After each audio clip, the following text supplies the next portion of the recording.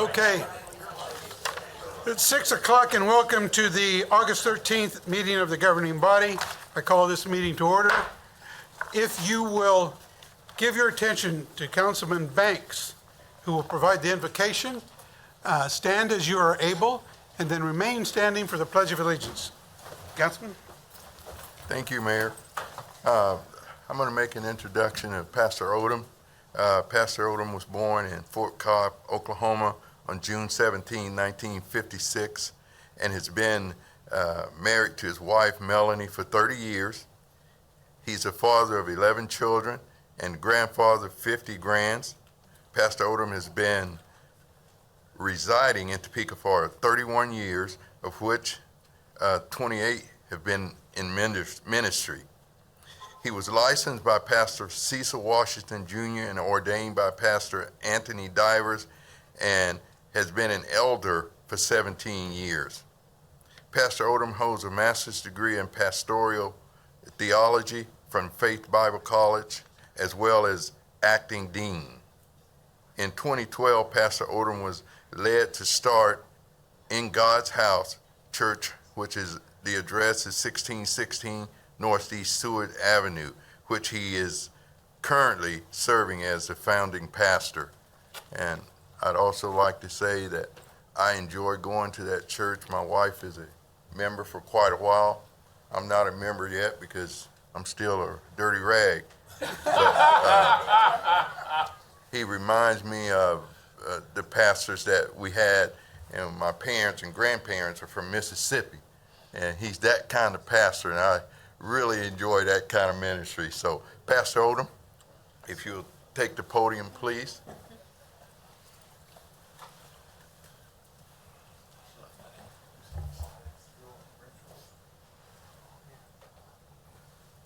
Thank you. You just go ahead. Open in prayer? Yes. Oh, okay. Well, thank you, Council. I'm new. I'm fresh here at this. Thank you, Council. Thank you, Mayor and distinguished guests and gentlemen. Can we pray? If my people who are called by my name will humble themselves and pray and seek my face and turn from their wicked ways, then will I hear from heaven. Then will I forgive their sins, and then will I heal their land. Father, I thank you. I thank you most of all for your precious gifts that are too numerous to count. Thank you for the gift of forgiveness and mercy. I pray, Lord, that our hearts will be searching for that mercy and that forgiveness that comes from you, so that our prayers will have ready answers, so that our nation will be forgiven, so that our nation will be healed. Lord, I thank you also for the opportunity to come before your presence and pray for your people, Lord. I ask, Lord, that you'll come into this place, set up residence in our hearts. Lead us with your Holy Spirit, Father, for your word says that there is wisdom in the multitude of counselors. So, Lord, I pray that your Spirit will indwell those that lead us and guide us, Father. Let us have a mind that's set on you and cause us to be one. Father, we ask that because the power to make us one resides in your hand. So, Lord, we thank you for this gathering. We thank you for this time that's been set aside to take care of the business that must be taken care of by those who lead and guide us. So I just thank you, Father, for what you're going to do. I give you praise for this time, and I give you glory in Jesus' name. Amen. Amen. I pledge allegiance to the flag of the United States of America and to the republic for which it stands, one nation, under God, indivisible, with liberty and justice for all. Thank you, Pastor.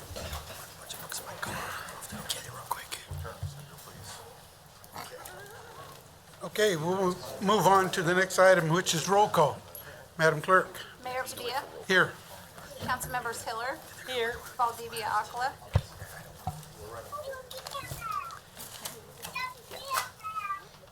Ortiz, Here. Banks, Here. Kell, Here. Miller, Here. Dobler, Duncan, Here. Hofer. Here. All right, we have 9 present with Councilmember Dobler absent. Okay, thank you. Move on to agenda item 2, the appointments. Madam Clerk.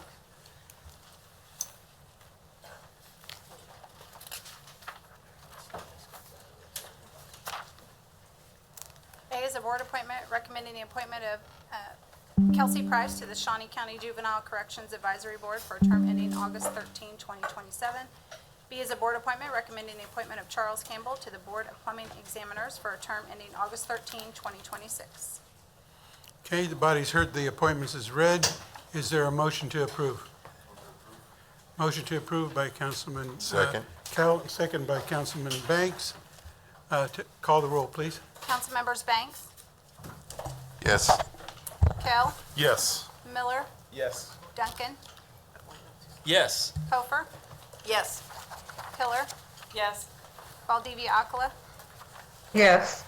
and Ortiz. Yes. All right, we have 8 yes, the motion carries. Thank you. Move on to agenda item 3. I'm sorry. There is at least one person in here. I don't know if Mr. Campbell is in here or not. If he is, along with Ms. Price, would you stand, please, so we can acknowledge your willingness to step forward and take these positions and give you our thanks. Thank you.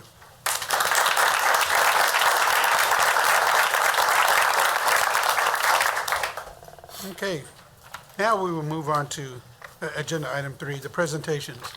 Mr. City Manager?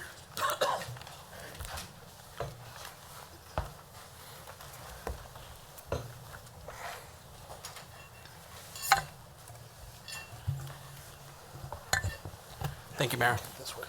Honorable Mayor, members of the governing body, Ben Hart, our interim CFO, and our financial advisor will take us through this item. Good evening. What we have to give to you today is present to you today is the annual comprehensive financial report. I believe last year you dubbed it the ACFR because it's a long word and just keep saying it's going to take some time. This is a 160-page document that comprehensively looks at the entire city, all the financials. It is a document that pulls together a large number of financial transactions that happened during the year. This is your one document that shows you where your year ended, which we use on the budget to start the next year. So it is 160 pages. It takes around 6 months to put together. Staff, some of, I think, are here. Katrina Frost took over when your former finance director left. She did a great job. Crystal Williams, Amanda Meyer, and Kristen Reddy. I got to also acknowledge the budget crew, Josh McInerney, for everything they do, and they did when Rochelle left. They took this project over, this report over, and took it personal and moved forward with it. The ACFR is all about transparency. It provides a tremendous amount of information that normally nobody would want to read through all the way through it. So what the city does is put together a popular annual financial report, call it a PAFR for short. And what that does is lift out some of the data that's key to the citizen and how they would use that data and what happened during the year for the city. And that information gets pulled out and separated as part of that ACFR. Both of these documents right now are on the website, so anybody can go see them and take a look at them, download them.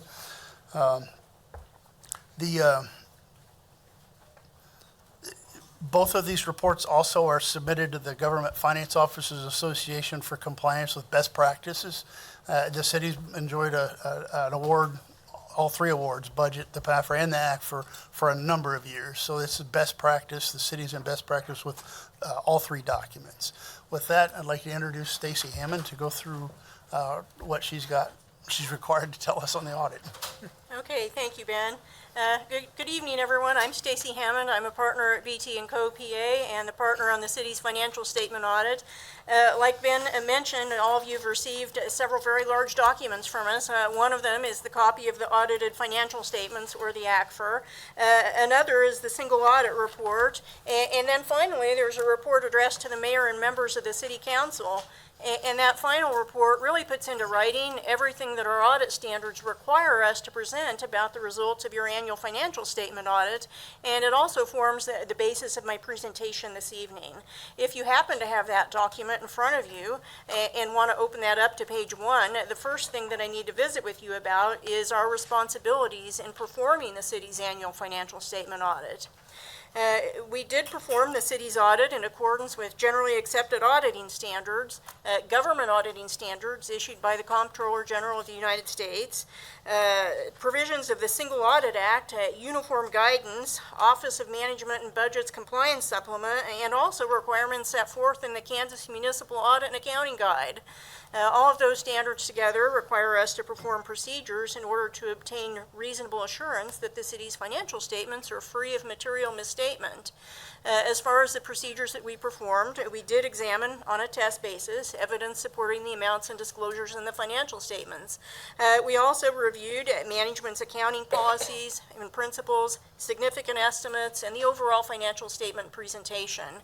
The most important thing that I'll be telling you this evening is that as a result of performing those procedures, we did determine that the city's financial statements are presented fairly in all material respects in accordance with generally accepted accounting principles. Therefore, we issued what we call an unmodified audit opinion, which is the best kind of opinion that the city can receive. I would like to mention briefly the separate single audit report. We did perform a single audit of the city's federal expenditures. In other words, its compliance with requirements identified as subject to audit in the OMB compliance supplement that could have a direct and material effect on each of the city's major federal programs.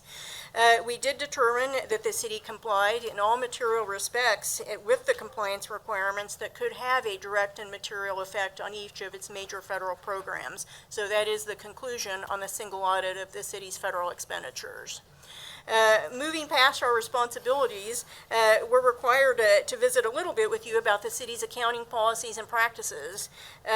This year, the city did adopt a new accounting standard, and it has a long title. It's called Governmental Accounting Standards Board Statement Number 96, Subscription-Based Information Technology Arrangements. This new standard required the city to record certain assets and liabilities on its balance sheet that had not previously been recorded related to information technology arrangements, similar to the city recording leases on its balance sheet for the first time last year.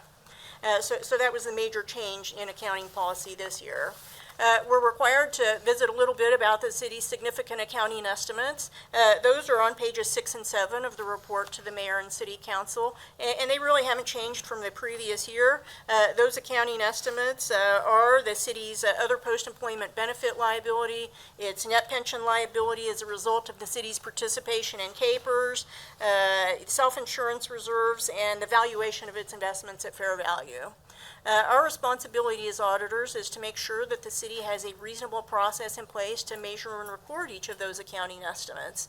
And we were able to conclude in relation to each estimate that the city did indeed have a reasonable process in place. And that's what we're concluding on pages 6 and 7 of that report to the mayor and city council.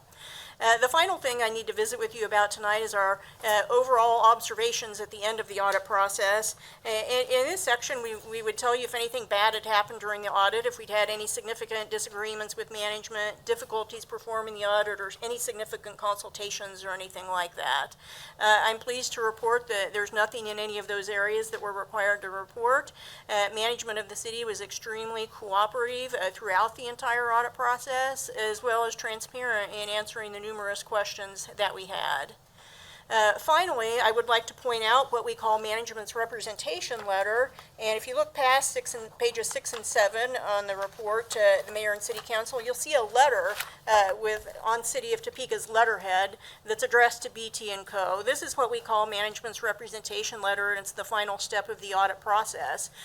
In this letter, management puts everything that it represented to us throughout the course of the audit, and when that letter is signed and returned to us, it's really the signal that the audit's ready to be completed. We like to include that in your packet of information so that you can see what was represented to us during the audit. We think it helps you to fulfill your fiduciary responsibilities in being able to read that letter. That's really all that I'm required to report or need to report about the audit this evening. Before I turn it over for any questions that anyone might have, I really would like to thank everyone in the city's finance department this year. As Ben mentioned, the city had some turnover that happened right at the beginning of our audit process, and everyone in the finance department, I feel like, really went above and beyond in taking on new responsibilities in helping us to complete the audit this year. And a special thanks to Ben as well for stepping in and guiding us to the finish line of the audit. So with that, I would open it up to any questions that anyone might have. Any questions with regard to the presentation? None? I want to thank you very much for a comprehensive audit. It's good news. And I want to thank you, Ben, also, because during that transition time, you came in to try and keep things on an even keel and moving forward. So thank you both for the presentation. Thank you. Okay, thank you. We have another presentation, code complaints or complaints, or should it be compliance? And housing. City manager? Thank you. Mayor and members of the governing body, Rhiannon Freeman and the team will take us through this item. Thank you, Council, for inviting us here this evening to explain how our collaboration and communication leads to a seamless transition from one division to another. I'll start with the Property Maintenance Unit. I am John Chardine. I am your Property Maintenance Director. The Property Maintenance Unit is dedicated to protecting the public's health, safety, and welfare through education, community engagement, and equitable enforcement city codes and regulations as adopted by the governing body. The Property Maintenance Unit evaluates properties from head to toe. We take a look at different types of violation, but tonight we're going to focus on housing violations. The International Property Maintenance Code provisions apply to all existing residential and non-residential structures and constitute the minimum requirements and standards for those premises. The typical housing violation may include siding, paint, foundation, equipment, windows, electrical, plumbing, life and safety hazards, and lighting. In 2023, we had 770 violations recorded. So far this year, we've had 456. When a housing case is reported, the complaint typically comes in electronically. See-Click-Fix is very popular. I can tell you that when my inspectors come in on Monday, they have 60 to 70 See-Click-Fix complaints waiting on them. So it might take them, and they have to prioritize. So it might take them the entire week to get through that. Meanwhile, more are building up. And then they have to evaluate the cases that are going to court that week. And then they have to serve their warrants for sanitation issues. So that can come in usually, typically in person, electronically, or See-Click-Fix. The response to those complaints can take anywhere from 24 to 48 hours, depending upon the severity of the violation. They prioritize. Flaking and peeling paint is an example compared to arcing wires or flooding. So we're actually going to look at that arcing wire issue first. For all interior violations, we require consent from the occupant. The goal is obviously volunteer compliance from the property owners who are held accountable. When my inspectors go out to a property, based upon the relationship they have with the property owner, if they receive positive response from the property owner and they make connection with them and advise them what needs to be fixed. They can open a case and monitor it for 7 days. They can leave a door hanger, a courtesy notice, or they can immediately cite the violation and send him a notice of violation. Due process for housing cases. Our code officers shall issue a notice to ensure compliance is met with the code. Methods of service include certified mail, first-class mail, and posting the property. The recipients that are required to receive that are the owners of record, holder of the mortgage, deed, trust, or lien, or anybody interested in the property, like a purchase under contract.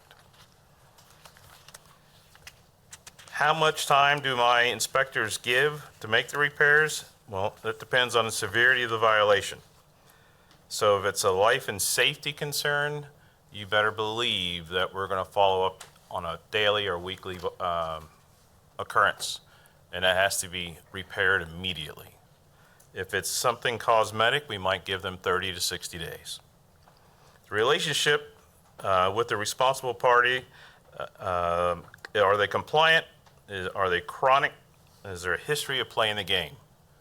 And what I mean by playing a game, there's several LLCs out there, property owners that will change their LLC to almost mimic the original LLC, and you will not know about it.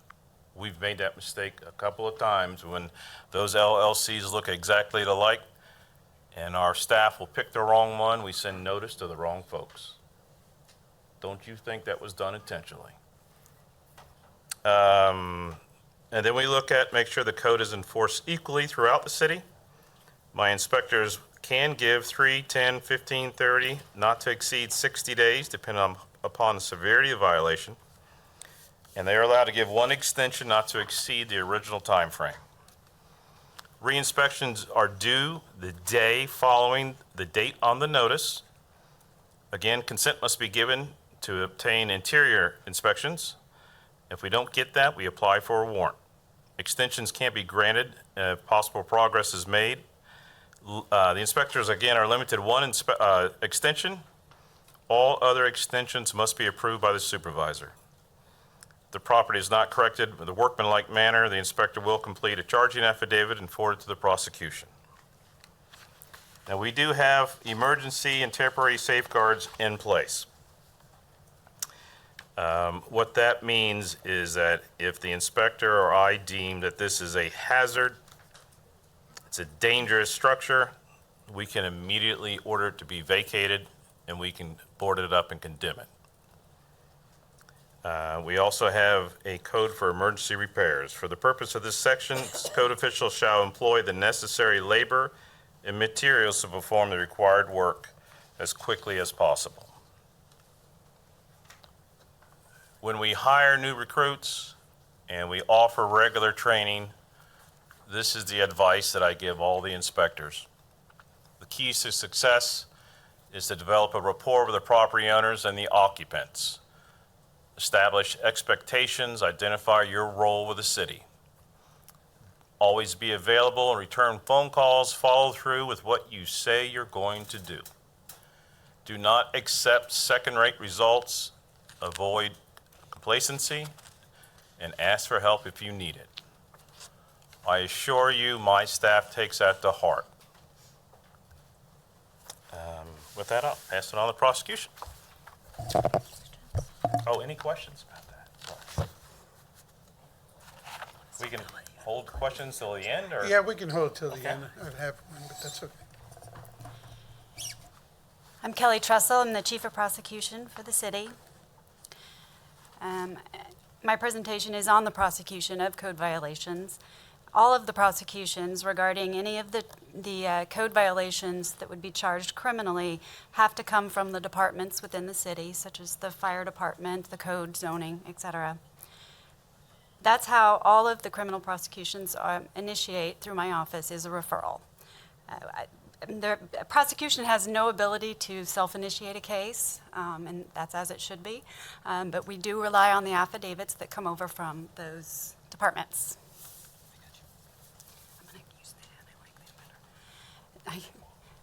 So we prioritize all of the referrals that come over to my office in different ways. A priority case means that we stamp it when we file it with the court it literally says priority, and that indicates to the court that we want it set on a 14-day notice to the owner and the defendant to come to court rather than the normal 60 days as it's usually scheduled. We are limited into how many we can file per week, but if there is a priority case, the court has always accommodated us. I think I covered that one. So how we prioritize cases in prosecution. Every referral that's made in a code case is referred by me personally, and I prioritize in a particular order. First and foremost, I'm most concerned about cases that are extreme public safety issues. Those are immediately going to get charged. The second priority would be whether the property is occupied by a tenant. I'm always very concerned about landlords that have violations on the properties but are collecting rent. And so then finally, is this an owner-occupied property violation? That's less urgent to me because usually those are more of the roof needing to be fixed or peeling paint, etc. So if the referral meets the first or the second or both of those priorities, then those are the ones that we're going to immediately charge as quickly as possible. So when a case is a priority case, those are given shorter periods of time, such as when they're in their arraignment dockets and they ask for a continuance in order to remedy the violations. Priority cases are given shorter periods of time. And so when they do come to that arraignment docket, my first question to them is, what is their plan? How do they plan to fix this? What's the timeline? What have you done toward this in the last few days since you've known about this? And what kind of progress would we expect to see if I gave you 30 more days? So all the defendants, and that's not just priority cases, all defendants that are criminally charged with code cases in the municipal courts are told that really our immediate goal is correcting the violations. That's the goal here. We aren't looking to take this to trial necessarily. We would much rather just have it remedied so that we can have the violation corrected. And I go out of my way personally to give away my business cards left and right to anybody in court so that they have my email, they have my phone number. I encourage them to reach out to me if they have any issues, if they have any questions. If they need to get a hold of code inspectors or the fire department inspectors, zoning, I will reach out to them myself if that's what they need. Whatever they need in order to get it to compliance is what I offer. So this process that I just described is all of the criminal cases when we file the code violations criminally. There is another avenue for code violations. You can adjudicate them through the civil side and the administrative courts. And those are entirely separate proceedings that has nothing to do with prosecution. There's been a grant that was awarded in 2024, and the civil cases regarding evictions and other types of damages and things like that are filed on the administrative side, they can be referred to Kansas Legal Aid for citizens to have legal advice given to them, or they can retain counsel privately. And so the grant in the first year, the goal is really to figure out what is the best use of resources to maximize, to get the best help to the citizens of the community. Okay, my turn. So Rhiannon Friedman, Planning and Development Director. I oversee Housing Services Division with Carrie Higgins and her team. So kind of to tie this all together, I would say is Housing Services really focuses on the people part of this process, right? We work closely with Kelly and her team in prosecution, as well as John in code and property maintenance, to understand what kind of resources we can provide to tenants that may be currently impacted or experiencing some of these issues. So some of those services look like EAS, our Equity Access Shelter Program, looking at intake, how to get that tenant placed in a place that's livable and safe for them and their family at that point in time. Partner agencies, connecting them to other resources. We've got lots of strong relationships and great partnerships across the community. HCCI and KLS are obviously great referral resources for us, so making sure that they're aware of that and have the appropriate contact information. And then something that's actually not listed on here that I apologize, but is a huge part of what we do is also trying to connect funds that housing services may have that may be applicable for LMI neighbors to be able to repair code violations too. So that's another piece of how housing and code work together closely. But yeah, and then of course we also have our outreach teams as well as our community partners outreach teams that can go out on site if that touch is needed as well.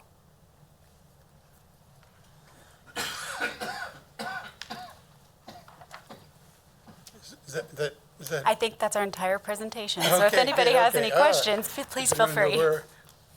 Didn't want to cut you off too soon. Any questions for the team here with regards to this? Councilman Miller? Hold on, wait, what's that side for? No, just taking a deep breath. I'm just playing.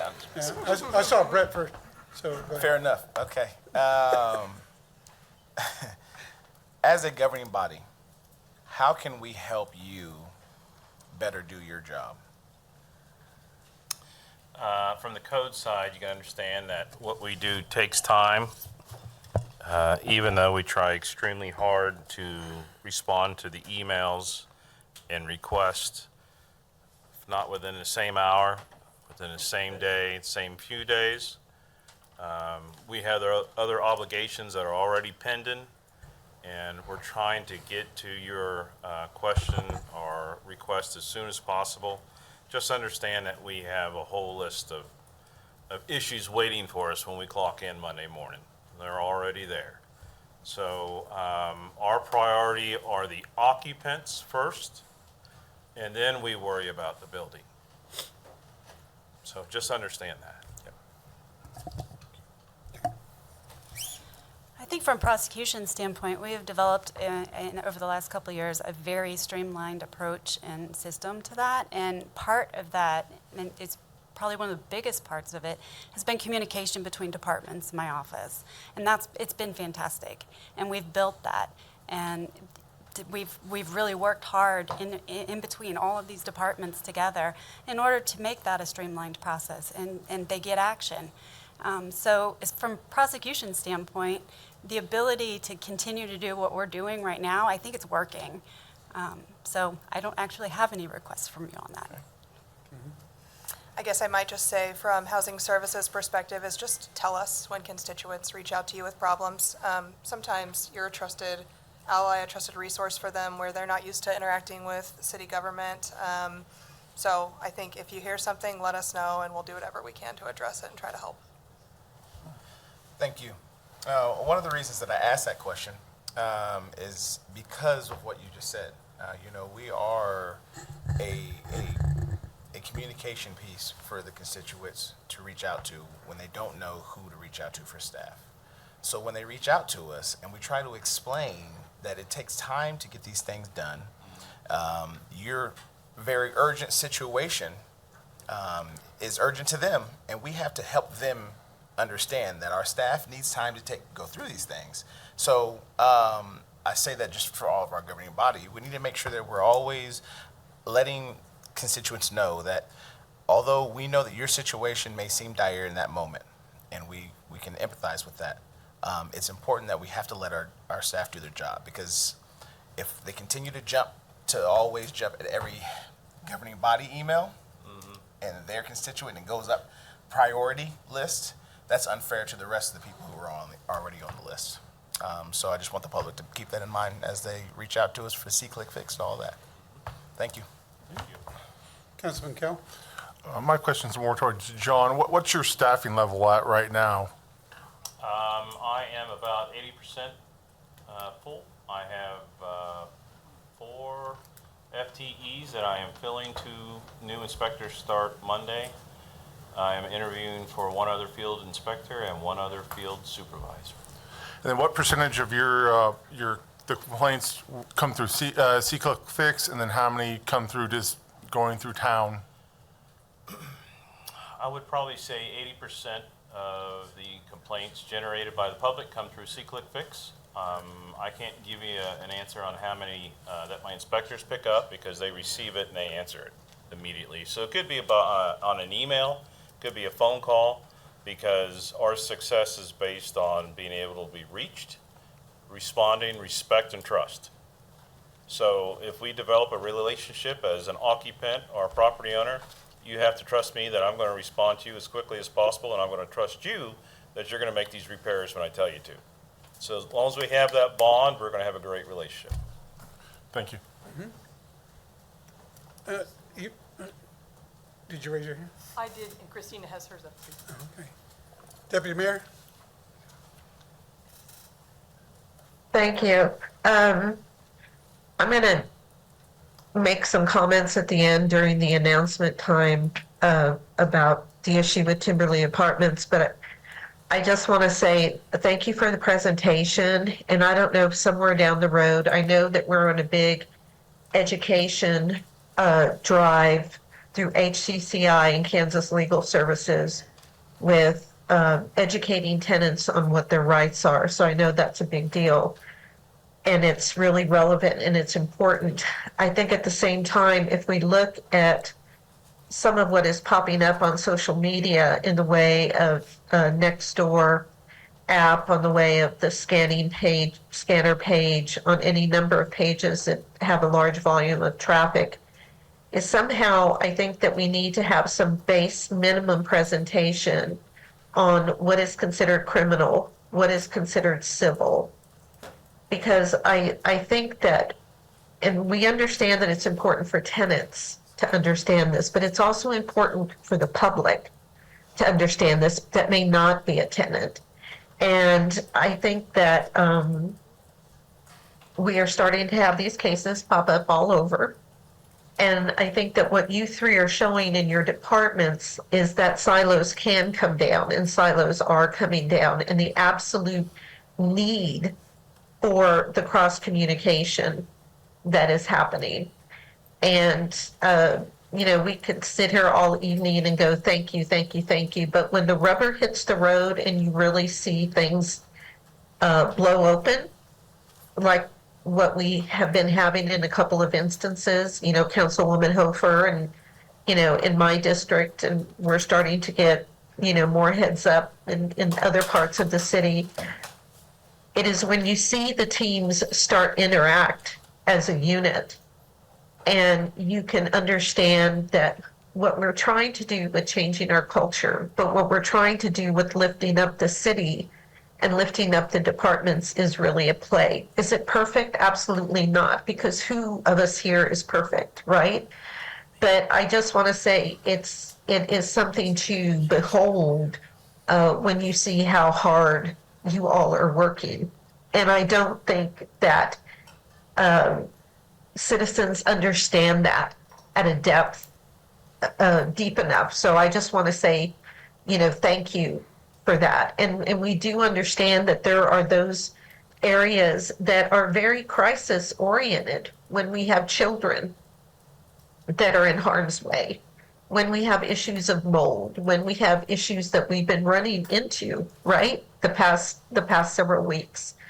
And so everyone's cry is urgent, especially when they fear that they may be evicted. And I just think that it says something about the city's commitment to keep moving forward. And that's all I wanted to say. Thank you. Councilwoman Hiller?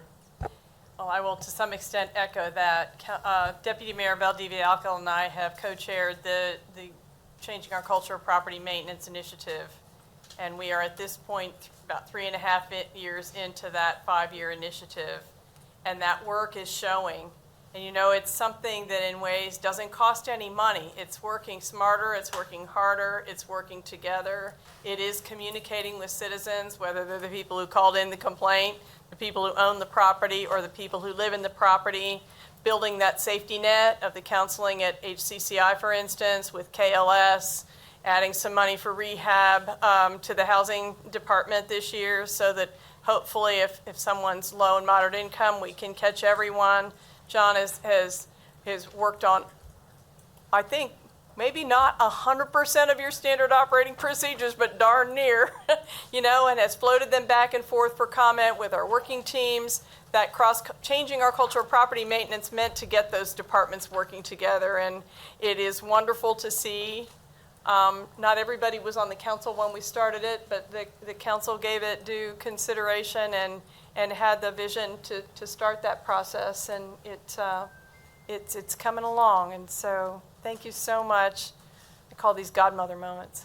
Kind of feels good to see it working. And what that means, as Councilwoman Valdivia said, is more serious complaints are coming out of the woodwork, and she'll talk about one or more toward the end. I think maybe all of us are seeing them. I know a number of us have anyway. So thanks for the diligence. And yes, to Councilman Miller's question or comment, one of the things we have to explain when they say nothing happened yet is that we give all property owners time to remedy. And when we tell people that, they go, oh, yeah, like that could be me, right? And so that helps too along the way. So thank you, and thanks everybody for getting the presentation together. Councilman Miller? Just real quick, I wanted to make sure that the quiet part is said out loud. Investing in properties and renting them out to people has been a great way to have passive income for a lot of people. 100% understand that, respect that. You should want to do that if you're able to. But with that comes great responsibility. You have renters who are trusting that the property that they're living in is going to be livable. So don't use people as a conduit to fund your trips around the world. If that's what you want to do, that's fine. But when you get back from that trip, fix the damn gutter. It's pretty simple. Thank you. Councilman Duncan and then Councilwoman Hofer. Thank you, Mayor. Couple quick questions. I assume the reason we have to limit the prosecution cases to 2020 is just a capacity issue, right? I mean, which Yes, makes sense, but- it's really just how many can be processed Sure. at any one time. And, it like I said, always an exception's been made whenever I've brought in and said, I need to do that. Well- But really, if we file more than that at one time, the docket would be so large Right. that it gets assigned to, that it would take hours to get through, and that wouldn't be efficient. Right. you So know. my question is, are we filing 20 to 25 cases on average every week? I mean, are we It com- hitting 100 a month as a general average? It comes and goes. Sometimes I could easily do that every single week for a couple months at a time. And then I'll have a month where maybe only 20 to 25 came in at all. And that's in part, it's because of weather. People get more time in the winter to paint their house because they can't paint their house. Really, I don't think it's a limitation that's an issue, and it's not that we have that many code cases at once at all times. Sure. And then I don't know who wants to answer this, and I'm not including abandoned or non-inhabited homes. Those are a total separate category. But I mean, I know there are cases where we have individuals who they're not meeting a code compliance issue, but they quite literally do not have the resources. Doesn't matter how many times we cite them, doesn't matter how many times we take them to court, based on their age or a disability and their income combined, they simply are never going to be in a position to necessarily fix that problem. What are we doing in those cases to ensure that those people aren't being pushed through the system and essentially being prosecuted for things they really have no control over based on their limited resources? So I can maybe start with that one. So we do have, although they are limited, we do have funds through housing services for people that are, if it's age, if they're a senior aging in place that has restrictions to be able to fix their property, or if it's an income restriction that stops them from being able to make those repairs, then we do have funds that are set aside for those people. Is there enough for everybody? No.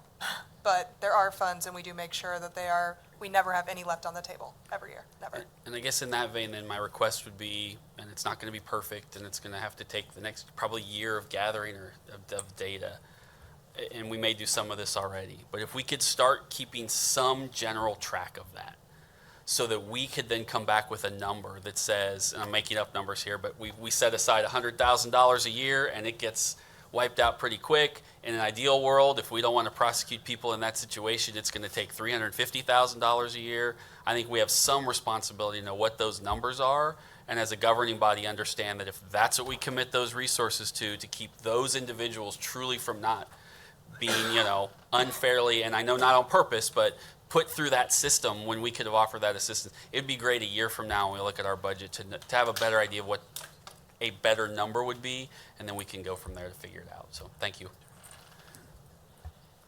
Councilwoman? I was one of the ones that requested this presentation because I've been in a couple positions where I was not sure which way to go. So I need guidance in some respects. I've kind of felt my way through some of this, and you all have helped a lot. But one of the problems right now, I don't understand how it's probably a civil lawsuit, but I do not know how Kansas Legal Aid helps and how they get to the point where the tenants know what to do next, where to go next. Because in this specific case, they cannot find an attorney to represent them because nobody wants to represent a tenant. So what is it that Kansas Legal Services does, and do we have any help to point them in the right direction to get legal counsel to help them prosecute? So I can probably take that as city attorney over here. So this is the first year that we've had a grant with Kansas Legal Services and Legal Aid. This is an experimental year. So part of the frustration, and we understand it, we get that you're frustrated, is that we don't have good answers for you. So when we started the grant program with Kansas Legal Aid under former city manager Wade, when you guys put it in the budget, the idea was to help people that were facing eviction, just provide them some legal guidance, because there is no right to counsel for civil cases in Kansas. As a city attorney's office, Kelly can prosecute, we can provide advice to the city, but we cannot provide you civil advice if you're a citizen. That is against our ethics rules, and we can only represent the city. So the solution was maybe there needs to be something else out there. There's like right to counsel in Missouri. City of Kansas City, Missouri, for instance, does provide some right to counsel. That's a very cost prohibitive thing to provide right to counsel in all civil cases. So the idea was born for the Kansas Legal Services grant. It is a limited grant. It is $84,000 is what we have budgeted for Kansas Legal Aid this year. That is not going to represent everyone in civil lawsuits. The idea originally was education pieces, being at the eviction dockets, telling them what they need to provide, kind of countering that bad advice you get on the internet, like just stop paying your rent. That is a terrible idea. Continue to pay your rent. That is not legal advice from me. But Tuck Duncan over there will probably give me some. But Kansas Legal Services, the goal was to find an organization that could fill that void. We did an RFP. A couple different organizations applied. Carrie's team is the manager for that grant because it naturally fits in with housing services. So originally the idea was provide eviction defense. However, because of some of these major apartment issues that we have seen, Kansas Legal Services has said, hey, under the terms of this grant, could we file a civil lawsuit on these citizens' behalf? And we said, yeah, we think it fits under the term of your grant. Now, that representation is between the citizen and Kansas Legal Services. Carrie's team has been pretty aggressive about connecting citizens to Kansas Legal Services and helping guide them. HCCI is a great initial point of contact because they can say, hey, what you really need is civil help. Your landlord might have done something that could get a misdemeanor, but criminal prosecution is not going to help you in the moment if you're living on the street because you've been evicted. You probably need some civil help. So HCCI can help sort you into the right bucket if you don't know where to go. So they can say, hey, I think you need to call Kansas Legal Services. What you're looking at is a civil issue versus, hey, you might have a civil issue, so you need to talk to Kansas Legal Services. But I also think that your landlord did criminal actions against you and should probably be prosecuted. So I'm also going to refer you to prosecution. So if someone just truly doesn't know where to go, HCCI can help get them into the right bucket. Carrie's team can help get them into the right bucket. Anybody at this table will try to get them into the right bucket. And so Kansas Legal Services is expanding their scope under the grant and looking at filing civil causes of action on some of these cases on behalf of the tenants. That's a very slow process, so it is likely to be slow. One of the things that we have written into the grant is lots of tracking that Carrie's team's doing. How many people have you represented? What are your average income? How does this work? How have you spent your hours? What kind of education pieces are you doing? So that at the end of the year as a governing body, you can look at it and say, you know, that was really successful and we should expand it, or no, it wasn't, or what benefit did we gain? Were there successes and we should allow them to file more civil, we should put more money into it so they can file more civil suits. And so that's kind of where that is right now. We have provided a lot of flexibility with the grant to allow Kansas Legal Services to try to find remedies on the civil side for these individual tenants. The sad reality is that they will have a very hard time finding an attorney to represent them because there's just not that much in damages that you're going to be able to collect. And if you can't pay your rent, you probably can't pay an attorney an hourly rate to represent you. So hopefully Kansas Legal Services can fill some of that void. They won't be able to fill it all at $84,000. There is one attorney working on the grant for Kansas Legal Services. That used to be something that the state of Kansas put a lot of more funding into, was eviction defense and civil actions at Kansas Legal Services. And that funding has definitely dried up over the last several decades. And so the fact that the city put any money into it at all was a huge thing, because that has not really been done in Kansas in a very long time. I'm not sure if that's a great answer, but at this point, like, if you do have tenants and they're like, I don't know if this is civil or criminal, send them to Carrie's team. She'll help them decide, or send them to HCCI and we'll help them get in the right place. Unfortunately, lots of people come to prosecution wanting civil help, and we are prohibited under our ethics rules from helping them with that. I have one more question. In the case of what I have seen, I've been told there's another building that has some roof issues, and people are starting to leave. Is there anywhere people can check to see if there are code violations against a specific property before they move in and walk into the mess that I saw? Sure. On our Topeka.org website, they can go to the property maintenance division or unit, and there is a public portal. They can enter an address and see if there's any pending code violations.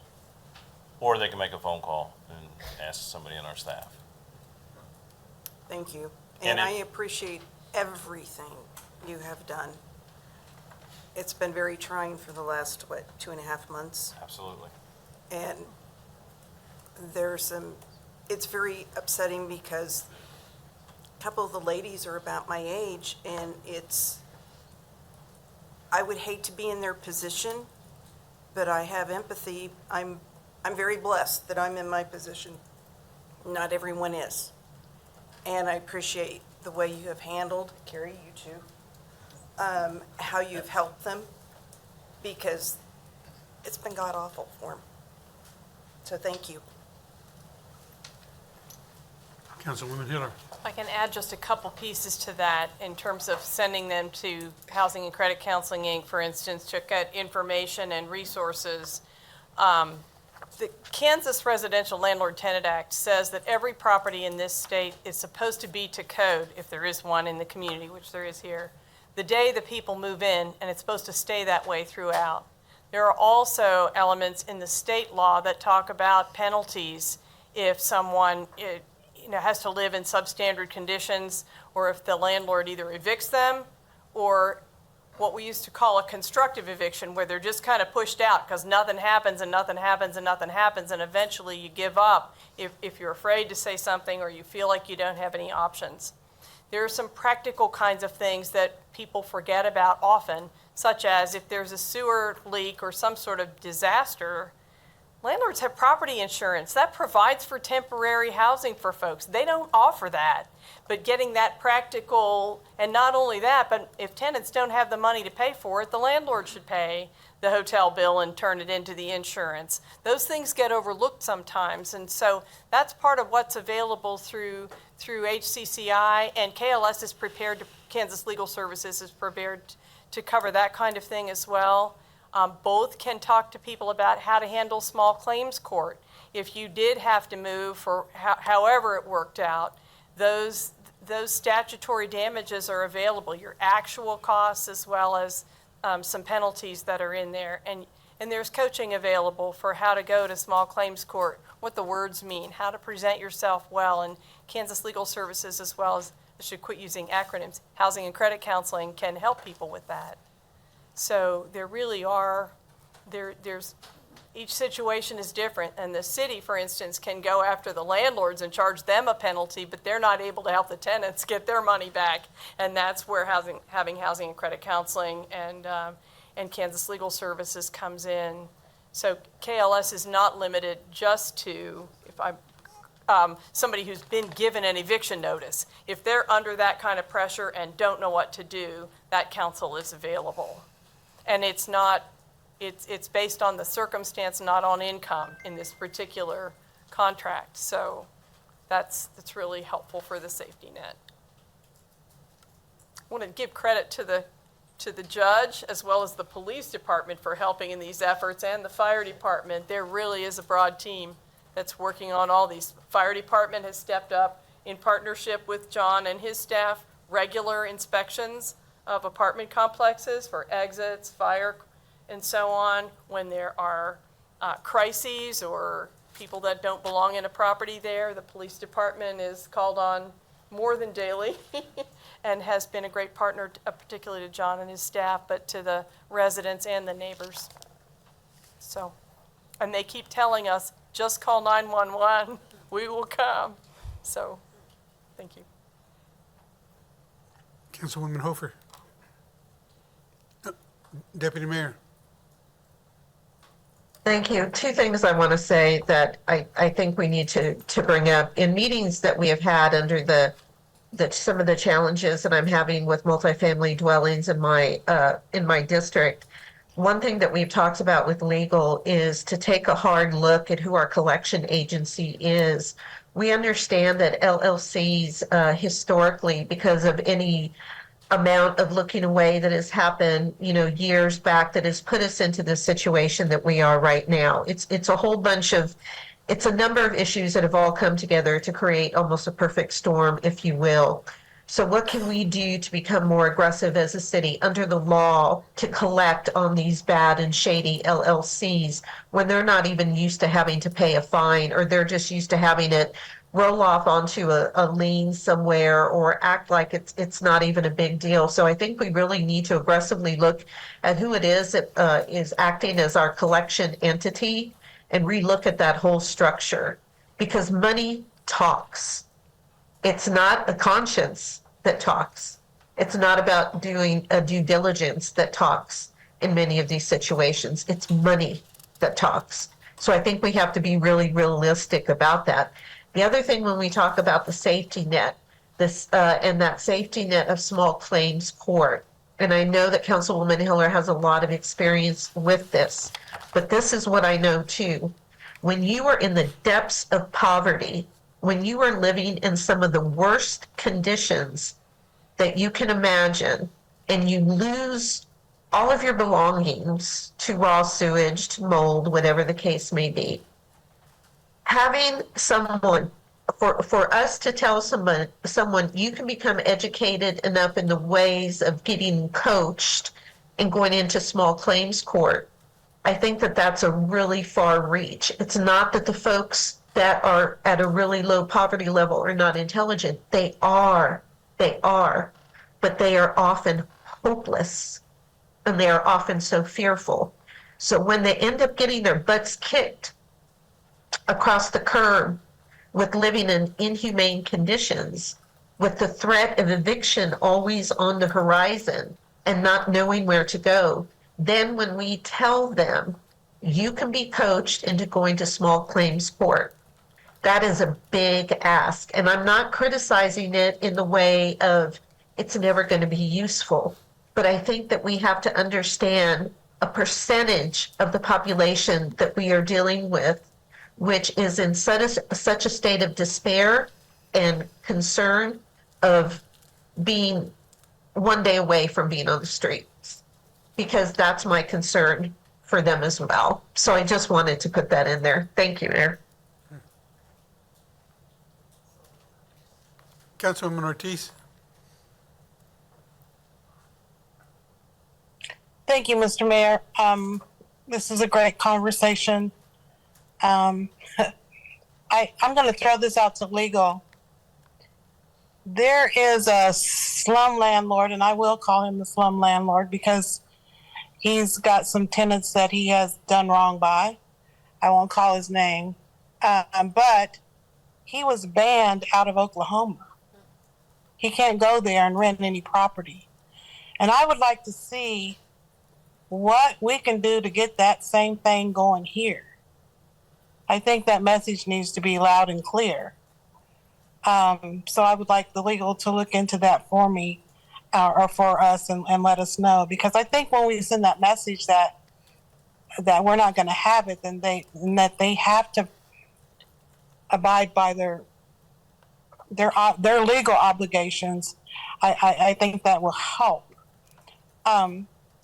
That's one thing. Another piece of the puzzle is Amanda she kind of barely touched on it, but we just don't have the attorneys out there like we used to. Amanda, I would like you to send everybody, if you would, there's Washburn Law Clinic, there's KU, and there's one other that you've talked about, to get help for these tenants. And yes, they are fearful because even though that's not a living condition that they want to live in, that is still a roof over their head, unfortunately. And it's just like a tenant that has paid his rent since 2008, but was always told that there was going to be, they were going to make it right with him and put that heater in and those pipes in, and he just took them for their word. And some of these people, they just don't want to come forward because they just don't want all the publicity about it.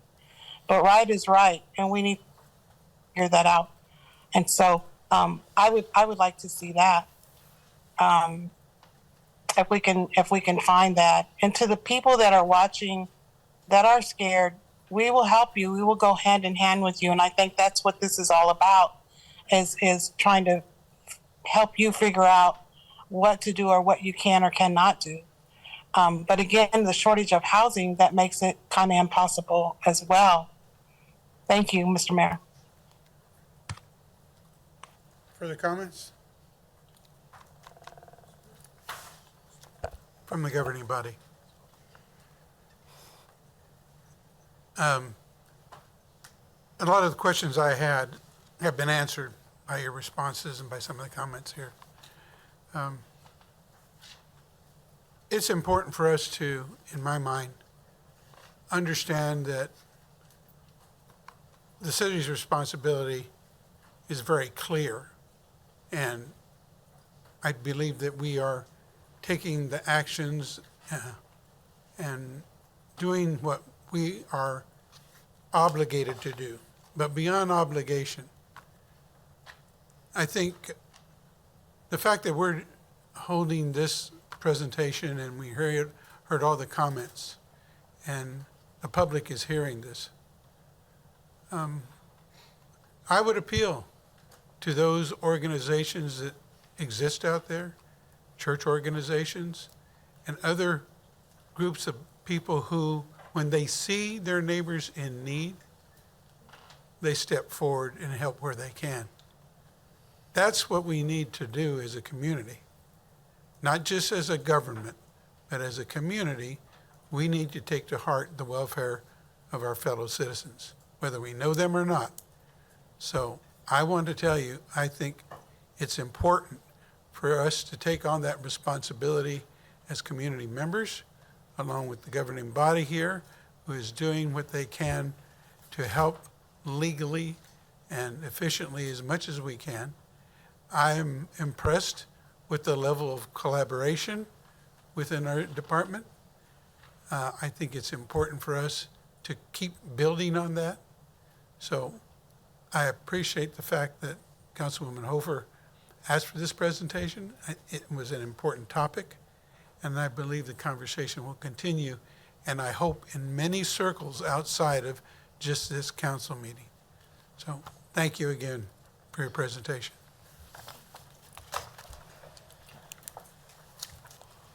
Madam Clerk, we'll move on to agenda item number 4, the consent agenda, if you'll read. A is a resolution introduced by Councilmember Spencer Dunker granting Christ the King Catholic Church an exception to the provisions of City of Topeka Code Section 945-150 at SEEK concerning noise prohibitions. B is approval of a utilities contract between the City of Topeka and Professional Engineering Consultants, PA, in the amount not to exceed $800,500 for engineering services. C is a resolution introduced by City Manager Dr. Robert Perez authorizing initiation of eminent domain proceedings to acquire a temporary easement for an alley repair project between Southwest Van Buren Street and South Kansas Avenue from Southwest 15th Street to 16th Street. D is a resolution introduced by City Manager Dr. Robert Perez authorizing initiation of eminent domain proceedings to acquire permanent right-of-way easements for water line replacement on Northeast Curtis. E is a resolution introduced by City Manager Dr. Robert Perez authorizing initiation of eminent domain proceedings to acquire a temporary easement for public infrastructure improvements in the High Crest neighborhood from Southeast 37th Street to Southeast 31st Street and from the Land and Nature Trail to Southeast Adams Street. F is a resolution introduced by City Manager Dr. Robert Perez authorizing initiation of eminent domain proceedings to acquire temporary easements for an interest relocation and construction near Southeast 26th Street and Southeast California Avenue. G are minutes of the special meeting of July 30, 2024, and there are no applications. Okay. We've heard the consent agenda as read by the clerk. Is there a motion from the governing body? Move to approve. Motion to approve by Councilman Miller, second by Councilman Kell. If you call the roll, please. Actually, Mayor, I'm sorry. point of privilege from 2 council members over here, not to extend tonight's, but we would like to pull off for discussion from the consent agenda to an action item 4C, 4D, 4E, and 4F.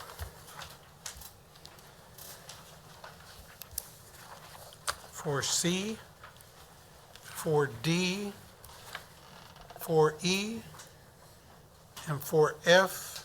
Yes. You want to pull from the consent agenda and move them to action items for Yeah, this wherever evening? that would be, we would like At the end. some explanation prior to a vote. Okay. If there's, you've heard that as a motion, is there, It doesn't actually have to be motioned, Mr. Okay. Mayor. Anyone can pull. can just do that? If the governing body has no objection, we can proceed and move those items, and they will follow Aye. after, I believe, action item I. Correct. Okay. So now the consent agenda would be to take a motion to approve A, B, Just as amended would be fine. Yep. okay, If they agree, then we can do that. as amended is, Correct. okay. You've heard the action, so we'll move on to approve the standing consent agenda, if you call the roll.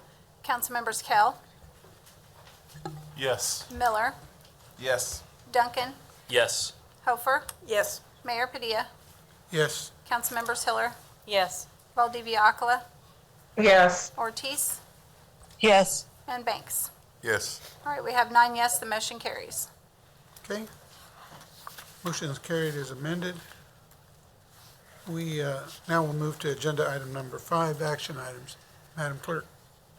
A is a resolution introduced by City Manager Dr. Robert Perez, making certain findings pursuant to the Kansas Reinvestment Housing Incentive District Act with regard to an application submitted by Union Development Holdings LLC to establish a reinvestment housing incentive district and requesting that the Kansas Secretary of Commerce review the resolution and advise the governing body. Mr. City Manager. Thank you. Mayor, members of the governing body, Rhiannon Freeman, our Director of Planning and Development, will take us through this item.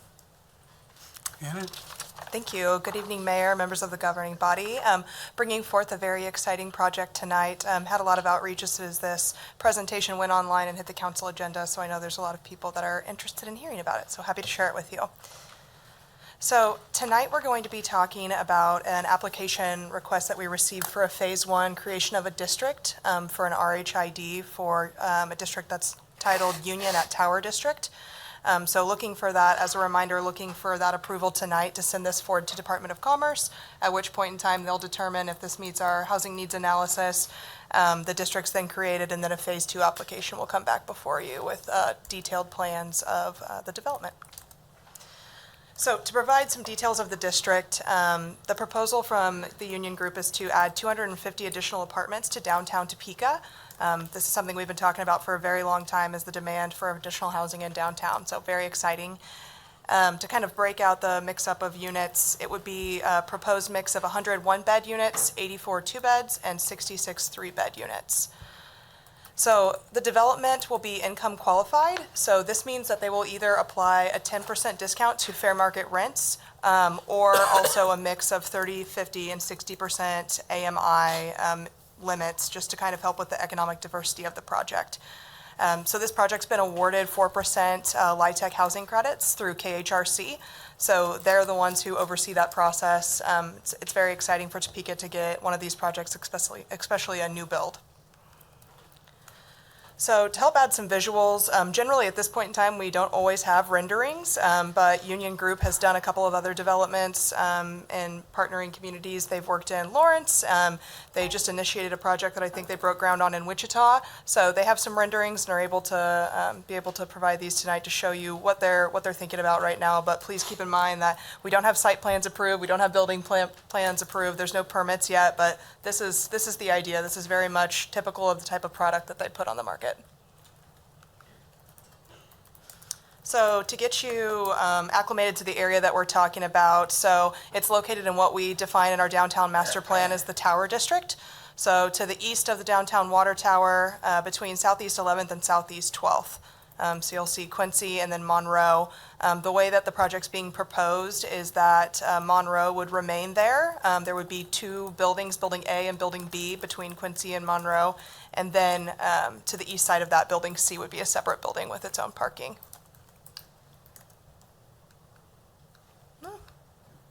Interesting. Having a fit with this thing tonight. Yeah, so just to kind of restate, the purpose tonight is just to be able to get your blessing to move this forward to Kansas Department of Commerce for their review by their legal counsel, in which case hopefully they will approve a district, and then we'll come back with a detailed plan that talks a little bit more about the rents, the timelines, things like that, some of the construction details, and then bring that forward to you and have the developer here to answer questions. So I would be seeking approval to move this forward and happy to answer any questions you may have. Any questions for Rhiannon? Councilwoman Hiller. Unless somebody does have a question, I'll move to approve. I'm excited about this. You mentioned tower, but we call it the Water Tower District, so everybody's seen the Water Tower. It's really great. I'm just checking to see if anybody online didn't see any. Okay, motion to approve by Councilwoman Hiller. Is there a second? Second. Second by Councilman Banks.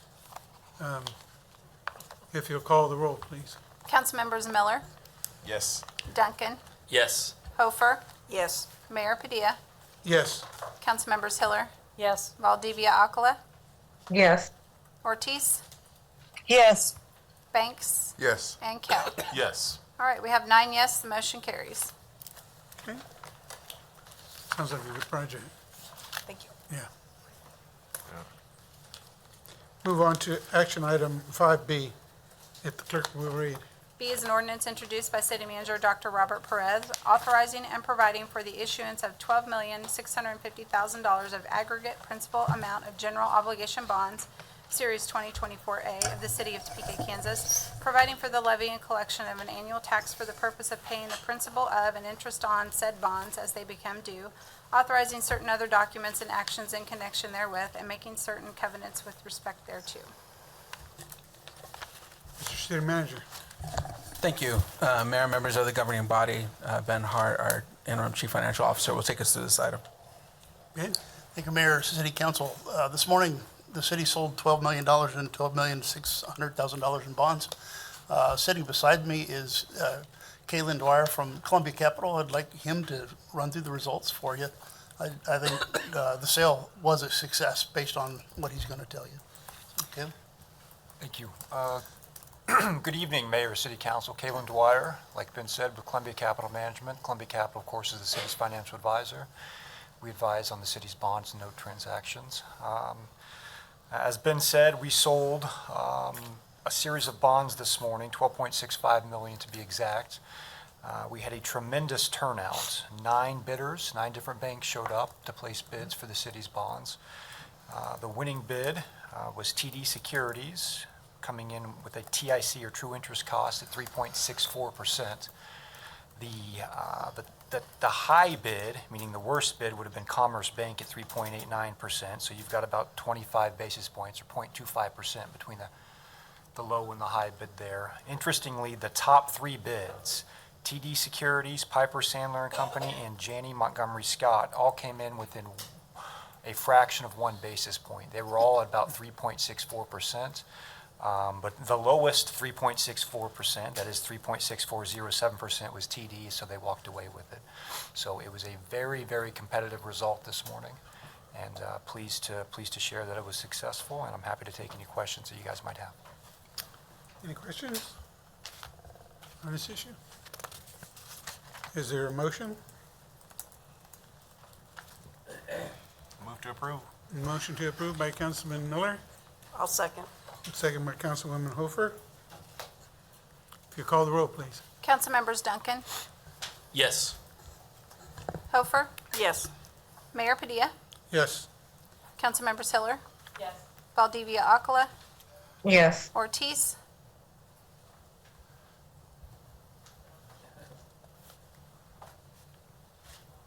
Banks, Yes. Kale, Yes. and Miller. Yes. All right, we have 8 yes with Councilmember Ortiz not voting. The motion carries. Thank you for the presentation of the information. Move on to 5C. Madam Clerk. C is a resolution introduced by City Manager Dr. Robert Perez, prescribing the form and details of and authorizing and directing the sale and delivery of $12,650,000 of aggregate principal amount of general obligation bonds, Series 2024A of the City of Topeka, Kansas, previously authorized by the ordinance of the issuer, making certain covenants and agreements to provide for the payment and security thereof, and authorizing certain other documents and actions connected therewith. City Manager. Thank you. Mayor, members of the governing body, Ben Hart, our interim chief financial officer, will take us through this item as well. Mayor, City Council, this resolution is really a co-document with their initial one, so I don't have a whole lot to offer besides what we've talked about before. Okay. Any questions? Just checking online. None? Okay, is there a motion to approve? Move to approve. Motion to approve by Councilman Kale, Second. second by Councilman Miller. If you call the roll, please. Councilmembers Hofer, Yes. Mayor Padilla, Yes. Councilmembers Hiller, Yes. Valdivia Akala, Yes. Ortiz, Yes. Banks, Yes. Kell, Yes. Miller, Yes. and Duncan. Yes. All right, we have 9 yes, the motion carries. Okay. Move to agenda 5D. Madam Clerk. D is a resolution introduced by City Manager Dr. Robert Perez, authorizing and directing the issuance, sale, and delivery of $6,965,000 in aggregate principal amount of general obligation temporary renewal and improvement notes, Series 2024A, providing for the levy and collection of an annual tax if necessary for the purpose of paying the principal of and interest on said notes as they become due, making certain covenants and agreements to provide for the payment and security thereof, and authorizing certain other documents and actions connected therewith. City Manager. Thank you. Mayor and members of the governing body, Ben Hart, interim chief financial officer, will take us through this item. And before I hand it over to Kalen, there's one thing I forgot to mention on the first bond issue. When these series come through, part of the bond process is a rating, credit rating for the city. Every time you guys go to issue debt, that credit rating comes up, and that's a complete conversation about anything from where the city sits status-wise, all the way down to environmental and governance procedures, which includes where your management is at, what your policies look like. It's a fairly thorough review of folks that review many, many cities across the county or country. 3 comments that ended up being in that report that they issued, I thought should be shared with you. 3 of them one of them was strong local economy with a growing tax base. And as they see the numbers, that's a strong comment. Strong management that persists through turnover, supported by long-term planning and proactive management team. So that speaks a lot to the management team itself. And finally, sound financial buffers and prudent budgetary management, bridging out-year operating gaps and maintaining a strong financial profile. So ahead of the budget process you've got 3 really important comments for folks that see this all over the country. So with that, I'd like Kalen to just tell us more. So just like we sold the bonds this morning, we also sold a series of notes, the 2024A GO notes, $6.965 million. These are 1-year notes that will mature October 1st of 2025. And we received just a single bid this year, oddly enough, but that bank was Oppenheimer. And the bid came in at 3.167%. Despite just receiving 1 bid, it was actually materially lower than we expected it with our pre-pricing numbers. So we got a great result despite it not being especially competitive. But with that, I'll take any questions. Questions? Motion from the body. I move to approve. Motion to approve by Councilwoman Hofer. Second by Councilman Miller. If you call the roll, please. Mayor Padilla, Yes. Councilmembers Hiller, Yes. Valdivia Akala, Yes. Ortiz, Yes. Banks, Yes. Kale, Yes. Miller, Yes. Duncan, Yes. and Hofer. Yes. All right, we have 9 yes, the motion carries. Okay, thank you. Move on to 5E on the agenda. Madam Clerk? E is an ordinance introduced by City Manager Dr. Robert Perez, authorizing and directing the issuance, sale, and delivery of taxable general obligation temporary notes, Series 2024B of the City of Topeka, Kansas, providing for the levy and collection of an annual tax if necessary for the purpose of paying the principal of and interest on said notes as they become due, making certain covenants and agreements to provide for the payment and security thereof, and authorizing certain other documents and actions connected therewith. City Manager. Thank you.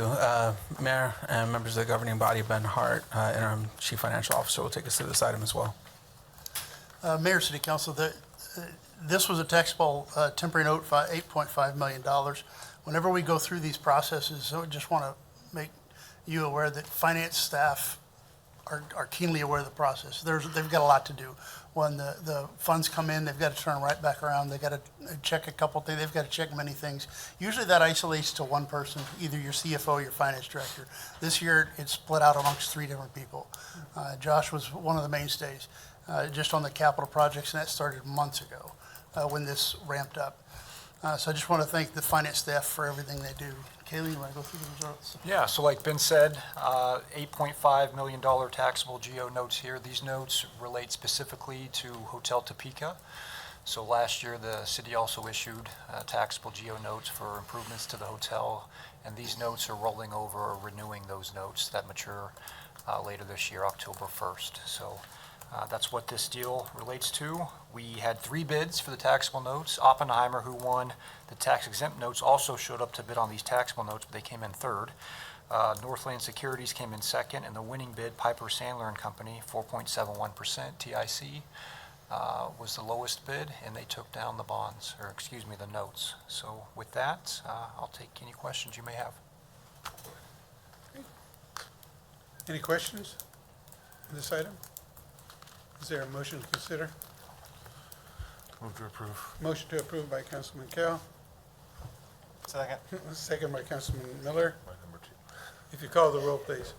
Councilmembers Hiller, Yes. Valdivia Akala, No. Ortiz, Yes. Banks, No. Kell, Yes. Miller, Yes. Duncan? He's out of the room. Hofer? Yes. And Mayor Padilla? Yes. All right, we have 6 yes, the motion carries with council members Valdivia, Acala, and Banks voting no. Okay, move on to action item 5F. Madam Clerk?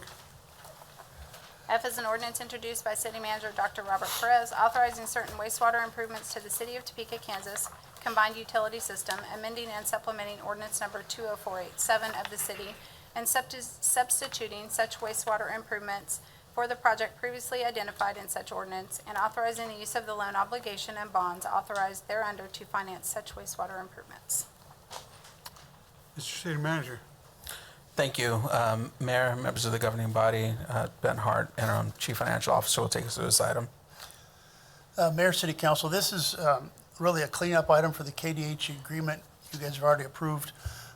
Back on July 30th, you'd also approved an amendment for 4 different CIP projects.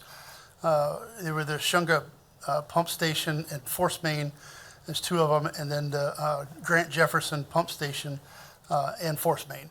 What this document does is just clarify what projects are going to be funded and the budget before they get submitted to KDHE for final funding. Okay. Questions for Ben? Councilman Duncan?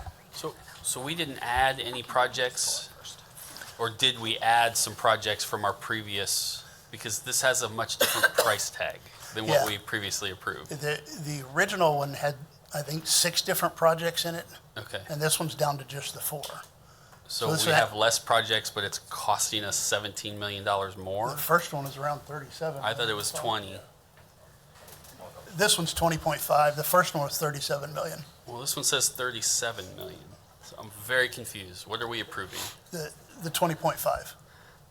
Yeah, the ordinance itself has the $20,500,000 in it. That's the one you're approving. The 37 million was the very first agreement that you approved. That was 37 million. So this is actually going down. I could see where that would be confusing. Okay, Apologize so for that. then I guess my next question is, that kind of clears that up. Why did we remove the other couple of, that's probably not a question you Yeah, can that's answer. not a great Do we know question. why we removed those projects? Did we find a different way to fund them, or we moved them to a different year? Help is on the way. On the way.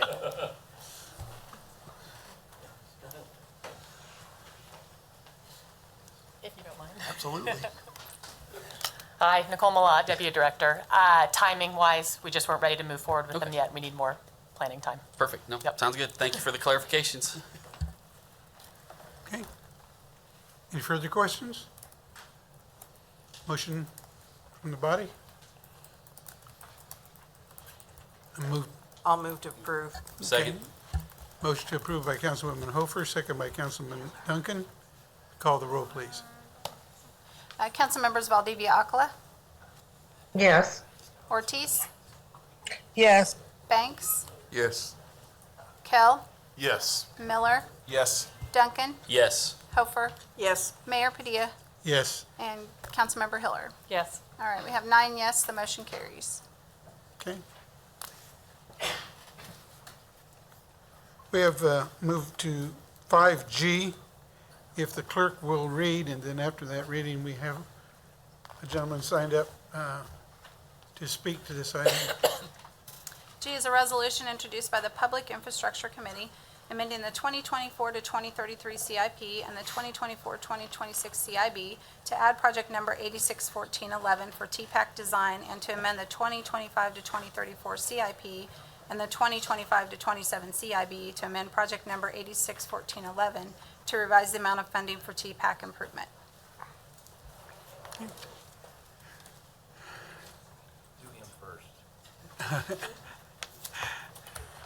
You wish to wait till?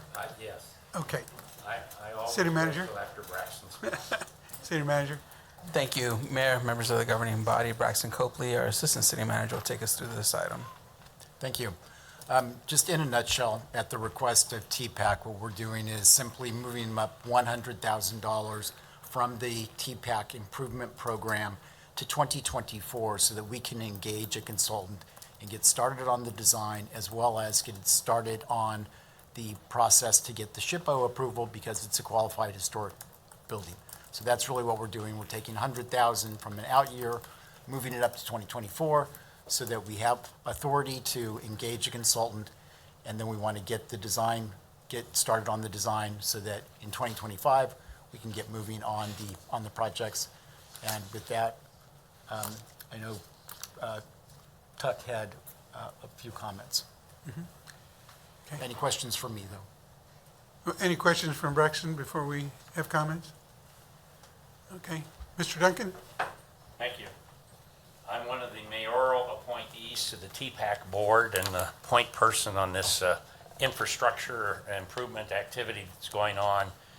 You're spending a lot of money over in that building with regard to the HVAC, and they're tearing up walls and they're making improvements and they're taking out lights, and it seemed pretty stupid to let them put everything back and then find out that next year we're going to have to tear out lights and tear out walls and move things around at a point which it'll cost twice as much as what it might cost if we try to coordinate it with the current activities. So I did come to the infrastructure committee with Chairman Ortiz and Councilman Banks.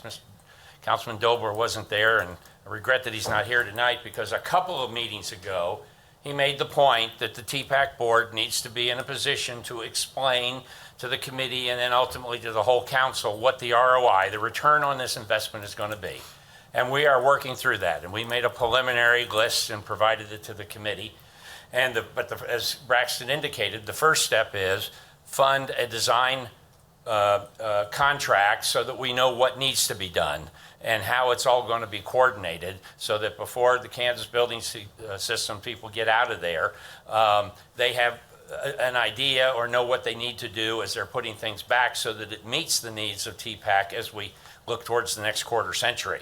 And so that's basically what we're asking you tonight, is to start the process. This isn't saying give us a bunch of money to spend on each of these items. It's to find out exactly what does need to be done, how it's going to be done, and put it into process. So in that regard, I do want to mention Blair Adams is here. He's our interim director. We're currently in the process of interviewing for a new director. Our previous director resigned, but we're moving forward. Nothing stops. We got lots of engagements coming. We got one sold out, or nearly sold out, Kansas coming up. We've got a second Kansas show. Lori Morgan, Topeka Jazz, has got 4 shows. We're going to do Rudolph the Red-Nosed Reindeer this year, so you can come hum along to Audrey's song to that. We do have a KDHE coming back for the Christmas show right after Thanksgiving. I saw him in New York last weekend. He's in a show there. His wife is in Once Upon a Mattress, and he's in Great Gatsby, and he's really good. And so we've got a lot of activities, and I'm sure my wife is watching. So yes, Kathy, the ballet is going to be at TPAC. She's on one of those ballet boards. So anybody wants to see Nutcracker, there's about 14 or 15, I don't know, different performances of Nutcracker. So we are sort of the dance theater of the Midwest. But the bottom line is we've gotten the message. We understand from the council that we need to be a little better. You got a minute. I know I have a minute. I just hate that damn thing. I'm a lawyer. I charge by the minute. That's not, I need more minutes. Anyway, so so we got the message, and we're going to do it, but we need your help to get started, and we need this funding to get this project going. I do want to thank Public Works. Both Jason and Braxton have been great working with the staff. We've been able to continue on with performances. We were sold out last week at the Bonamassa concert. It was a great activity. People loved it. So I think you're going to see some great things as we get some of these projects in line. And with that, I'll leave you your last 20 seconds, unless you have questions. Councilwoman Geller. Understand before I ask this question that any answer is okay. But when this... Well, you didn't always tell me that when I came back here.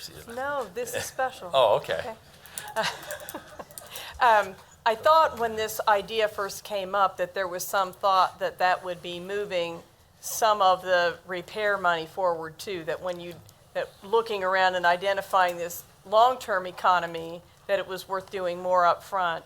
Is there a thought that Yeah, I did a memo for that for the Infrastructure Committee, and what we're basically, what we're going to probably come back to you, but I didn't want to put the cart before the horse, because until I know what the projects are going to be, but what we'll probably be asking is to take a couple of those years, the end years, move them forward. Not more money, but just take and move the money, readjust it within the CIP so we can pay for and accomplish the things that this plan tells us to do.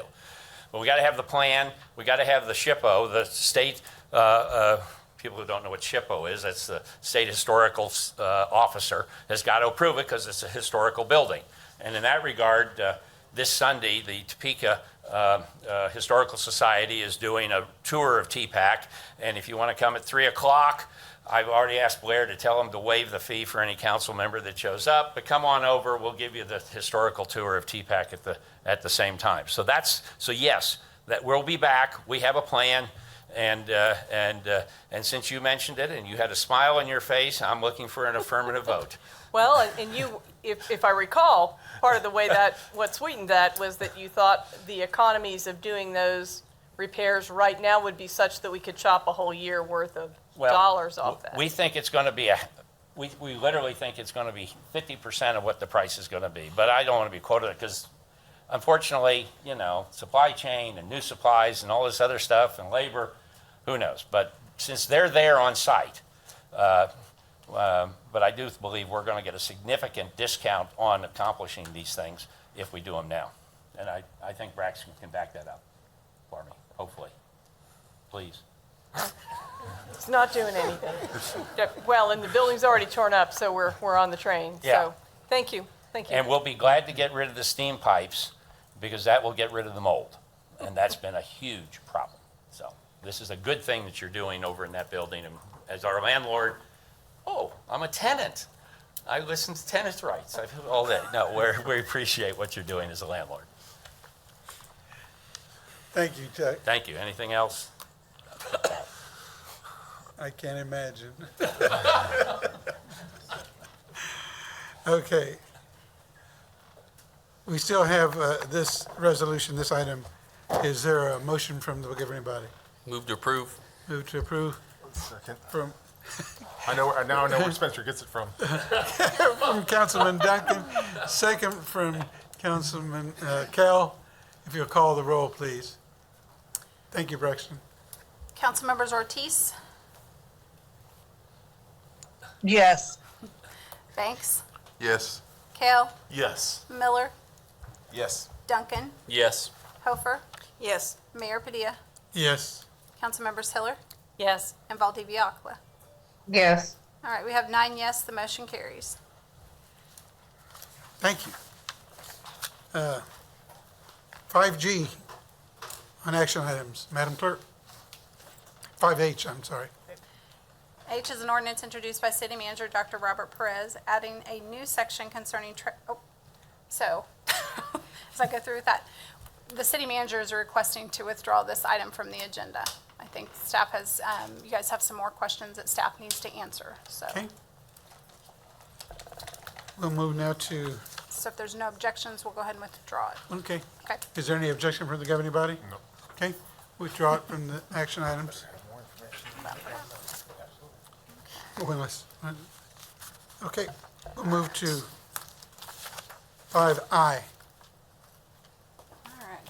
If I you'll is- I is discussion with possible action of an ordinance introduced by City Manager Dr. Robert Perez concerning departments and established positions, amending Topeka Municipal Code Sections 2.20, 020, 040, 120, 105, 010, 030, and 040, and repealing original sections. Okay, Mr. City Manager. Thank you. Mayor and members of the governing body, I'm bringing this item to you as follow-up or next steps with regards to some of the organizational changes we've been discussing over the last several weeks. This item would separate the functions of our DEI officer and our human resources department, as well as pull the chief financial officer into the executive department to allow that position to supervise department heads. I ask for any questions and your consideration of this item. Thank you, Mayor. Okay. Have any questions? Is there a motion? Mayor. Councilwoman Hiller. I do just want to make a comment. I know this is on for discussion and possible action. We have in front of us a really huge challenge with the budget, and I'm not comfortable creating other additional executive level positions until the budget is passed. And so my preference would be to hold the, have interim structure certainly, but hold the final approval of this until after we've got the budget set. Mr. City Manager. Thank you, Mayor. I would just like to point out that this is not creating any new positions. The CFO is an existing position, of which we are paying an interim, pretty substantial amount of money. And so with this, I would look to immediately hire the Chief Financial Officer, which is an existing position. Okay. Further questions for the City Manager? Is there a motion from the body? Move to approve. Motion to approve by Deputy Mayor. Is there a second? Second. Second by Councilman Miller. If you call the roll, please. Councilmembers Banks, Yes. Kell, Yes. Miller, Yes. Duncan, Yes. Hofer, Yes. Hiller, No? Valdivia Akala, Yes. and Ortiz. Yes. All right, we have 7 yes with Councilmember Hiller voting no. The motion carries. I'm sorry, 6 yes with 7 yes. I can't count tonight. And Councilmember Hiller voting no, the motion carries. Okay. Now we'll go back to what were previously on the consent agenda, which would be 4C. Yep. If the clerk will read. The resolution introduced by City Manager Dr. Robert Perez authorizing initiation of eminent domain proceedings to acquire a temporary easement for an alley repair project between Southwest Van Buren Street and South Kansas Avenue from Southwest 15th Street to 16th Street. Mr. City Manager. Thank you. Mayor, members of the governing body, Braxton Copley, Assistant City Manager, will take us through this item. So I'll start with an apology. The council members whose districts have these projects, I sent an email to several weeks ago explaining all of the details on the condemnation, why we were doing it. My apologies for not including all of the city council members, not realizing that you would have interest, even if it's outside your district. So the first one, very simple. It's an alley project. To be able to do this alley project, I need an easement at the north end where currently there is some a concrete parking slab, because I'm going to be doing some major cut on this alley because it's so steep at the alley approach at 15th Street. I met with all the owners, which we do. This particular neighborhood is Spanish speaking. Fortunately, I'm able to speak in their language with them, had the meeting on site, explained to the spouse of the owner the project. He explained to me that he was going through a divorce and he didn't know whether his wife would be willing to grant an easement given everything that was going on. I gave him my contact information, offered to meet her on site to speak with her in Spanish to explain all the details of the project. We've not had any consent. I cannot do this project without having that easement. So this is holding up the project for all of the owners along there, which definitely need to have that alley replaced and have that approach leveled out. Because right now, even in my Jeep, I could not drive any faster than 5 miles an hour to get there. And they're bottoming their cars out every single day. With that, gladly stand for any questions and would ask for your approval of this resolution. Councilman Duncan. Thank you, Mayor. I'll just explain real quick why I request to be pulled off. I can only speak for myself, but just a couple things, and this is just a future for city manager to know too. I mean, and I know we all feel that eminent domain is a last resort, absolute necessity. We don't want to ever do it unless we absolutely have to do it. And I don't think I'm fundamentally opposed to these 4 projects as I've read through them. I just truthfully have an issue with eminent domain being on the consent agenda in general. I think it always deserves a consideration and a discussion because it's such a big step the government takes when we're acquiring those properties through that process. So part of it's just my fundamental belief that it's better to have it as an action item than a consent agenda item. I do appreciate what you said, Brax, about sending to the other council members. I think eminent domain in the last 5 years I've been on this council has come up maybe twice. And so we haven't done it much, but I know in those 2 times we at least got a briefing prior, so we had some basic understanding since it is kind of a big step. But the real other reason I pulled it off was I need a clarification. And if I'm reading it wrong, tell me.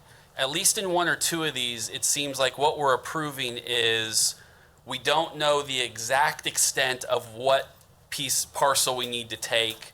We need to give some discretion to staff to be able to decide what the full parcel we're taking is. If I'm wrong about that, clarify that what we're approving tonight, we already know exactly what we're using eminent domain on. And if not, I guess I have some concern with why we don't have that in front of us first before we approve it so that we know exactly what piece of land we're talking about on each of these. So I apologize for the miscommunication to you. We cannot do an eminent domain without legally describing the interest that we are taking. Okay. We know exactly what we need. Okay. The issue as we walk through these is, in one case, we have a dead owner. We need quiet title. In another case, we have an owner that we are unable to make any contact with. And again, we have to quiet title. But we know exactly the sliver of land that we need for the water line easement for that. So I apologize for the miscommunication. That's exactly the clarification I needed to feel good about this. So thank you very much. Councilwoman Hofer, did you have a question as well? No, that was the clarification I was wanting to get. That helps immensely. Okay. So that issue is now before us as an action item? Deputy Mayor. Oh, Deputy Mayor? It's hard to see. Thank you.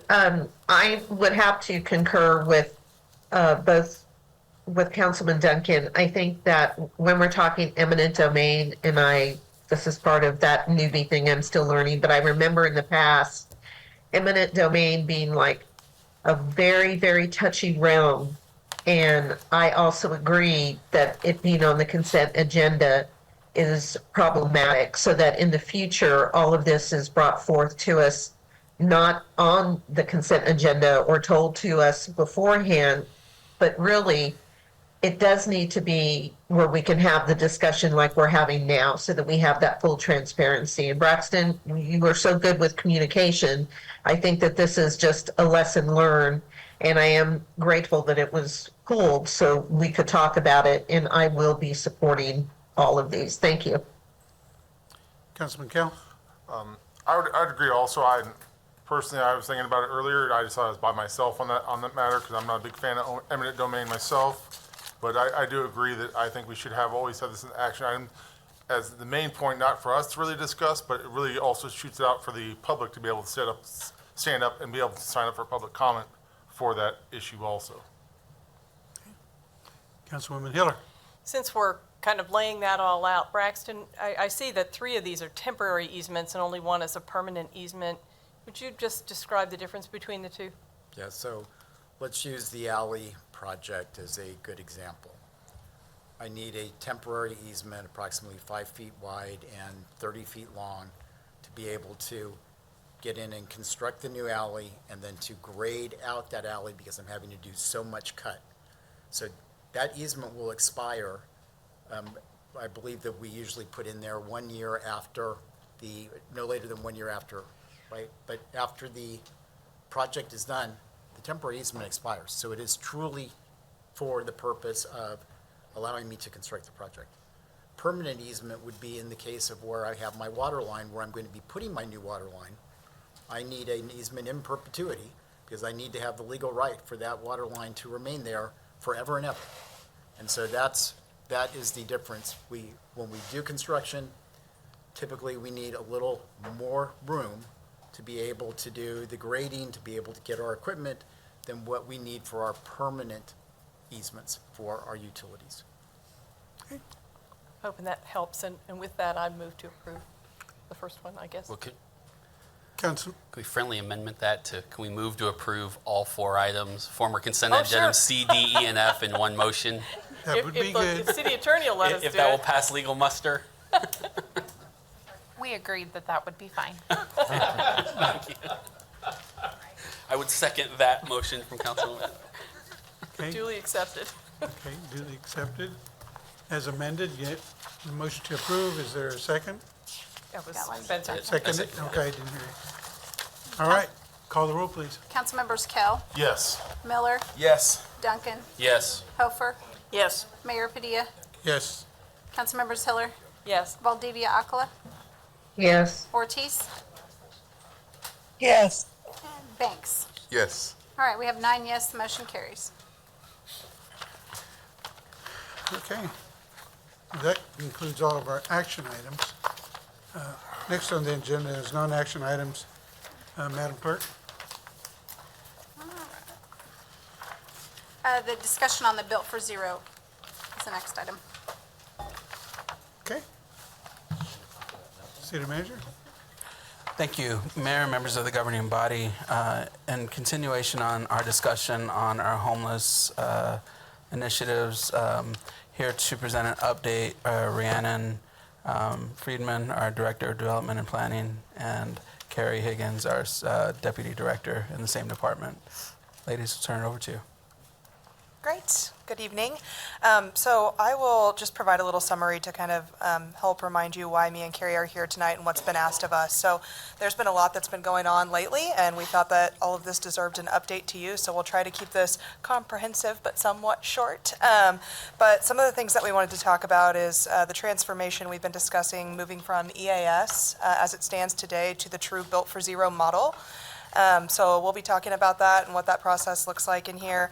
Also, in the recent past, the Homeless Innovation Group came forward with the recommendations out of their portfolio of ideas and concepts. So we'll be touching on that in this presentation as well. And then last but not least, this year, for the first time, Carrie's staff went above and beyond and did a summer July point-in-time count. So we have the results in there and wanted to be able to compare that against our December point-in-time count, or January point-in-time count, rather, that's required by HUD. So lots of great information, and I will let Carrie take it away.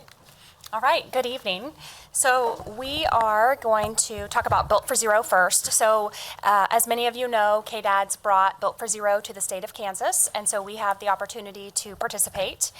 Built for Zero is a framework that looks at ending homelessness rather than managing it, and it does that by looking at it from a systems issue and using a data-driven approach. So as Rhiannon said, we currently have our Equity Access Shelter program that was modeled after Built for Zero. So we already have a really great baseline in place, and there are 4 key changes that we will be working on in order to move it to a complete Built for Zero model. So it is the single integrated accountable team, a shared measurable aim, real-time by name quality data, and targeted resources. So as communities are looking at how to improve their homeless situation, there are several challenges that most face, and then Built for Zero has solutions to those challenges. So the first is that it's a problem that touches many. Many people work with it. Many people want to help find a solution, but there's no one single entity or team that has a shared command center that holds everyone accountable. So the solution with Built for Zero is that single integrated accountable team. Another challenge is that the definition of success is looking at program outcomes from individual agencies. So we have to change our definition of success with Built for Zero, and we look at, are we actually reducing the number of homeless individuals in our community? And so that shared measurable aim is how we start defining success. Are we reducing our numbers of homeless individuals? The third challenge is efforts are often looked at by static or nameless data. With Built for Zero, we start collecting real data in real time. Everyone has a name, and it changes the way that we're able to assist people and gives us quality data to use. And then the fourth challenge is looking at it from a resource scarcity issue. With Built for Zero, we start to look at it from a systems issue, and that allows us to really start looking at the data. It allows us to look at the resources that we already have in place and use those in a more strategic way so that we can make an impact with what we already have to start with. I don't know what happened there. Okay, so principles of the quality by name data. Data is a huge piece of the Built for Zero model. So we are looking at, it has to be comprehensive. That means all agencies, all programs are participating. That means individuals who are not only street homeless, but also in shelters are participating. It's person-centric, so that means everyone has a name, they have a file, and we can follow them through the system. It is done in real time, so that means housing status changes, demographics changes, all of that is updated in real time and continuously. And then it's reliable, so the data has to be able to balance month over month so that we know we have that quality data. And then those components of that data are the effective outreach systems, so ensuring that we're working together, that we're not missing any groups or areas. The provider participation, we want at least 90% of everyone participating. Policies and procedures, do we have those in place? Are we collecting consistent data so that we know that we have that quality data? And then data infrastructure, what are we tracking? Are we all tracking the same thing? Looking at those specific measurements. And the data with Built for Zero really allows us three major key items. It allows us more strategic use of limited resources. So we are able to help those that are most vulnerable and then connect everyone with the best fit of resources to make use of limited resources. It improves our systems, so it allows us to really look at trends, to look at bottlenecks and flags, and then also look at where we have opportunities to make improvements. And then the fourth thing it does is it allows us to be more proactive. So it allows us to really advocate based on concrete data, and we can start looking at the trends and start predicting where we might potentially have resource gaps down the line so that we can be more proactive with it instead of being reactive. Oh, look at that. There you go. The data feedback loop. So these are 7 of the main data components that we will be tracking. We track a lot more than this, but it is those that are actively homeless, then their inflow and outflow, and the different specifics that go along with that. So this gives us that point in time data that we talk about, that point in time, those numbers. We will have that every day on a daily basis with this real-time data. And then these are the numbers that will balance out month over month so that we know that we have accurate, good data. The Built for Zero milestone. So there's 4 phases that we'll go through. There is no specific time frame for each of the phases. It just depends upon the specific community, the number of homeless individuals we're working with. But we start with what do we have right now? What data are we already collecting? Get that baseline of where we're at now. Then we start really working on building out that by name list, improving our data quality. And from there is when we move into the 3rd phase, which is where we will start to implement everything and start seeing a reduction in our homeless numbers. And then that 4th phase is where we move to functional zero and maintain functional zero.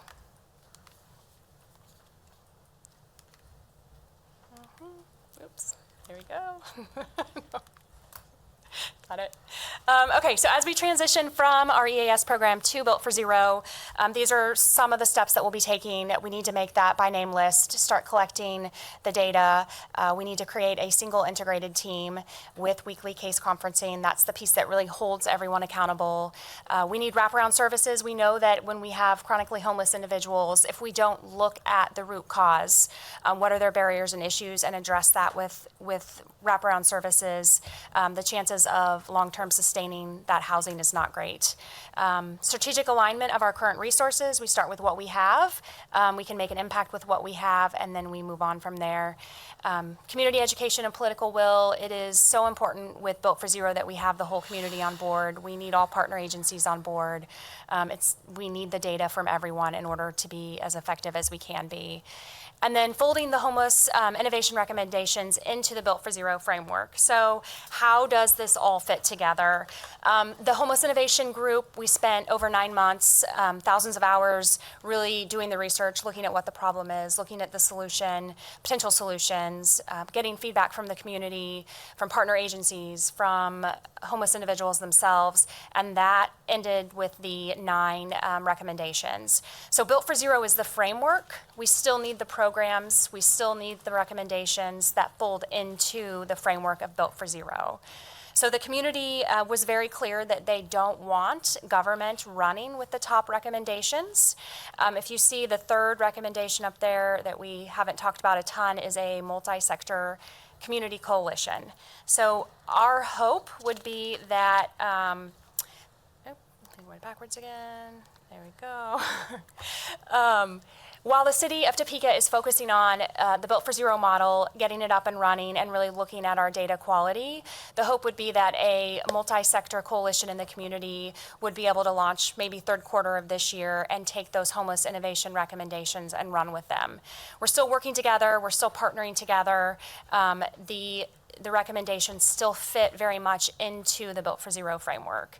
And then the timeline for Built for Zero, we had our kickoff meeting on July 1st. We have a representative from Built for Zero that we will be working with, as well as a representative from KDADS that will work with us as well.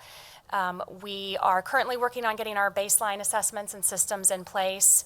And then October through March, we'll launch our first 6-month action cycle. They do everything in 6-month cycles, so we'll set goals and really start looking at implementing the process for that. And then I wanted to also give you updates on the July point in time count. As Rhiannon said, we did our first summer count this year.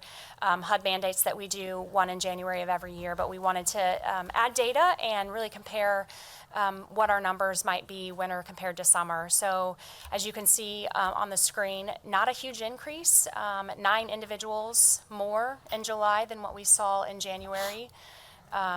And then a lot of the different categories as far as what type of unsheltered situation they're in, those percentages really stayed very close to what they were in January as well. And I would be happy to answer any questions you might have. Councilman Kell and then Councilman Miller. So on the count, some of the stuff I'm asking more is for public knowledge, so everyone can kind of know more what's going on with this. Is there any questionnaire done with this when you, and what information do you gather from the unsheltered? There is a questionnaire that we use. We track their basic demographics. Do they have income? Do they receive any sort of disability? Are they a veteran? That kind of information. I would love to see on there, like, if they're choosing to be unsheltered, because we do have several that choose, and that's their way of life they have right now, and there's the ones that are wanting to become sheltered. And also, I'd like maybe see something like the hindrances of what they believe their hindrances are. Is it addiction? Is it financial? Is it, whatever, we could have 5 different things they could check mark. But I think that could help us narrow some of what we want to do there also, because, we can see there's 537 individuals, but if, 2/3 of those say, well, I want to remain unsheltered, then we're kind of chasing our tail. But if it's the other way around, where a majority are saying, I want to get into a sheltered, to a stable household, then that's where it's like we can know where we're going at that point. Because sometimes that information, almost the lack of information can make us go the wrong direction that we're trying to go.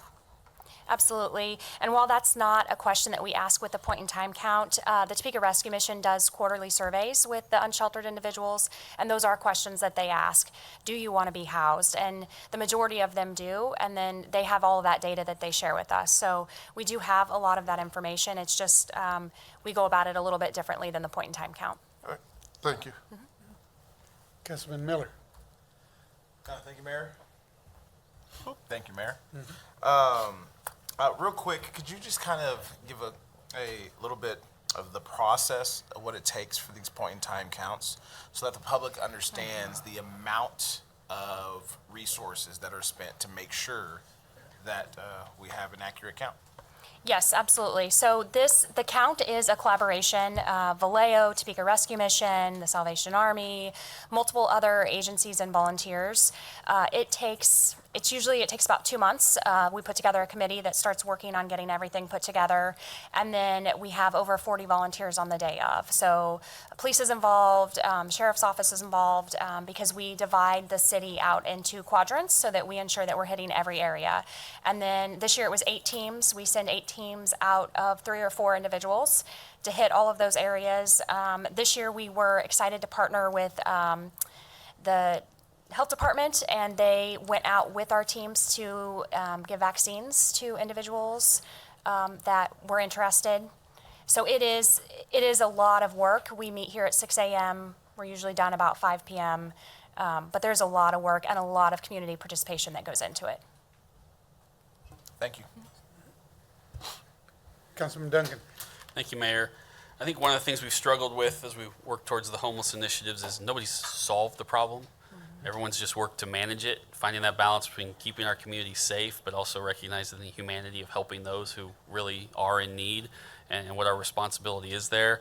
I think what I really like about this program, and I know we dipped our toe when we first kind of got on our radar, courtesy of Councilmember Valdivia Alcala, which kind of became the EAS program that we've now turned into Bill for Zero. But this program works in the communities that have embraced it, followed it, and used it. And I think that's important for our community to understand. This isn't just something where once again, let's try something else. It takes effort on our part to get into this program. I mean, they have to sort of accept you. And if they don't think you're serious and committed and really going to do it, they don't have to let you in. And so kudos to staff for doing that work that's put us in a position to be able to join this effort that we get to buy into and be a part of. It will come with some information and resources, which we all know this community needs. I think as they pointed out in this presentation, it supports what our consultant did work with the community. It allows us to fold in those recommendations naturally for the most part, which is a positive, not just because those were community-based and good recommendations, but it's a legitimate criticism. We don't always follow through on our consultant effort, and this time we're going to be able to do that through this program. So I think that's important to note. I also think this program tells all of our partners in the community, we have a plan, it does work, and if we can stick to that plan as together as a unit, it gives us all that direction moving in the same way, which gives everybody the confidence that the city is doing it the right way, and continues to build trust that staff has worked hard to build with all the community groups. So I'm all for it. I'm glad we're moving in this direction. And I think everybody should be excited that we've got some path and plan to move forward, and hopefully I expect us to see the same success other communities. It's not gonna happen tomorrow. It's gonna take time, but I'm glad to see you guys do it, and so thank you for getting us into it. Councilwoman Hiller. Just a very short list of clarifying questions. I'm really pleased to see this. I talked quite a bit with Carrie and Rhiannon after the homeless initiative wrapped up, and it was sort of like, where are we? And it seems like this is bringing it home. So clarifying question, the first one is, I like where it says creating a single integrated team, and later the multi-sector community coalition. One of the things we talked about is that, does this mean that we're going to get everybody who's got a piece of this action together, or and kind of map out what services everybody has and get everybody on board? Yes, that's the goal, and hopefully find some of those that are maybe not currently involved. That can be when they see what everyone else is doing. But yes, that is certainly the focus. And not to trail off too far, but I think something that's worth stating is that what this allows us to do is Built for Zero takes a lot of time, and I counted when Carrie was going over her presentation before this how many times we use the word data, because it feels like a lot, but it is a lot. And so there's a lot of homework that we can be doing with staff internally while we're working with community partners to bring everybody together. So there's plenty for us to be working on, but yes, the goal would be to get everybody who has a stake in the game around the table together. I'm really pleased at that, because we weren't hearing that clearly before. In fact, a one-stop shop, what did that mean? So I really like that. You mentioned data. That was the second question. Is there a shared database that's already been developed and used in other communities? Yes, that is part of the Built for Zero model. And is it different from HMIS? It is somewhat. Okay. We've been seeking a shared database for code compliance and changing our culture, so I'm hoping that we'll get you all to talk to each other and see if maybe that's something we can use. Third question is, you have strategic alignment of resources. Something that I felt like was unclear, and that still is deciding where the lines are, like what the city will do, what we're not going to do so that other people will do it. Is where in the timeline is kind of deciding who's going to do what. So I will take a stab at that, and then Carrie can clean up.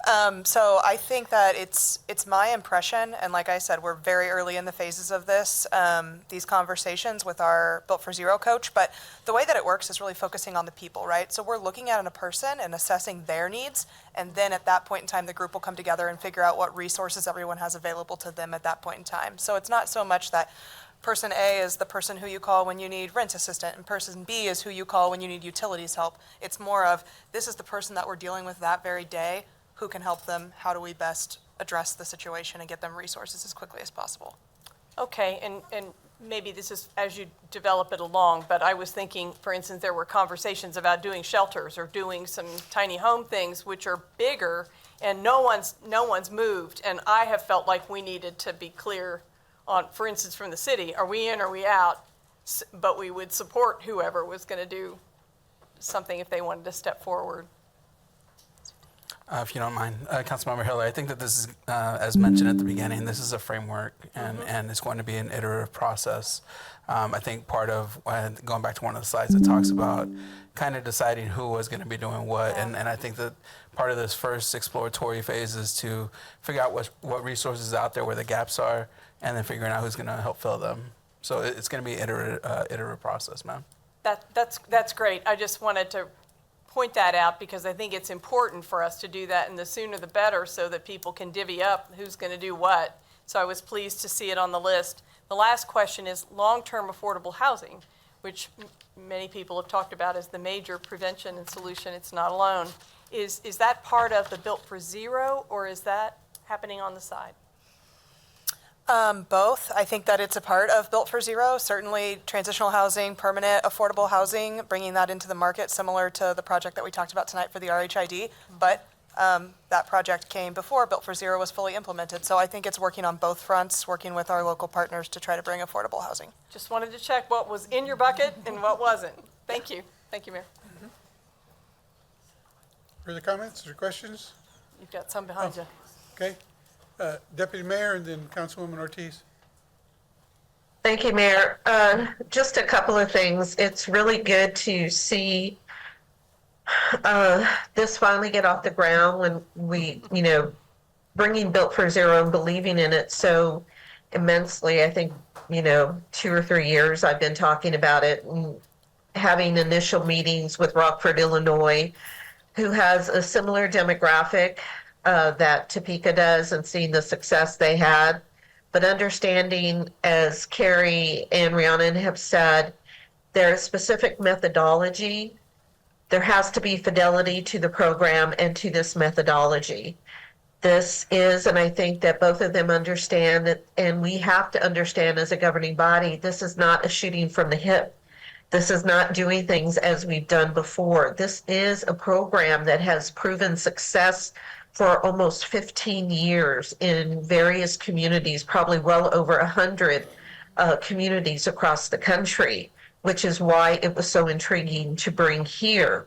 So when EAS first started, it was disappointing that the city did not go along and buy into the complete Built for Zero program. It did put us behind the 8 ball a little bit, but now because of the state supporting through KDADS, the Built for Zero program, it's given the city that, that ability to go, okay, we're here, we're ready, and we're going to start this ball rolling. And I think that it's really important to understand that, yes, there is a huge proven track record, but this is going to take time because we know that we're in a state of not having, as much affordable housing as we need, but the city can walk and chew gum at the same time.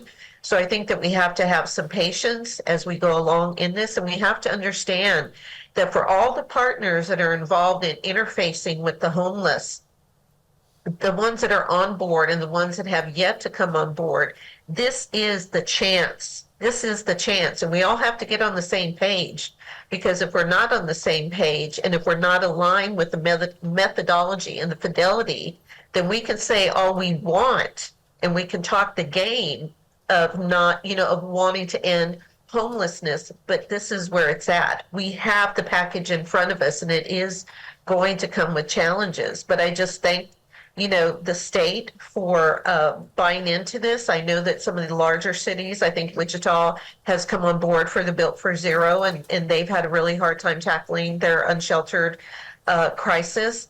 And, I'm really just grateful to Carrie and Rihanna and all of those that have come on board for their hard work, for the tenacious work, for that building it takes such a long time to get people to come on board and to start working together. And I hope that we can just continue to see that moving forward. Thank you, Mayor. Thank you, Mr. Mayor. I guess my question is, where does this leave Impact Avenue? And how is this any different from Impact Avenue treatment-wise to the homeless population? It will fit in with the Built for Zero framework. So we already work with homeless children and their families, but we don't really have anything that specifically looks at chronically homeless individuals who don't have children. So they'll fold in together pretty seamlessly. And we are looking at how to potentially take the Impact Avenues it's like a one-stop shop, as we call it, Impact Thursdays. So that can expand potentially. With part of the Built for Zero model is those wraparound services, making sure that we are addressing the needs of those individuals. So we can take potentially Impact Avenues, Impact Thursday, and expand it for this Built for Zero model as well. Okay, so what I'm hearing is, and correct me if I'm wrong, what I'm hearing is this will help all individuals as well as men, and not just families with children, because that's what Impact Avenue does, is help more or less with families with children. And so this will help those that don't have children. Is that correct? Yes, yeah, essentially, I would think of it more as, think of Built for Zero as like the database, the system in which we hold all of our information, and think of Impact Avenues as a program in which we receive funds for that are specifically for families with children. So that's a pot of funding that's set aside for a very specific demographic of people, whereas Built for Zero is the model that will help us manage all of our homeless and unsheltered population.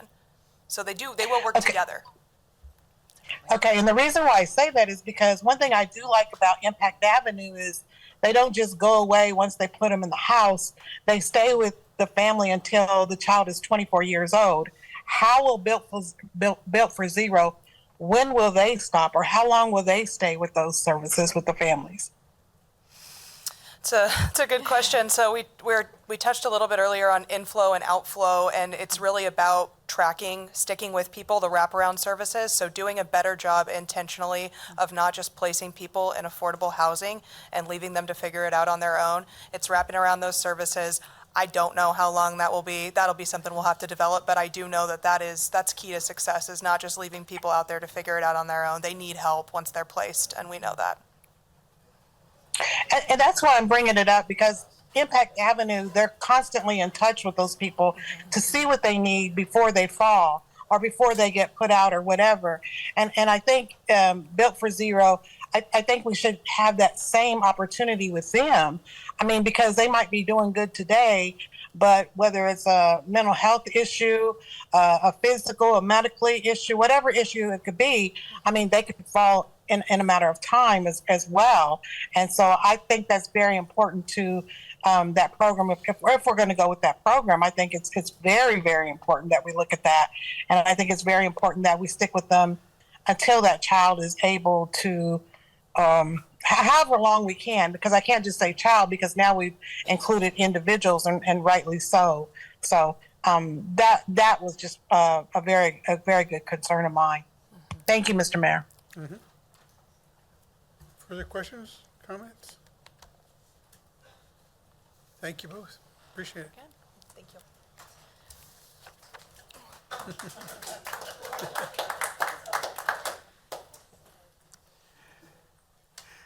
I'm looking at the agenda, and next we have is discussion on the 2025 operating budget.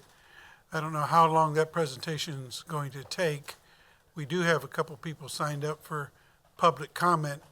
If the governing body would not object, and ask those people for public comment to go ahead and present, and then we'll move on to discussion, so we don't keep them here through that. No objections? Okay. Well, I have signed up is David Peterson. That would be me. Mr. Peterson? I have a handout, but I guess I'll skip that part of it. I'm appearing before you this day to bring attention to a problem that has been ongoing for at least 30 years or more in my neighborhood. The problem is the existence of a public alleyway properly dedicated and conveyed to the city, that the city acknowledges that it is its property, but refuses to exercise any authority or control, thereby abdicating any responsibility for its custody or care, which has resulted in circumstances detrimental to the surrounding property owners. The detriment stems from the fact that two familiar related landowners adjacent to each other on one side of the alley over time have accumulated the properties on that side as well as both entry points of the alley. As a result of these accumulations, it appears they or their previous familiar owners of their properties arbitrarily closed the alley and appropriated the public property for their own personal use and benefit at the expense of the other adjacent property owners and the public. Through the regular exercise of verbal threats of physical violence, which they have escalated to overt acts in violation of law, the terms and conditions to which this public property was conveyed to the city. Furthermore, no codes or ordinances governing this property have ever, at least in the last 4 years I've owned the property, have ever been enforced by city officials, even with the knowledge that violations have occurred, which in turn has led to a complete breakdown of any governance of this area, further emboldening violators to the degree that buildings, additions, fences, vehicles, driveways, concrete slab, and power poles have all been placed within the alley's boundaries, obstructing access and passage, in clear violation of City Ordinance 12-10-101, unlawful obstructions. It shall be unlawful for any person to obstruct any sidewalk, street, avenue, alley, street, parking, or other public ground in the city with any kind of vehicle, engine, car, etc., or any other thing. Furthermore, this publicly owned land has evolved into a point of contention between adjacent landowners, necessitating multiple police interventions due to the illegitimate claims of sovereignty, fraudulent permit submissions executed by these unauthorized claimants, usurping public property. If the city is going to abdicate all responsibility, upkeep, maintenance, or enforcement of city ordinances applicable to this public property, then the ownership of this property should be vacated and returned back to the adjacent property owners in accordance with and the proportions specified by City Ordinance 12.60.020, vacating by ordinance. That being said, the procedures specified in the applicable vacating ordinance are problematic, thereby making it vacating this public property nearly impossible. Per requirement 2 of the vacating ordinance, the petition requires that an acknowledgement executed by each adjoining property owner has to accompany the petition in the vacating petition. This is an unrealistic requirement. Those who have illegally appropriated the alley will simply object to the petition for vacation, thereby prolonging their illegitimate property claims. And two other concerns I have is the fact that the fact that the city is burdening the petitioner with obtaining acknowledgments from every adjacent landowner without any authority to compel a response is overburdensome, especially if they are current landowners who might be attempting to minimize their ownership status. In closing, the process outlined in the vacating ordinance needs to be amended. The city and adjacent landowners need to have the ability to vacate public property based on a simple majority as the procedure in all other aspects of our democracy. Since an individual citizen doesn't have the ability to compel another citizen to answer or provide acknowledgement, then the city who has the authority to compel a landowner to answer should be responsible for retaining an acknowledgement. That could also be burdensome to the city as well. It would be my suggestion to delete this owner acknowledgement requirement in its entirety and let all the current notifications and publication requirements currently stipulated in the vacating ordinance suffice. To summarize, if the city wishes to not vacate the public property, then it should at a minimum enforce its own codes and ordinances that govern the Mr. public Peterson, property. your time has run out. Do you want more time for your summary? Basically, just about another 15, 20 seconds, that's it. How about another minute? I wouldn't need that much. Okay, I've only got is this little there any paragraph left. objection? Motion, okay. I see. Give you another minute. Okay. I see only two possible resolutions to this issue. and I'm open to any alternatives that would bring this matter to conclusion once and for all. The resolution 1, the city assumes responsibility for the property and enforces the applicable ordinances. If this is a choice, then the alley should be returned to public use as originally intended or as an alternative public pathway, either biking or walking, something beneficial for all the public. Resolution 2, if the city continues to abdicate any responsibility for the property, then it should relinquish its ownership rights to the adjacent property owners with as little of the unrealistic and unattainable stipulations as possible. Thank you for your time. Any questions? Do you have that handout? Yes. Okay.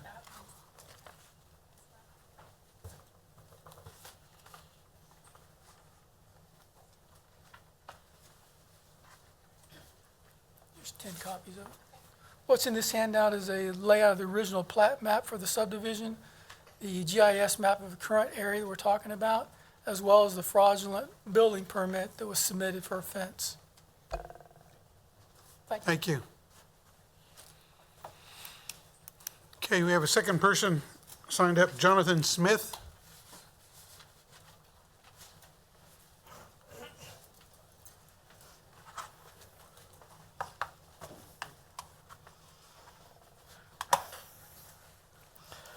Thank you. My name is Jonathan Smith. I live on the east side of Topeka. A regressive tax is defined as a tax that has a larger percentage of income from lower income groups than high income groups. The definition comes from the IRS directly in a teachable course on their website, as well as from the Tax Foundation, which is a center-right business and capital-friendly nonprofit focusing on improving economic growth and opportunity from a tax policy perspective since 1937. In a previous budget presentation, a half-cent sales tax has been proposed to make up shortfalls in the budget, providing a fund for public safety. Wesley Thorpe, a senior advisor for state tax policy at the Center on Budget and Policy Priorities, in an article, makes it clear that if local municipalities have the want or need to expand their local tax revenue, a sales tax is a valid, although disruptive, form of taxation. Knowing that this form of taxation is inherently regressive in that it is applied toward low-income earners and high-income earners equally at the dollar cents, a sales tax must be offset by increased labor, worker, or family protections through tax rebates or credits.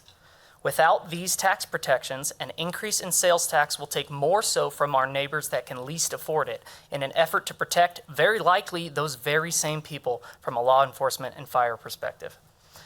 Simplified, this specific proposed half-cent increase in sales tax takes from the poor in order to police the poor and provide additional TFD funding. Now, I almost certainly don't need to tell the council this, but for the sake of public comment, it has been routinely found that there is a correlating link between increased poverty, higher income inequality, and increased homicide rates. A study published December of last year took 30 years of data, analyzing 46 states individually and comparatively. The study pulled homicide data from the FBI's Uniform Crime Reporting Program and socioeconomic information from surveys on the U.S. Census Bureau. The study found that inequality was the prime driver of homicide in the United States, with poverty being a relatively less important causal factor. Although when inequality and poverty interact, homicides peak.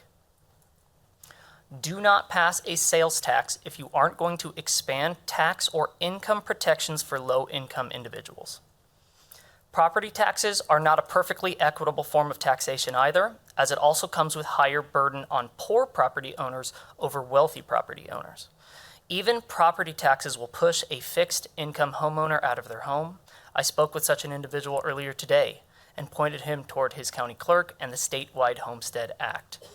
For the public's sake, the Homestead Act created a fund providing tax relief in Kansas to elderly individuals with low income that cannot afford their property tax.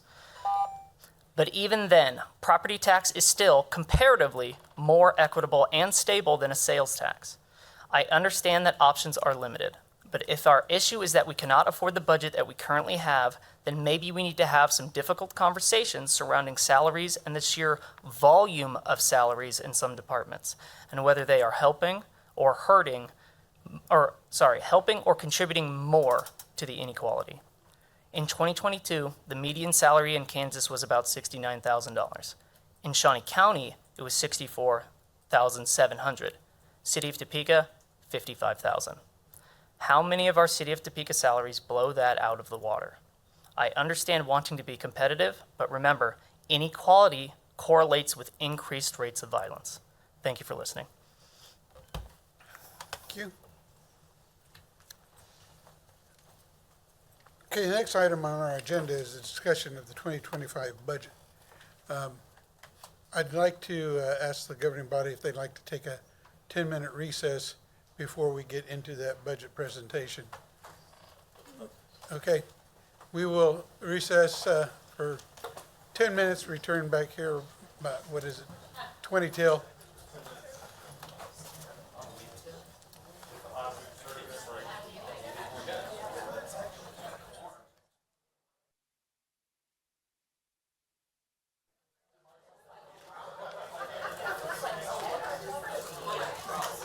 Okay, we're back from our intermission, and we'll resume with the agenda where we left off. Non-action item discussion B, 2025 operating budget. City Manager. Thank you, Mayor and members of the governing body. In this next presentation, Josh McInerney will take us through it. You'll hear this evening, building on our budget overview, you'll hear this evening from our police, fire, and IT departments as we go through their presentations and overview of their budget. I do want to point out, as part of these presentations, we do have some scenarios in here. During our budget overview, we mentioned that for FY25, we are balanced primarily through the use of one-time reserves. But in FY26 and FY27, unless we make some major shifts in our operations, we'll be back into, I think it's $17 and $21 million deficits. And so as part of these presentations, the teams have actually gone through their operations, and if they were required to cut 13%, roughly 13% out of their budgets, which is what would be needed to balance FY26, you're going to see the impacts of those reductions. And so I just want to be very clear and say that this is not for FY25. FY25, again, we're balanced, but these are some of the considerations looking into FY26 and FY27 that we would have to consider. With that, I'll turn it over to the team. Thank you, City Manager. So like the City Manager said, tonight we're talking about police, fire, and IT. And it's our first formal department presentation meeting. Before I kick it off over to the chief, one housekeeping item that you guys will get in a memo later this week is our amendment process for the budget. So obviously the general fund budget is a balanced budget, and we have several amendments every year, whether to fund more of a program, to fund less of a program, et cetera.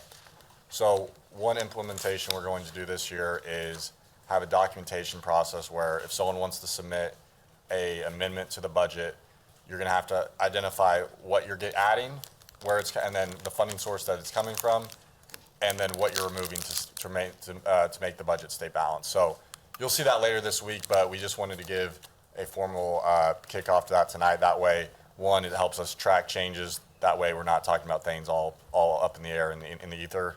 And then, but we'll send that memo out later this week. But just a formal amendment process for this year. So with that, I'll kick it off to Interim Chief. Thank you, Mayor and governing body. Tonight, Chief, could you pull that microphone a little closer to you? Get you both, one out of two. Now, I feel kind of important now. Tonight, I'll provide a high-level overview of the Topeka Police Department budget. I will highlight three of the bureaus within the agency. And then at that point, I'll hand the baton off to John Chardine to discuss PMU budget and that overview. Also tonight, I have with me our budget manager and brains of the operation, Gretchen Donovan. So thank you for being here tonight. So I'll kick it off with the overview, which you see on the screen above. The mission statement of the Topeka Police Department is to provide a safe community and faithfully serve our citizens with impeccable integrity, enduring professionalism, and immeasurable honor. You'll see on the chart, this total dollar amount is minus PMU. We'll discuss that, like I said, momentarily. But personnel costs for the proposed 2025 budget, $46,476,688. Contractuals, $5,915,133. Commodities, $2,328,028. That total of that is $55,599,702. And like I said, that is minus the PMU budget. Some of the increases that we've highlighted on this slide, proposed increase to the contract with our partners at Vallejo for our behavioral health unit of $60,000. We're seeing costs rise in every area of life, and this is just one of those areas where we need to offset costs to solidify our commitment to our partnership with our behavioral health unit and our mental health professionals with Vallejo that are out with us on calls for service on a daily basis. This increase also assists in offsetting those costs and committing to fill vacancies when they occur. You'll see the commodities increase to cover Axon camera and taser upgrade. These include an Axon interview component for our interview rooms, the addition of body-worn cameras to our detectives, as well as our property maintenance personnel, and the upgrade from the Taser 7 to the Taser 10. The next one I think is something that everybody can relate to. The capital outlay purchase to include 12 frontline vehicles, 2 animal control trucks, and 2 detective vehicles. That's an increase of about $300,000. In 2020, a frontline police interceptor was costing approximately $34,500 unequipped. In 2024, that same vehicle is costing us $45,600. We have not increased that vehicle budget in approximately 5 years. So we want to make an impact and have a more practical replacement cycle for our frontline response vehicles. And this will help get us in a better place to do so. We have shown that the current dollar amount, the current replacement cycle is less than practical, with about 36% of our fleet being over 100,000 miles. So we are trying to chip away at that. And then, of course, the largest impact is the personnel increase based on the current bargaining unit agreement. So personnel cost, personnel increases. To highlight a few of the bureaus within the agency, starting with the Field Operations Bureau, better known as Patrol. This is the initial response to emergent and non-emergent citizen calls for police service, securing scenes and beginning the initial assessment as to incident specifics, and then requesting additional resources needed to reach a successful conclusion.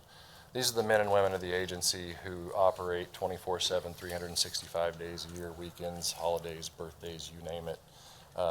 That is the Field Operations Bureau.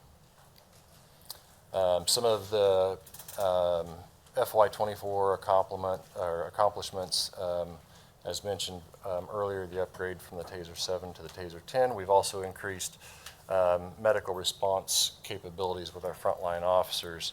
We love our acronyms. This is the addition of an IFAC medical kit and the corresponding training allows our officers to provide a higher level of first aid care when seconds matter. And the successful implementation of our Narcan program, which I think everybody's aware, the Narcan serves as a intervention or a disruptor for opioid overdoses, which we've seen the benefit of that. Goals for fiscal year 2025, that continue the evaluation of best practice for police response. We're always in that assessment phase. Assess and evaluate new technology for frontline response, and reduce vacancies through innovative recruiting efforts. This is something that we talked a lot about during our contract negotiation phase. You know, the money is not everything, and the recruiting efforts, we're trying to step up our game and look at every avenue to attract people to the city of Topeka and the Topeka Police Department. And then you'll see the budget details there in the lower right-hand corner.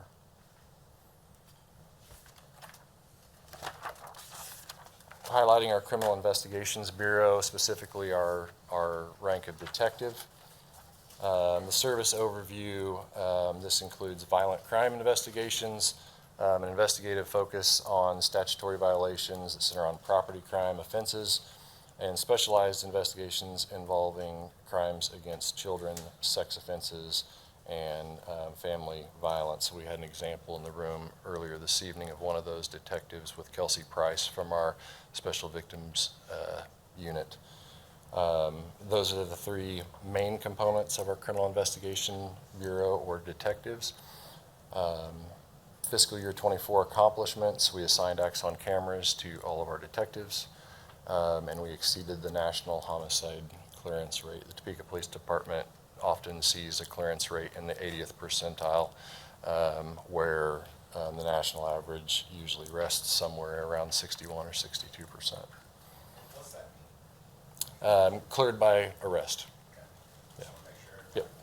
Thank you. Goals for fiscal year 25. Increase investigative capabilities through a partnership with the Real-Time Crime Center. As technology increases, technology solves crimes. And by leveraging our partnership with the Shawnee County Sheriff's Office and our partners, the Real-Time Crime Center, we're seeing advantages and that technology pay off in investigations. And again, to meet or exceed the national homicide clearance rate.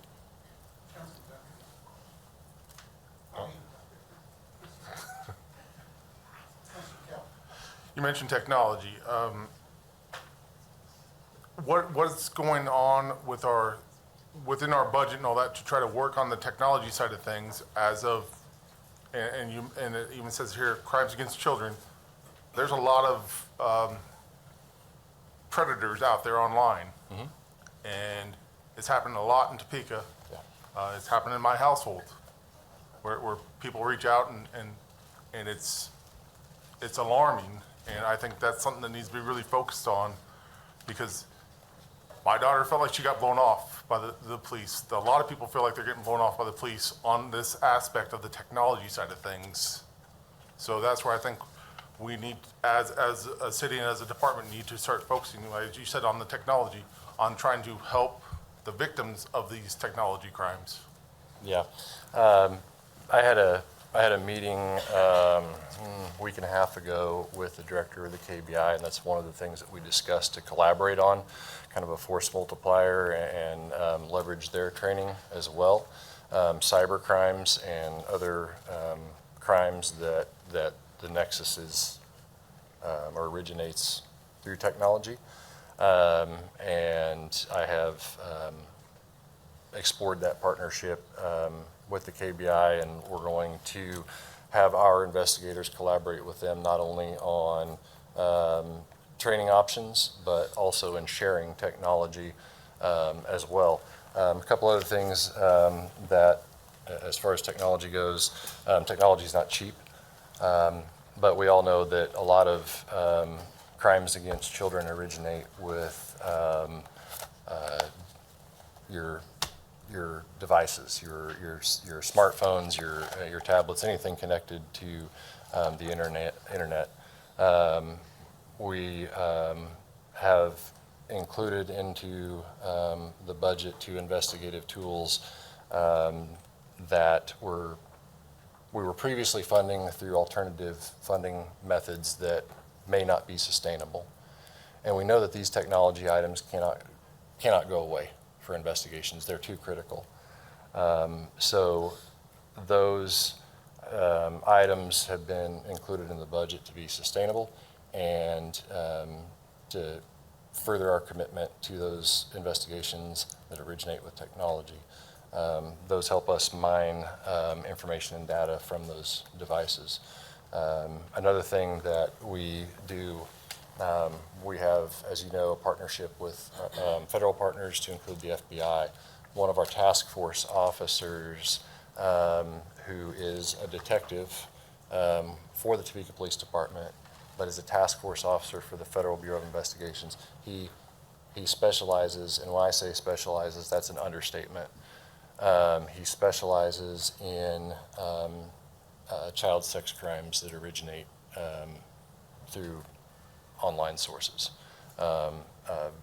Very, very successful and very impactful. So those are a few items, technology-wise, that we're focusing on. Thank you. If I can follow up on that. I know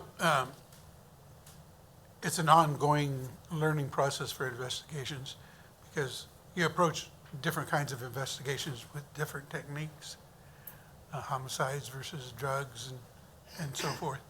Are there ongoing training efforts within the agency beyond just somebody assigned to a task force for protocols for incoming complaints or investigations, that there's a path that is identified so that those get the priority attention that they need?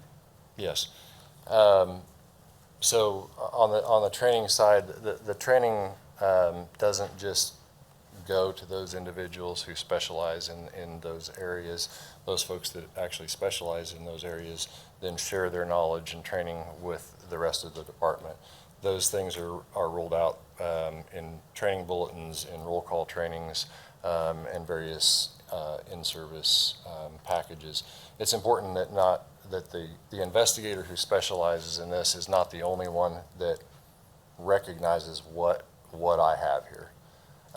When you go back to talking about the Field Operations Bureau and that initial response, it's critical that those young officers on that initial response have enough knowledge to recognize what they have and then tap into the resources they need for a successful outcome for that investigation. So the training is ongoing and spread throughout the agency. We also have avenues. The Special Victims Unit is a great example of that for the prioritization of cases. There's fairly new law out there that requires those cases to be prioritized with allegations of child abuse or child neglect. So within the new laws comes new policies and new protocols that are written into policy, followed, and trained on. So those pathways become a priority. We are in compliance with the law, and the policy is up to date, best practices, and followed. Welcome.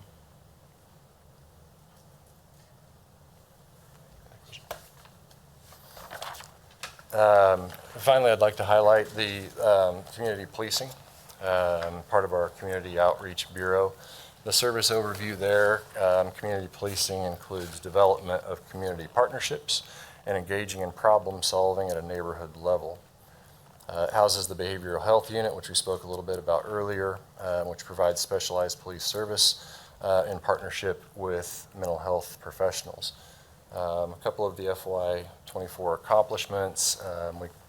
From the community policing, we completed the 2024 Spring TPD Citizens Academy with the 2024 Fall TPD Citizens Academy beginning August 22nd. We usually cap that class around 35. Sometimes we have to budget the seams a little bit because we'll have a few extras sign up last minute. We certainly don't want to exclude anybody that wants to be in it. It was about a week and a half ago I got an update for the class that's beginning August 22nd, and I think we were at 28 applicants already for that one. So I predict that one will be full or very close to it once it kicks off. And then another accomplishment was we were able to fill the second shift co-responder position to partner with our behavioral health unit. Some goals for FY25, grow our police community relations through transparent participation in various community meetings, foster neighborhood pride and cohesiveness, and strengthen our commitment with our co-responder program partners, which a piece of that was covered in the first slide with the proposed increased contractual commitment. And in the lower right-hand corner of the slide, you'll see the budget dollar details.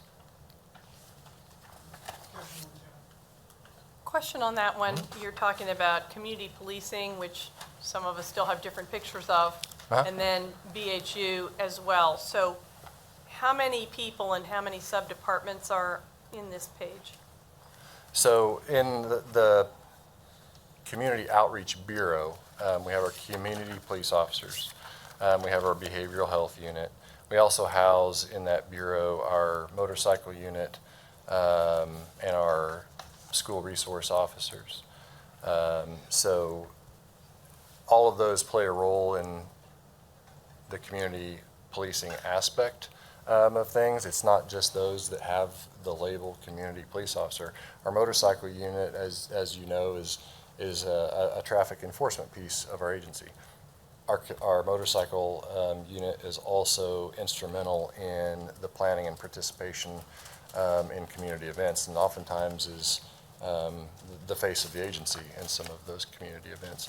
School resource officers, very similarly, they act as a community police officer within the schools. What better component of community policing to have a police officer in the middle school interacting on a daily basis with hundreds of kids, fostering those positive relationships moving forward. And ultimate goal in my mind is to see some of those kids someday seated in a police academy.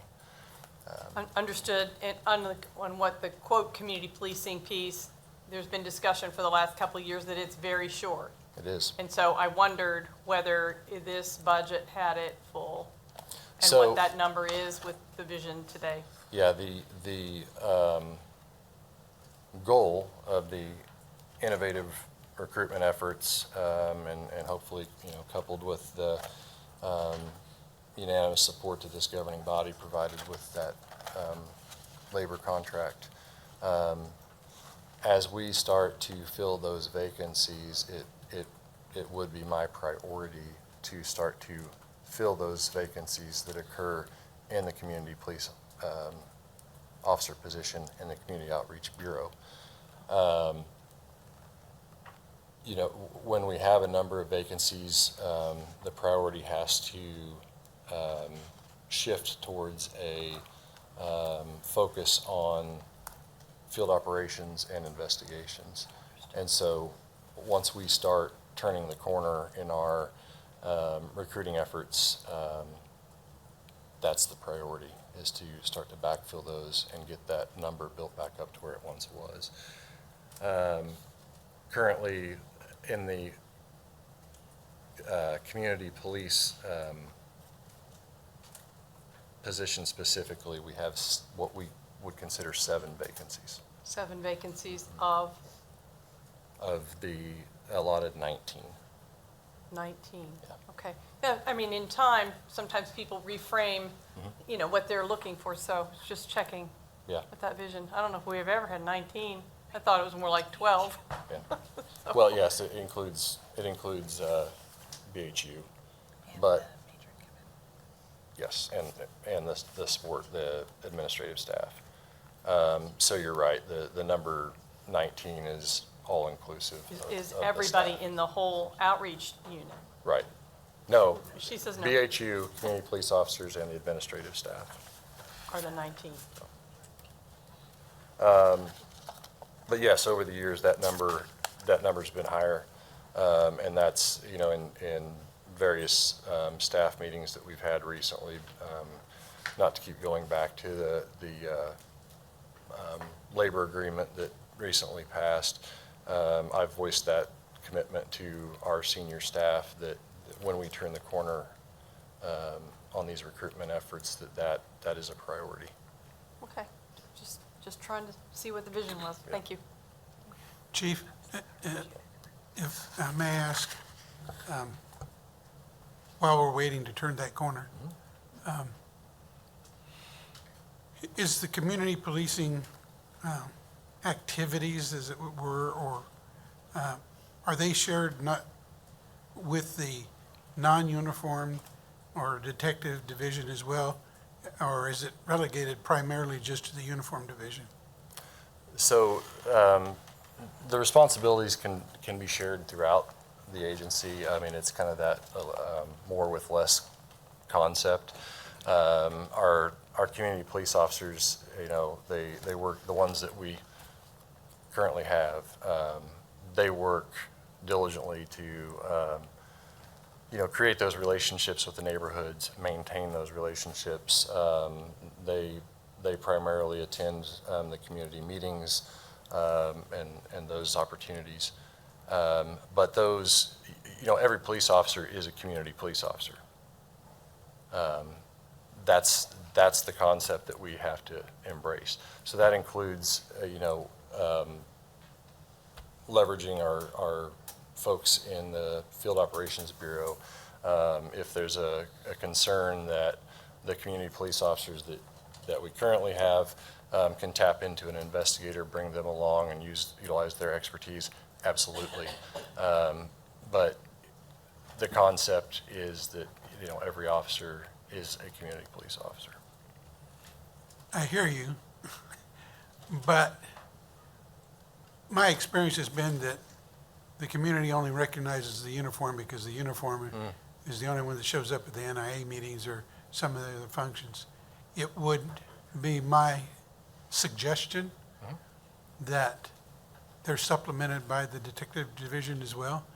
You know, it doesn't hurt to get more than 2 or 3 faces that you're familiar with within the agency. If in fact every police officer is a community policing officer, I think they should share in some of that outreach as much. I know the jobs are different. I know that there is that availability to schedule so that there is a real partnership between that uniform and the detectives. I know that can come in handy professionally as well if you've got a case that you really want to get something done with and you've got a good relationship with an investigator and they share some of the information and the customers. So I would encourage that anyone at the police department, if they see an opportunity to take part in any of those recognized community policing activities, that they take the time to do that. I think it just speaks well of the agency if they really show that it's not just one unit or one division. It is in fact the whole agency if there are representatives from the rest of the agency showing up for some of those events. Yeah, I absolutely agree. It's one thing to sit here and say that every police officer is a community police officer, but it's another thing to actually, you know, put those words into action. So, thank you. Thank you, Chief. Mayor? Oh, City Manager? I mean, Deputy Mayor? Thank you. I'm really intrigued with your comments on that. And I definitely think that and hope that that would be something that would seriously be looked into. I think right now, and I understand that in my district, I think we have 2 community police officers that cover a very wide swath of area. They do their best. They're very engaged. I have more and more meetings with neighbors that I utilize the CPOs with. And I think it's an intriguing idea that you have about having detectives become involved, because then to me, that would put them almost in not really in the trenches, but involved in community in a way that maybe that they are not used to, that they are more disattached from. And I think that when we're talking about a 27% increase over 3 years, then we're going to have to be looking for those innovative ways to have an all hands on deck approach. And I'm not talking to use jail and arrests as a cure for systemic issues that we are challenged with. But when it comes specifically to community policing, we know that our guys and gals are stretched really thin, at least from what I've been able to see in the district that I serve. So I would wholeheartedly support that as well. Thank you. Thank you. Go ahead, Chief. So with that, I can pause at this moment and take questions, or I can pass the baton to John Chardine to cover the property maintenance unit, and then we can collectively take questions at the end. Either's. Councilman Duncan. Yeah, I just have one question before you move on to property maintenance, and this is a small one, but in the increase with the contract with Vallejo, is that just increased costs they have with what exists today, or is that the addition of anyone to that team that works with that? So it's increased costs that they're seeing, getting people on board to fill those co-responder positions. That's a position that we would love to fill is the weekend. Because we currently we have what, first and second shift, so we don't have a third shift or a weekend. We don't have. And I know there's no plan for third, right? Right. We don't have a weekend. An ideal world. Okay. So hopefully that gets people in the door there, and then obviously then we reap the benefit from that by filling that position. Okay, great. Thank you. Do the officers have the ability, if on third shift there's an incident that would require a co-responder, that they could call and ask for an assigned co-responder to come to that call? It would be on a case-by-case basis. We don't have a co-responder that is on like necessarily a callback status, but we also have assets assigned to the behavioral health unit that we can reach out to and try to leverage that if the need arose. We could attempt that request. Okay, thank you, sir. Any more questions for the chief? Mr. Mayor, I was going to just point out, Chief, you still have another slide after PMU, so I would recommend we just continue. You want me to jump to go that? questions? And then, Gotcha. So as Josh mentioned, the city manager engaged the department directors to explore what a 13% budget cut would potentially look like, and what some of the impacts would that would be. As everybody's aware, the bulk of anyone's budget is personnel. So starting with some of the non-personnel items that we looked at for this scenario, you make a small dent, but then you eventually you're talking people. So some of the non-personnel items that we looked at for this scenario was a reduction in overtime budget, a 50% reduction to our vehicle budget, a 50% reduction to our training budget, suspension of our co-responder program, and then a contractual commodity reduction that corresponds to the reduction in FTEs. So like an example of that would be fuel costs, less officers on the street, less cars moving, reduction in fuel cost. So then we look at that small dent. Now we talk people. And to get to this 13%, which is, approximately $7,228,000, you look at about a $5.5 million dent in personnel costs. And when you break that down, you're looking at 47 sworn FTEs, which is about $4.9 million impact, and then 7 non-sworn FTEs, which is about $486,000 impact. Some of the impacts that we would forecast, they impact special events and planning, mental health calls and how we would respond to those and our capabilities there. Narcotics investigations, we talked earlier about specialized investigators and specialized investigations, and that's one area that if we took a personnel hit like this, we kind of step back into a basic police service model of patrol function and investigative services. And so specific narcotics investigations become more reactionary and assigned as a general case concept to a general case detective.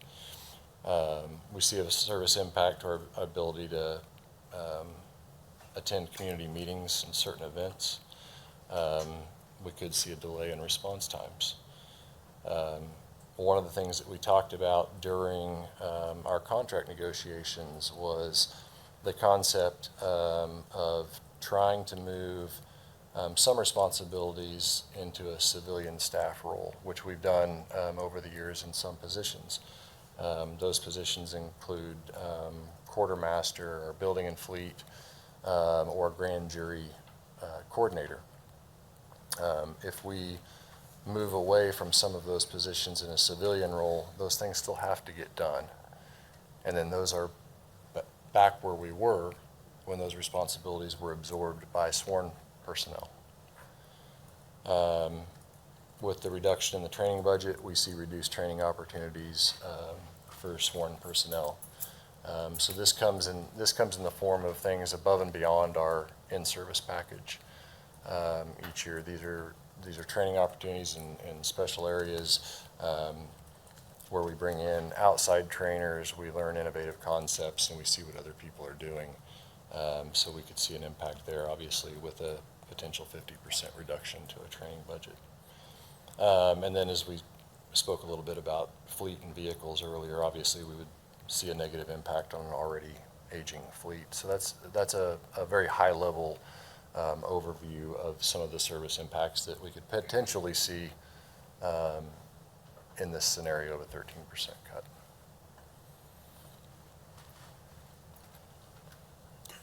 I have a question, Mayor. Deputy Mayor?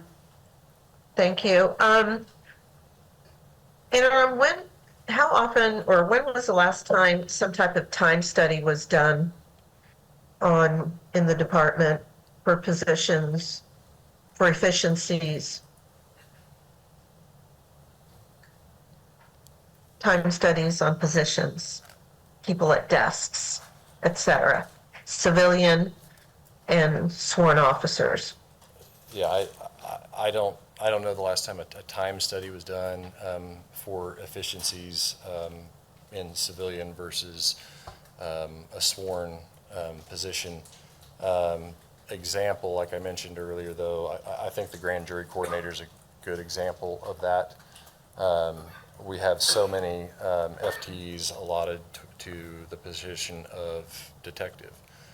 Previously, we had a detective that was assigned as our grand jury coordinator. So that person, a sworn personnel, became essentially a non-caseload carrying detective. And their sole responsibility and reasoning, there is reasoning behind it, inefficiencies, because the grand jury is an efficient process. But their sole responsibility is reviewing cases, preparing cases, and presenting cases to the grand jury. We had an opportunity to then migrate that from a sworn position to a non-sworn position. Same responsibilities, same efficiencies, but we in turn then gained a caseload carrying detective back in our Criminal Investigations Bureau. So not really an answer. So, because I keep hearing, with some folks that I'm interacting with about, again, the police department being top heavy. And so I'm going to be having a meeting with the city manager next week. One of the main topics will be that discussion, because I keep hearing it enough to where I have concerns. Again, we've approved a very hefty amount for police, and I have concerns, even though I understand, there is a need for those at desks. There's a need for all of that. It's not saying throwing the baby out with the bathwater. But the level of comments that I continue to hear behind the scenes about the police department being top heavy, pulling the information to see what some of the pay levels are, the concerns about large amounts of overtime, which I understand are needed, but also some of the information that I brought forth on where we are in relation to other cities based on, I think it was FBI data, that shows that cities our size, similar demographics, don't have as large a police force as what we have. So I think when we're looking at efficiencies, whether we go for this sales tax increase or not, I think that if, with us having approved this 3-year tremendous increase, we also need to be looking at the efficiencies within the department and to actually validate and verify if there's a top-heavy approach that is burdensome for the taxpayer. Thank you, Mayor. One of the comments that I recall from some of the past meetings during contract negotiations had to do with folks assigned to desks, and maybe a misconception that the rank of detective or the rank of sergeant are assigned to a desk, and they aren't in a call-taking capacity or a working capacity away from that. Our sergeants are very much in a call-taking capacity or working capacity. With the number of sergeants that we have at the agency, the average number of sergeants for a span of control of concept in policing is somewhere between a 4-to-1 ratio and a 15-to-1 ratio, with the average being a 7-to-1 ratio. And in our agency, we're right around a 7.43 sergeant to officer ratio. So we're right there in the middle of the average of a sergeant to officer ratio as it pertains to a span of control. Councilwoman Ortiz? Thank you, Mr. Mayor. Do we have any reserve officers? We do not. When do we do away with the reserve officers?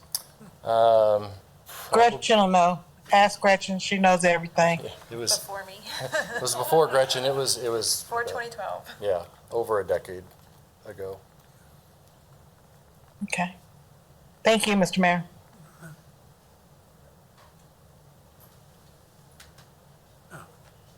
Councilwoman Hiller?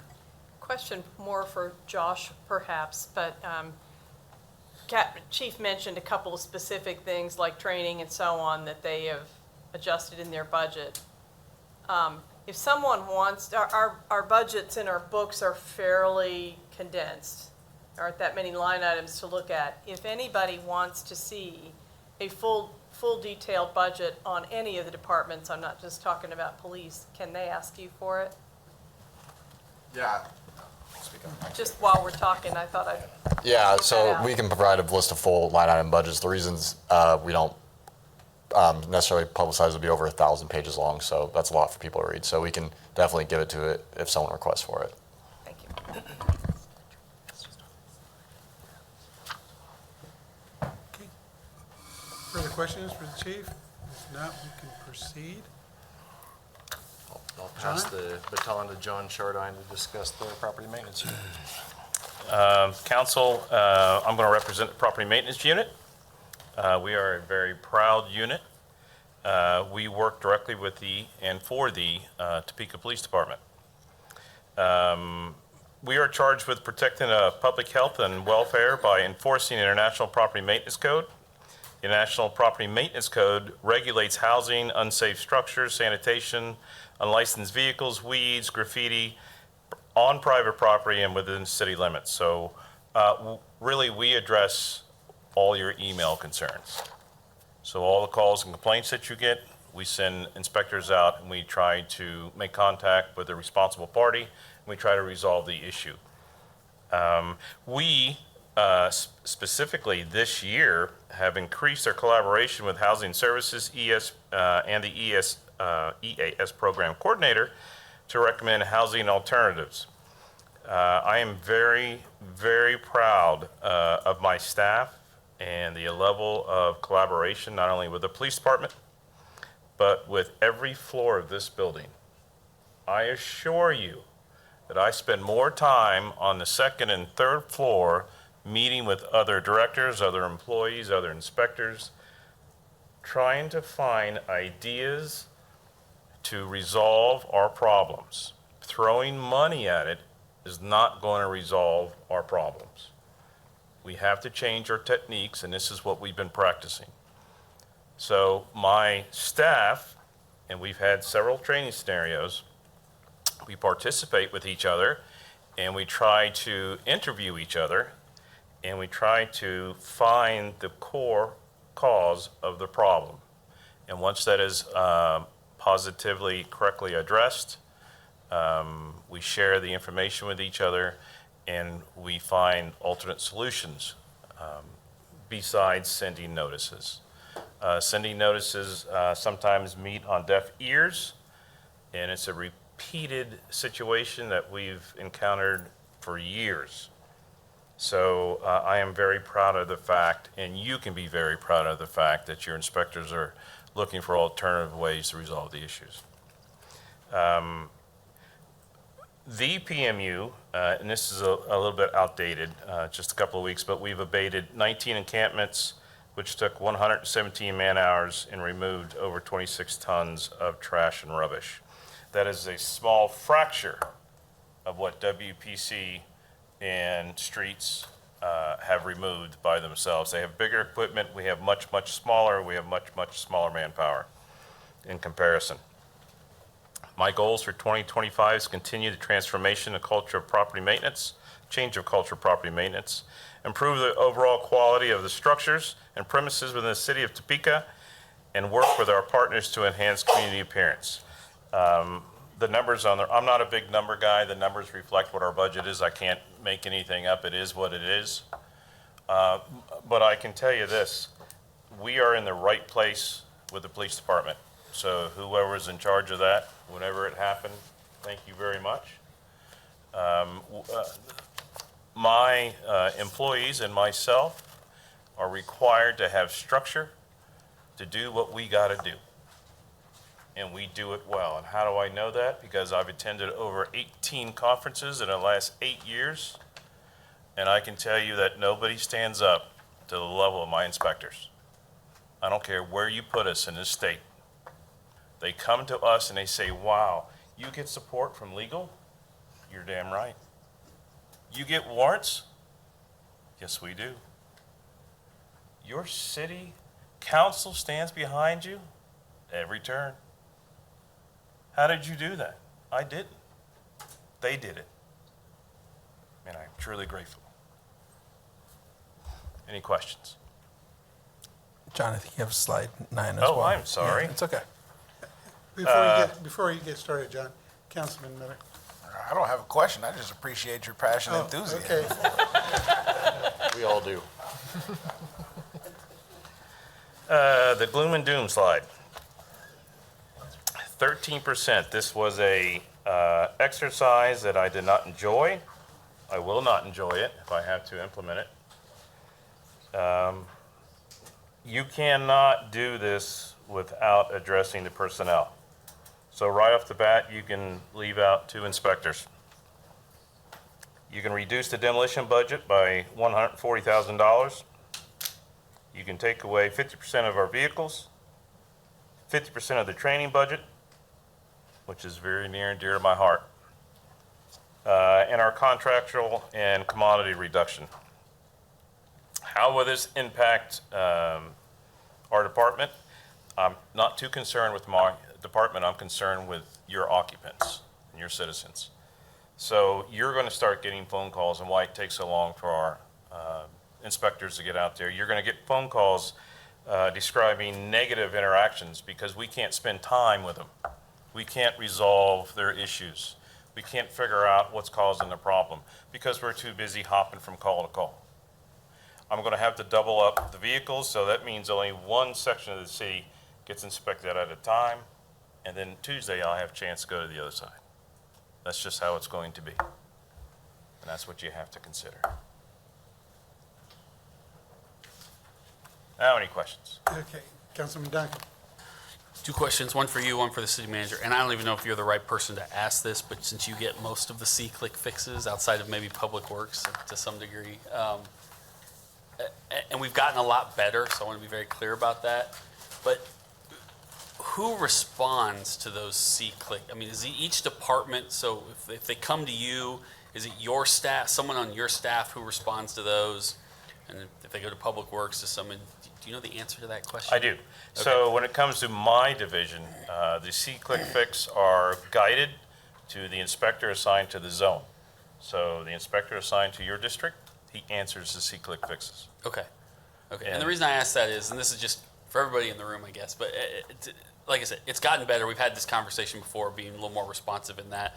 But I know, for example, we've got someone who keeps putting one in my district on an Evergy light that's out. And our response has been, you need to contact Evergy, versus here is the phone number and you need to get the number off the thing to contact Evergy. So what keeps happening is the person just keeps submitting it and it's not getting called in. And so I'm not putting that blame on it. I'm using that as the lowest level example of just a constant reminder that the more detail we can put in those responses really makes a difference to those folks, because they do go back and check them regularly to see what those responses are. And then, you know, so it's just a general reminder to everybody. It is appreciated by citizens when they get a little more detailed response. And certainly I know by me, because A, sometimes it helps me answer the question, but it also then stops the email that comes to me, which then goes to you as we all follow the trail, right? So I would just throw that out there about C-click fix. So my second question for the city manager is, depending upon who's been sitting in your seat the last several years or in the chief's seat,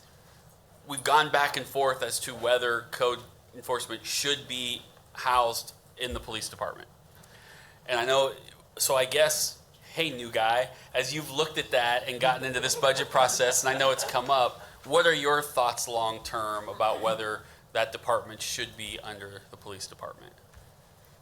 Thank you for the question, sir. So as far as what I've seen, as far as my experience, code enforcement has always been a separate department from police department.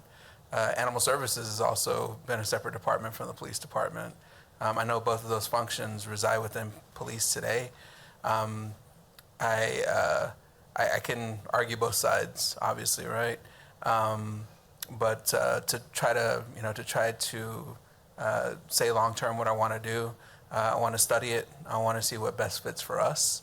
And if it, I'm hearing Mr. Chardine's comments this evening, and I mean, I am open to whatever model works best for us and is best serves the community. And then obviously I want to hear the input from the governing body as well. I mean, I've seen it, like I said, where those are separate departments.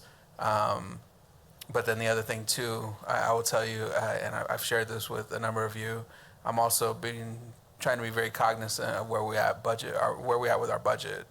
And so to try to create additional directors or other departments, I want us to be very strategic. I want us to be very thoughtful if we do go that route. But again, I've seen it where there's separate departments.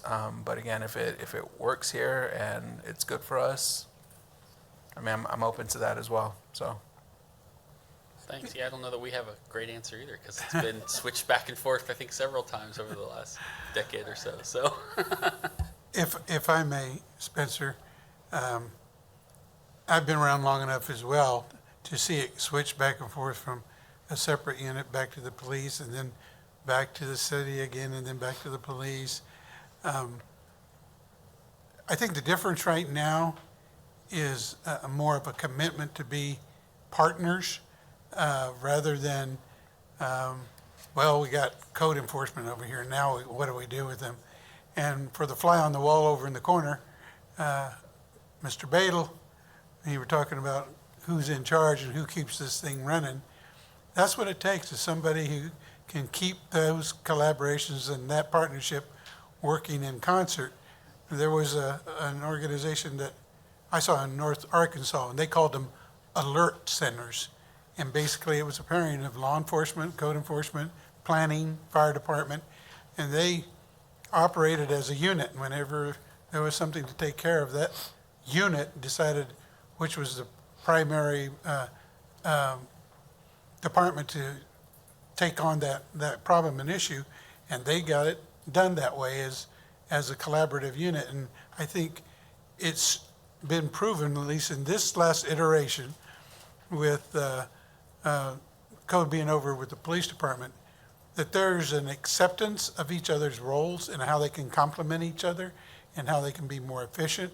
So I think, for my part right now, it's working better than I've ever seen it in my long term as a police officer or on a sitting council. So my congratulations to the work that you're doing, John, and to Chief and to Mr. Badel for taking care of it. Thank you. Deputy Mayor? Mayor? Thank you. I would agree with that, and I think a lot of it has to do with, again, we keep talking about silos coming down. We keep, we're talking about departments starting to work together in a really healthy, collaborative fashion.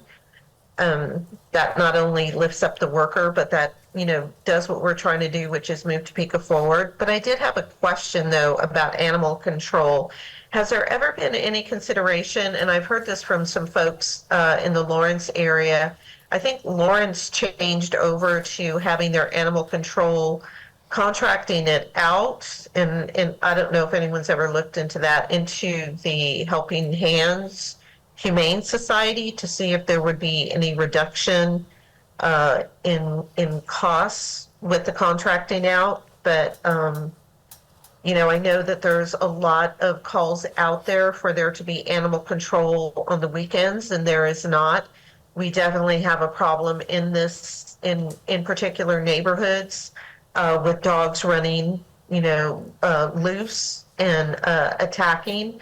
So, but I wonder if there's ever been serious consideration of any cost savings with contracting it out. Could you answer that for me, interim? Yeah, to my knowledge, there hasn't been a consideration for a complete contracting out of the service. Capability-wise, with Helping Hands, I don't think that currently they have the capability or capacity to respond to the field type calls that our animal control unit does respond to. We do contract with them, obviously, for animal holding and other services, but to my knowledge, there hasn't been a complete look at contracting the entire service of what animal control provides out to an outside entity. Thank you. Councilman Duncan? well, that reminded me. I think it's been about a year ago now. We switched how we do towing. We sort of, I guess, contracted that out essentially. I mean, a little differently. I guess my two questions there: is that system working better in terms? Because I know we were hoping it would be more responsive. In terms of timelines, speeding things up, and I guess second of all, have we seen some kind of cost saving in that model since we went to that? You mean losing our impound yard? Yeah, I mean, we trimmed some costs there, and I know we just changed some of our contractual stuff with how we do those tows. I think the efficiencies in that category proved to be beneficial, and instead of us operating the impound lot, we contract through a tow service for those services and the lot services. I think that was an efficient move for us, but like I said, as it pertains to other units within the agency, yet to be seen. Thank you. Okay. Any further questions? Thank you both, all three of you, for your time and presentation.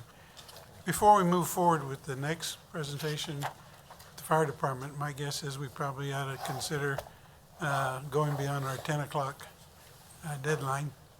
So we'll just make a motion to go beyond our 10 o'clock deadline so that we can continue with our presentations. I make a motion that we'll go beyond our 10 o'clock deadline, seconded by Councilman Kell. All those in favor say aye. Aye. Aye. Online? Yep. Okay. We'll go beyond our 10 o'clock deadline, and we'll proceed now with the 2025 operating budget with, I believe, the fire department. City manager, when you're ready.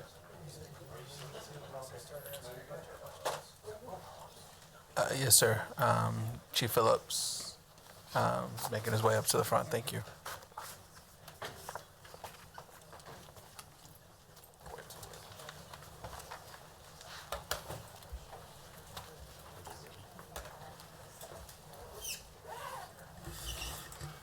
Good evening. I just want to start by thanking my staff, including Deputy Chief Standifer and our business manager, Mike Benson, who's here with me tonight. This is definitely a team effort in putting this together for you. Start off, you see the general overview page. You see a total budget, proposed budget for next year of little over 38 million, of which the lion's share is personnel, approximately 88%. Few of the increases for fiscal year 25, an increase for outside training opportunities, which includes our advanced EMT training program with Washburn Tech. The maintenance addition of $50,000 is for some additional monies for apparatus repairs that we've seen a trending upward over the last couple of years. I would just note that we do are expecting delivery of a number of new apparatus during the next year, so I would expect that number to go back down in 26 and beyond. The additional expense on computer equipment is for a new software system for our inspectors, which are allowing them to be more efficient in the field. And then the uniforms and protective gear. Late in the year last year, we, after the budget was set for 24, we had to RFP those items. We've seen pricing increases even more so than what we expected. So these are adjustments to cover those additional costs for 25. And then repair parts, that is for our SCBAs, our air tanks that we wear inside of fires. Those have went out of warranty. So now we're having to incur some maintenance and repair costs that we weren't through the first part of the life cycle of those. Moving on to the next slide. Are they? Yeah, they're controlling. I don't, this isn't working for me. Okay. So suppression operations, that's the largest piece of what we do. So that's the folks that are out there on the big red trucks running the calls for service. I'm not going to read through the whole slide. A couple of accomplishments last year. We did respond to the highest number of calls and highest number of working structure fires that we responded to since 2003. While at the same time we saw a reduction in the total number of fire deaths related. The other thing is we did complete the installation of the new alerting system for emergency calls on all 12 of our stations. A couple goals for the following year be to complete our incident management system training for all company officers, as well as it always is to reduce our average response time for all emergent level calls. Fire prevention, this is what our inspectors, our investigators, and our public education officer make up this piece of our department. A couple of accomplishments during fiscal year '24. Like I said earlier, with the implementation of a new software system that's allowing our inspectors to complete inspections in the field rather than they used to have to go out, do the inspection, then go back to the office and later fill in all the paperwork. But now they can do all of that in the field. Also, we did take over, started completing fuel station inspections and working with property maintenance, completed inspections of all apartments with interior hallways. This is something new for the inspection unit and something that we believe is a great benefit to the overall safety of the community. And then I'd also highlight we onboarded a new arson investigator, and we continued our partnership with TPD for us being able to have them go through the PD Academy here in town to receive their full law enforcement certification rather than having to travel to the state academy in Salina. A couple of goals for fiscal year '25 would be completion of a fire safety program in all USD 501 elementary schools, to meet or exceed the national clearance rate of arson investigations, and complete inspection of all apartment complexes with interior hallways per the International Fire Code. EMS, I think it's important to note that our same folks that are out there on those trucks doing the suppression operations, those are the same folks that are running our EMS calls. That's just part and parcel of what we do.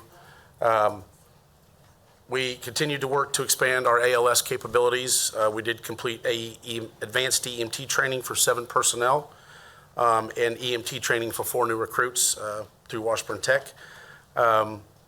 We implemented a joint quality assurance, quality improvement process with AMR for critical level calls, and started additional quarterly training for our ALS personnel. Goal for 2025 is with the additional personnel that we have already trained to the ALS level and others that we have starting that training, it is our expectation to add another frontline apparatus to our ALS response level at the beginning of next year.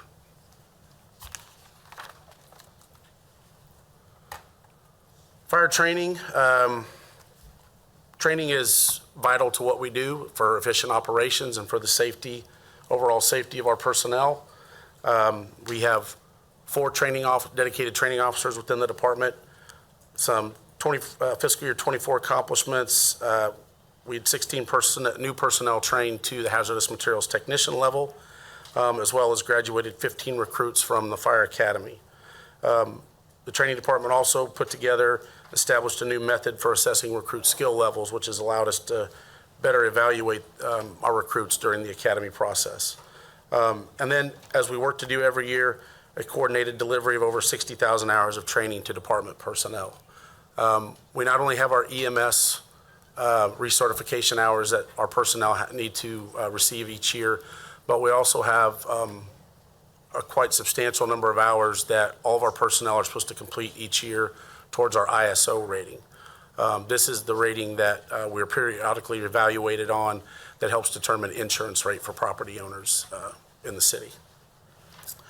A couple goals for next year: provide the training required to meet those ISO standards, as well as our EMS continuing ed hours, and then also to increase hands-on training opportunities for TFD personnel. Last slide we have, just as they talked about with the police department, we were asked to show what a 13% reduction would look like for TFD. With approximately 88% of our budget being personnel costs, there's no way around that would be an area that would be hit pretty hard to get to that number. The number for us is just under $5 million. The lion's share of that would be some vacancy credit savings from a handful of open positions that we either currently have or we know that we'll have through retirements between now and next year. But that would include also us laying off 37 personnel. We have been fortunate the last couple of years through our recruiting and retention efforts to get our vacancies down and to get our spots filled. But to incur a reduction of this magnitude would mean laying off personnel. And in looking back through, what it would mean is that everybody that we've hired since I took over as chief in March of '22, we would be laying off, just for some perspective. Along with that, we would have a reduction in callback and overtime of a little over $500,000 for next year. There would be some associated savings with not hiring new employees, not having recruit classes, as you have C listed here. We would forego some one-time equipment purchases, including some PPE, or personal protective equipment, for current personnel.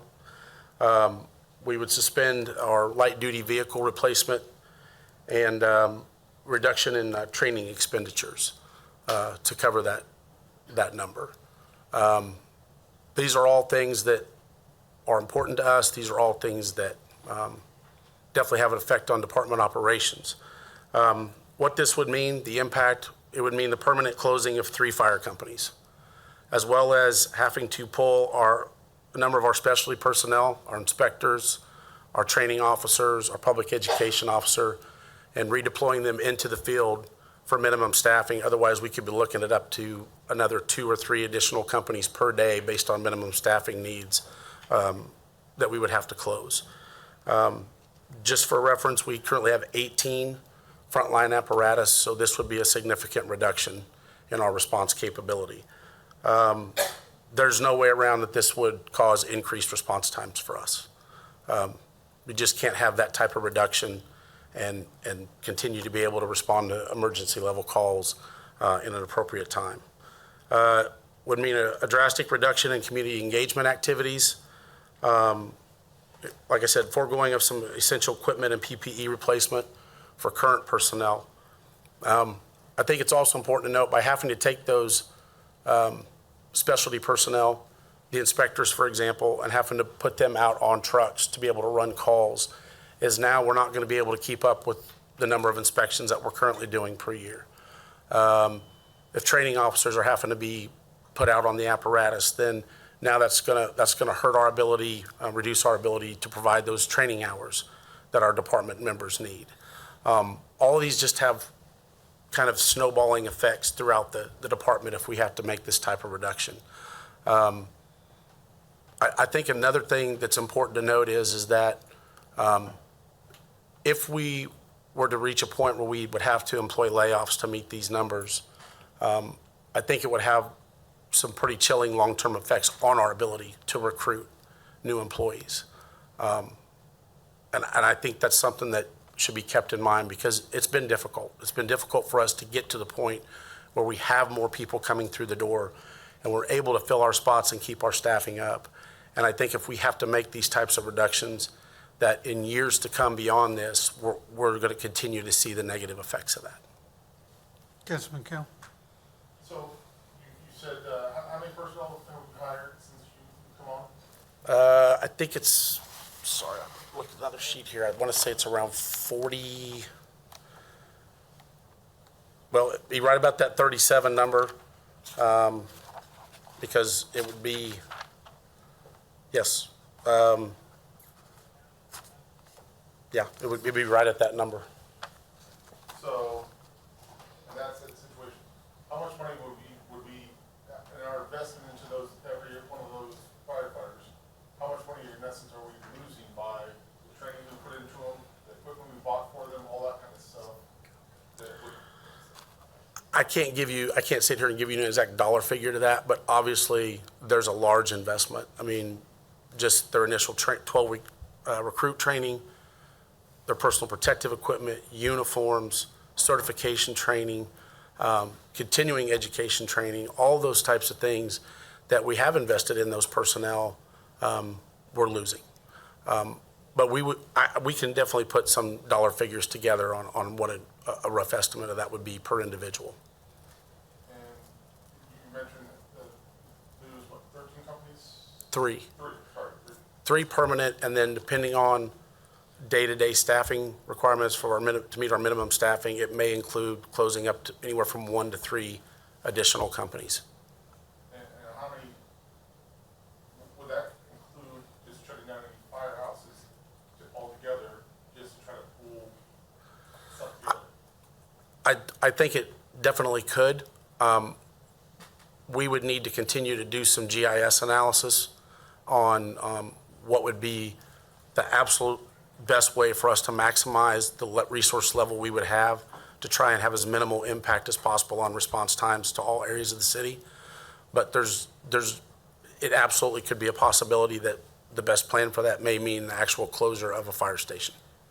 And so on that aspect also of, we were talking about, what, prior you came on, we had a pretty significant deficit in openings. Yes. And so that caused a lot of wear and tear on the firefighters that were on duty, and caused some of them to question long-term if they're gonna stay with the department or not. So that would in essence come right back again, and we'd actually now have a problem filling positions again. Wouldn't you say? Quite possibly, yes. Thank you. Deputy Mayor? Thank you, Mayor. I have a comment and then a question. I think the whole idea of the possibility of 3 fire stations being shut down is chilling to me, not only because a number of years ago, I don't know, 3 years ago, we had the fire commission, which sometimes felt like it was a semi-brawl on, not trying not to have a couple of stations closed down in District 2. We understand just the consummate amount of fires that we have in this city, which I think is alarming to all of us, and how much of them are, appear to be arson related. So that is just really chilling to me to look at these type of cuts.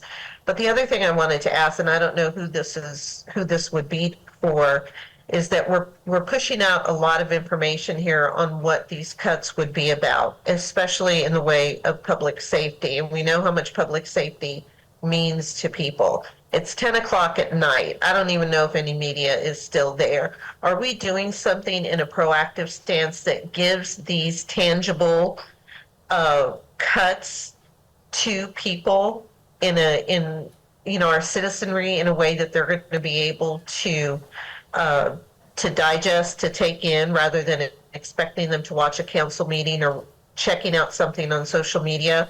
Because this is really, all of it's hard hitting, I think. But I know there's probably not a lot of folks watching at almost 10 o'clock at night. So who would be able to answer that question? Deputy Mayor,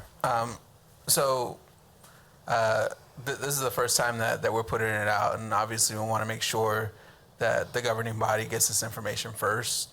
I don't necessarily, I don't want to start putting things out in the media. I mean, we can come up with something, but I don't want there, and that's why I was very clear in my opening comments that this is not what we're proposing. This is not part of the FY25 budget. The FY25 budget is balanced, but these are some of the future considerations for FY26 and FY27 that we're probably gonna have to address. And so what I'm hoping, and I've been talking to Josh about it, we get through this budget. I want to have a retreat with the governing body beginning of the year. We can start refining some of this based upon our end of year revenues, and then just see where we're at with our expenses as well. But we can talk about putting out some of these statistics, but I just don't want. I don't want to put anything out that's gonna cause the community to get stirred up. I would definitely appreciate guidance from this body as to how we want to communicate this. But again, this is the first time that we're putting it out, and the whole idea is we want the governing body to hear this first. And so we can work on crafting something if that's the will of the body. Other than this first initial round, we haven't done anything yet. Okay, well, I appreciate that, and I get it. I get that the governing body has to be the ones to look at it first. I'm thinking, ahead of time on this, because if we're looking at these big of deficits, right, and if we're trying, if you're juggling and looking, what we may have to do when there's talk about, a possible sales tax, tiny increase, et cetera, and the pushback. We know we have the pushback on the mill levy and all of that. At the same time, I understand the hesitancy, but, these are real possible numbers. And I understand you don't want to get the community stirred up, but the community is already stirred up because everybody's just trying to make ends meet. So when it has to deal with public safety and these type of huge cuts that may end up coming down the pike, and what are the alternatives, I think, yes, we need to understand it first and foremost as a governing body, but it's always going to behoove us to put the realities of what we're looking at forward sooner. And I'm not saying tomorrow, and we don't need to be so literal about this, but it's going to behoove us to get in front of it when we know how people are responding to mill levy and possible sales tax increases. That's all I'm saying. Thank you. Councilman Duncan and then Councilman Kell. I hear what you're saying, City Manager, but this is a public meeting. You are putting it out there. So to say I wanted to give it to you first and not really put it out there and let people talk about it, it's out there. Someone already came tonight and spoke against a proposed sales tax that we haven't had one conversation about and wouldn't even be on a ballot till a year from now. I think having these numbers for people is important, and I think having these long-term projections, conversations is essential. I think my frustration through this process has been we're already talking about a 26 budget when we're supposed to also be crafting the 25 budget. And I don't see too many cuts throughout this budget this year to try to defer bigger cuts a year from now. And so I do hope that as we continue these conversations, while this information is a crucial piece of the conversation, we shouldn't just say every time, we're good with the 25 budget, so let's already start looking at the 26 budget. And I know that's not wholly your intention and message, but I do think a little bit that is starting to lead that way instead of us maybe hunkering down on the budget we have in front of us and seeing where we can make some changes now to make these numbers look better a year from now. And so I just want us all to stay on that path a little bit instead of, because we've spent a bulk of this conversation about a budget that's a year out, not the one we're supposed to be on tonight. So thank you. Councilman Duncan, I appreciate those comments, sir. Please know that when we're workshopping this 2 weeks in, I don't want to come and be the guy who's like, oh yeah, let's cut 20 of our officers, let's cut 20 of our firefighters, so that way we can, have that and save that going into FY26 or beyond. Again, with the information at hand, my best recommendation is that we use our one-time reserves as much as possible. We shift some things to capital, so that way we're balanced for FY25. That is the message. The message is that we're balanced for FY25. Here you have in front of you, and you will have an amendment process as well, that any council member can take any of these numbers and propose an amendment. So if you want to do some of these reductions, that's totally up to you. But again, you have the numbers in front of you. From my perspective, I was literally 2 weeks in when this was handed to me. And so to make the best recommendation possible, that's what you see in front of you. And so yeah, again, that's your prerogative. That's anybody on this body's prerogative. If you want to take any of these cuts and make an amendment to the proposed budget. But the fact of the matter is that we are going to have to make decisions, whether it's now or if it's in FY26. By using the one-time funds and by shifting things, we actually buy ourselves a little bit of time to think about it versus let's just take 20 positions out of any one department or cut, a couple million here, a couple million there, without really studying what the effects are going to be. And so this is actually the first time going through this exercise that we're actually able to see what some of these reductions could equate to and what those results would be. Thank you. Did you want? Okay, Councilman Kell. All right. So the big topic tonight is public safety between the police and the fire. And I believe we had in our discussion, preliminary discussion on this, is if we didn't touch police and fire, because there will be a lot of people say you can't touch police, you can't touch fire. We need those services. Wasn't the number then in essence we'd have to 42% out of every other department? 75%. If we first funded police, fire, Public Works, and I think some of our social service grants.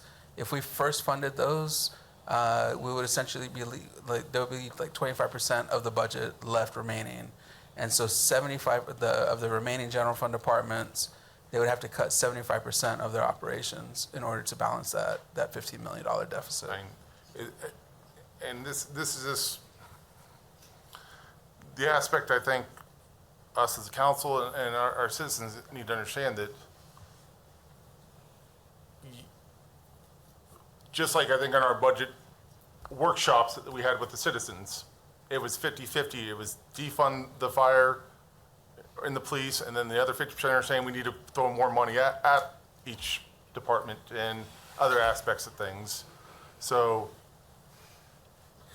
we just need to look at this as what's best for the city, what's best for the citizens, and if we all as a community have to tighten our belts, we tighten our belts. If we all have to, raise the middle level, we have to we have to look what's best. And right now, it doesn't look good any way we do it. Because if we cut stuff and stuff happens, people are gonna say, where was this stuff at? Why'd you cut it? And the flip side, if we raise the mill levy, then we're gonna have people sitting there saying our taxes are out of hand, or we're killing our own city by having people leave because of everything. So we just have to look at this as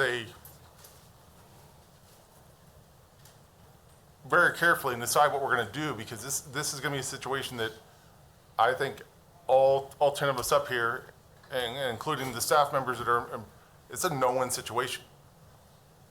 I mean, we're going to get nailed by the public, by the media, whatever decision we make, and whatever decision we make is going to have long-term ramifications. So we need to really look really hard at all this and try to figure out what is best long-term, short-term and long-term for our city.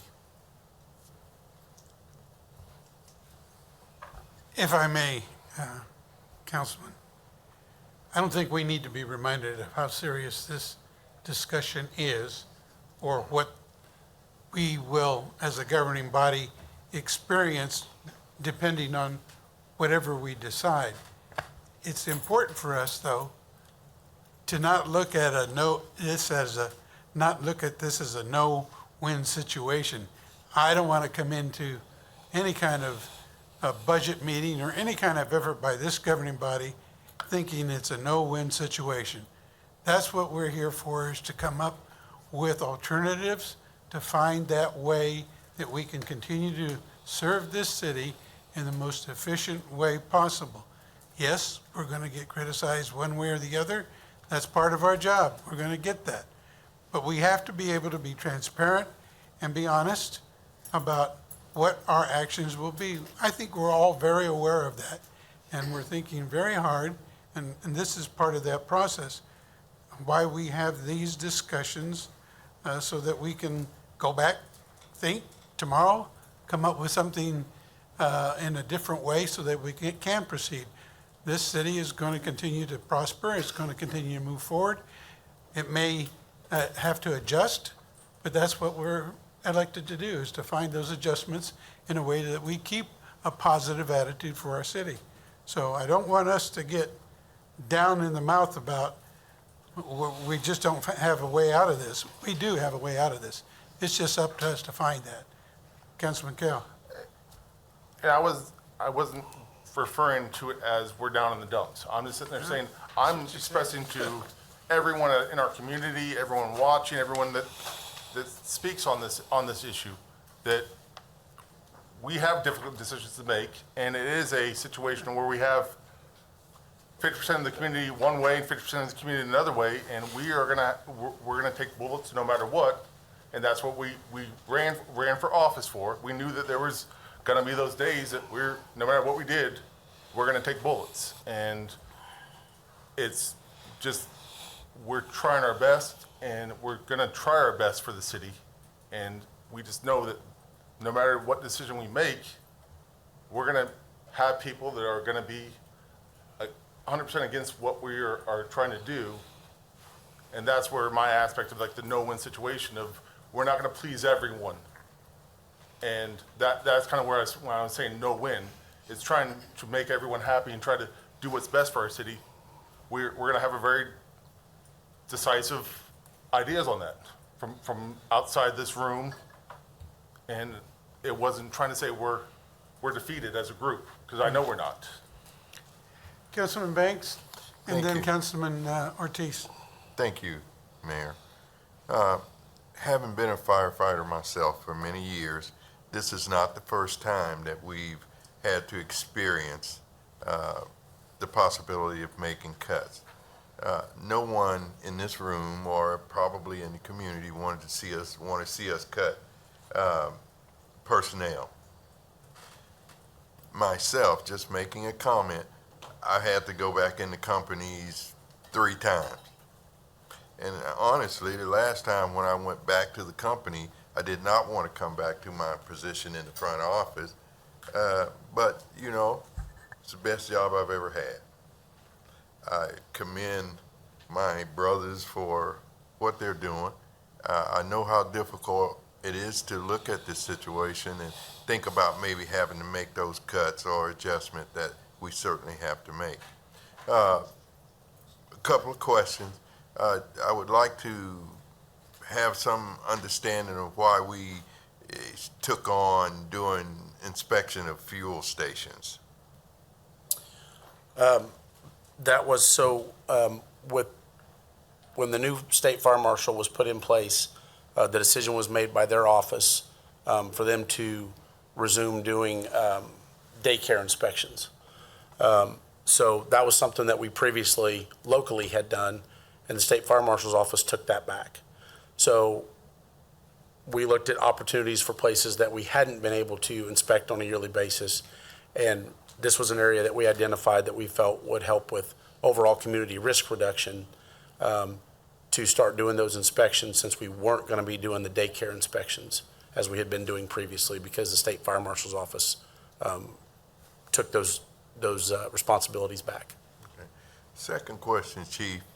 You know how much I invested into our public education program on the fire department, and it's, to me, a step backwards to see that we only do education in the 501 school district mostly, when the whole process was to develop a city, county-wide education system that allow all of the kids in our area to have an opportunity to understand and be able to participate in fire safety.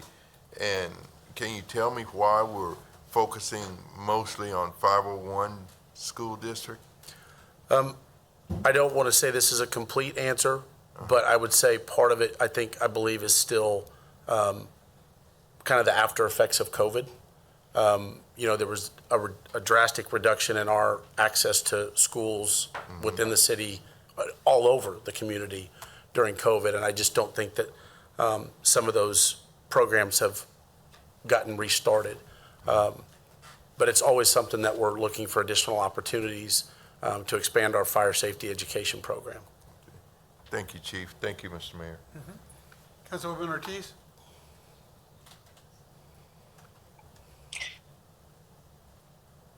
Couple of years on this board, we have always made tough decisions, and decisions that we can live with, and decisions that our constituents can live with. I personally, and I know I don't feel good tonight, I personally want to focus more on the 20.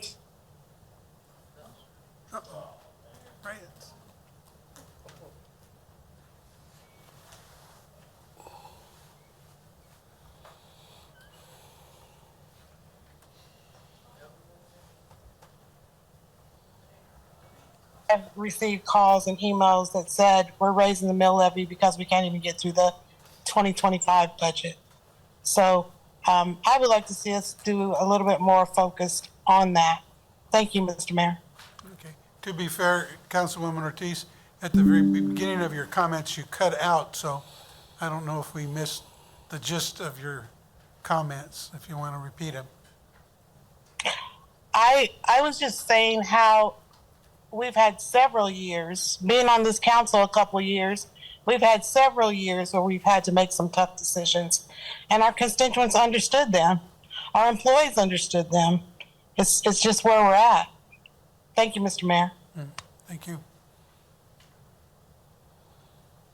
Councilman Cam? Can we, before we get into each presentation for each one, can we take the community comments and talk, or at least have those part of the presentation for each section? I've had a couple people message me saying that certain things weren't said, but then I go back to our presentation last time, and they're in the listening session notes on our slide from last time. So maybe this way, as the public's following us along right now, they can see the listening workshops we did with the other any other departments we're talking when we have those out.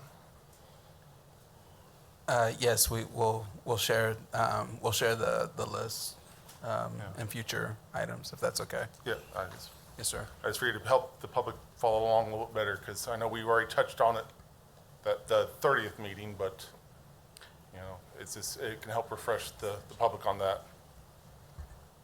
Okay. Chief, you want to go ahead and proceed? Or are you done? That was it, sir. Okay. Any further questions for the chief on his presentation? Thank you very much. Appreciate it. Thank you. Thank you, Josh. I believe the next one we have is on information technology. Yes, yes, sir. Randy Stahl is coming up to deliver this presentation.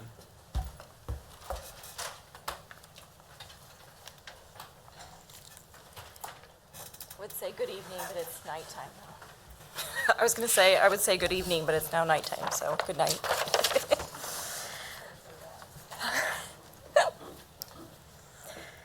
Okay, I'll try to be as thorough and as quick as possible, but we have a new mission statement for our IT department, providing reliable, secure, and innovative technology solutions to support the efficient and effective operations of the city government while prioritizing citizen service and data security. So the FY25 increases include inflationary costs. That's the majority of our costs. All of our service agreements, equipment costs, pretty much everything has gone up across the board. We also have the Microsoft 365 licensing restructure. So now we're paying for Microsoft licenses for every user in the city. So that's an incremental cost.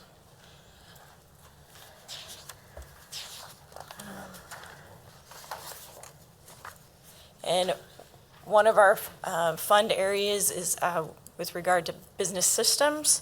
And this basically consists of the back-end support that we provide, data analytics, web development for applications and systems across the organization. It also focuses on the maintenance and development of applications by the IT department. So it's what we refer to as our applications side of the house. So all of our folks that support all of the different software that everybody uses. So there we have about 1.5 in personnel costs, and the remaining is in $220,000 there. And some of the accomplishments include migration to the new 365 environment, and then providing better continuity of operations and security for the city, as well as designing a disaster recovery plan for for continuity of operations. So we're continuing those Microsoft products and enhancements that we're getting in our licenses. We're trying to implement those things. And then we're have a plan for a workshop in September to develop a more detailed disaster recovery plan. For 25, we're looking at completing additional software upgrades and migrations from legacy systems, things that are starting to become to end of life. So we're seeing that in a number of our applications, court, legal, our ERP system. I mean, so it's across the board. So we're frantically trying to get all of those things updated or migrated to new applications. They will also be implementing the new ERP system, as you guys know. There's a separate slide for that, and we're in the process of improving our website, so hopefully that will be done sooner than later. We've got a lot of content to clean up, so. Then the technical support group, which was migrated to IT in FY23. They have done a lot of new things that they haven't done before. They've worked with the vacant lot application process and providing mapping for that. They've worked with the land bank application and allowing the public to see city-owned properties that are for sale. So those are new uses of their capabilities. Road closures for the ways, notifications that go feed into the system so that maps, your wayfinding maps like Google and so forth, will know that there's a road closure. Field applications, users in the field have the ability to map things in real time and put points on a map. So we're deploying assets such as iPads where people can update data in the field so they don't have to come back to the office. It makes them a little more efficient that way. So we've been making some significant advancements. We're also upgrading the software for that tech support group as well, so that they can keep up. There's still a couple iterations behind, but we'll continue to try to push forward and maximize our capabilities. And in FY25, they hope to expand city asset and inventory data. There's a lot of data I think that a lot of other departments would like to have mapped in our GIS tools, and so we're hoping to start expanding the data collection for those items and making sure that we're getting those things mapped. And then continue to improve the actual applications, as I just mentioned. Then the ERP upgrade.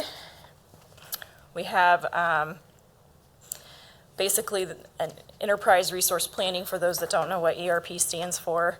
And basically it will replace our existing finance, HR, our supply chains for purchasing and those kinds of things. It'll also work with our permitting and licensing, back to sharing and collaborating between departments. It will help us facilitate that better. So there's a number of different aspects to the ERP besides just the traditional components that you would have. Tyler Technologies was the selected vendor, and we managed to negotiate approximately $600,000 off the cost of the RFP for the actual implementation, and then another $500,000 off of the SaaS fees. So we total in our negotiations were able to save $1.2 million. So we felt like we really squeezed about all we could through those negotiation processes. So we'll continue to assess our current business processes, map the data for conversion, and build our chart of accounts. Those are our next steps for the ERP. And then last, but not least, this slide I think up here is a little dated maybe. Is it updated? Yeah, they're using the old one, but okay. It's right in their packet. It's right in the packets, okay. So some of the things that we had to take a look at is not to completely eliminate everything across the board, in certain areas. And unfortunately, we had to take a real hard look at our cybersecurity solutions. And what this does is it takes us down to about $184,000 worth of software and service agreements for our cybersecurity applications and reduces to the bare minimum. And so that could have an impact on our cybersecurity insurance. It could obviously increase the number of attacks could get through if the software to the bare minimum is not sufficient enough to do the job. We've also talked about reductions in operational software where we think we could maybe move things to other solutions. One of those is SeeClickFix. ShareFile is another one. And then the document retention program We use DocuSign for all of our contracts currently, and open forms. So those are all big wins that I know the staff right now are probably not real thrilled about. But the idea is that we'd have to find our own internal solutions in some other way. We'd have to create solutions in some cases, or we would leverage other tools that we have that may not be exactly designed for that solution, but perhaps could still meet the need, but it would be more crude and wouldn't probably be as efficient. We would need to cut at least 2 FTEs, and that would impact our customer service because one of those would be a help desk position, and the other would be in our GIS area. Then professional services, across the board, we hire professional services to supplement our staff. We would need to cut those back, which would reduce the amount of things that we could obviously do. And a lot of times this is in areas where we don't currently have the expertise, that we have to go out and find a vendor that can help support that. And then a big hurt to us would be to cut our help desk software, and we'd have to come up with a alternative solution. People submitting through some sort of email channel or some other fill out a form. I mean, there's a bunch of ways you can do it, but it definitely would not be efficient. We would also look at removing VPN access, which it would reduce the ability to have remote work. So it's not a huge ticket item, but it increases our cyber risk by having VPN through, and if we're reducing our cybersecurity software, that risk goes up, so that we wanted to balance that out. It would also obviously be somewhat of a savings. And then reduction in hardware and maintenance. We routinely have to replace devices on the network itself, so hardware, switches, those kinds of things, backup batteries. We also have the issue of broken devices and things of that nature as well. So we would have to cut $170,000 out of our existing budget to cover that. And Randy, along those lines, one of the things that we are looking at is also reducing whether or not our employees have both desktops and laptops. We're trying to reduce our costs that way along the reduction in hardware maintenance. That's not here, but it's just something that we are also considering as we move forward. So there's things that we're also looking at beyond what's just presented here. But I want to be very clear with that as well. Yes. So thanks. So there are some actions that we're taking now, and that's one of them, is implementing a new approach to that. We're also taking a look at our cell phone usage, cell phone invoices. I mean, there's a number of things that we're already trying to look at and cuts. So, any questions? Questions for Randy? Councilman Miller?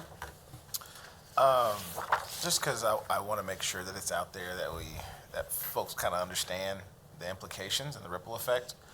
When you talk about 50% reduction in cybersecurity, you're talking about data theft. You're talking about not just staff, but you're talking about the public as well. Yes? So when I talk about that, most of that cost is made up of software. Some of it's software as a service. Some of it involves hardware to prevent people getting into our network and things of that nature. We would want to keep the hardware stuff in place as much as possible. It's the add-on services that we utilize to help monitor that we would be cutting a number of those applications. There are different versions in different ways. So some of the challenges, like our cybersecurity insurance, we get a better rate because we have those capabilities. If we start cutting that, then that could impact our cybersecurity insurance rates as well. But as far as impacting the public directly, if we have data theft, to your point, there's potential somebody could release that data, and then the public could be impacted if there's theft of that data.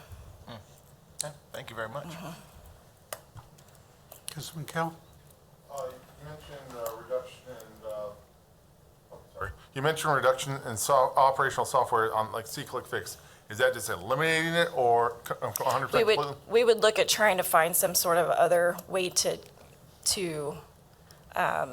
receive information from the public, So that- perhaps through our website, because there's some built-in tools and capabilities in the website that would perhaps allow us to be able to at least fill majority of that gap. And this would also probably put a halt to plans on trying to interface with our water and other services that we were talking about, possibly trying to have public access to, so the public could view their water bill and that kind of thing. And I know that some talk of that was happening where we Some of that's tied to the ERP, and so we wouldn't necessarily have that impact. It would be in combination with the website as well. We'd have portals and things of that nature. So, All right, thank you. yep. Councilwoman Hiller. Thank you. A couple of sort of unrelated questions, I guess. I thought nobody was on the VPN anymore anyway. So we have some limited capability currently. We're replacing the old system. I shouldn't say the old system. We're replacing the interim system with the new system. Hopefully it'll be up before the end of the year. So that would give us more capability back. Because right now what we're using as an interim basis is very limited number of people to access that system. Okay, maybe I can follow Yeah. up with more. You spoke of, in effect, redundancies, that when we keep adding, whether it's hardware, people have 2 cell phones and 2 computers and all that. And then we spent a time over a few years adding all these fancy softwares, open checkbook, track this, track that. It's too hard to see from here, but I mean, are we retiring some of these? I mean, at a certain point, you've got Sure. clutter Yeah. instead of efficiency, and So you hang on to it, it's a mess. Right now, we're in an overlap period of time where we're going to have the old ERP and the new ERP, and we're going to have to pay for both at the same time. So obviously, the old will get retired and those costs will go away.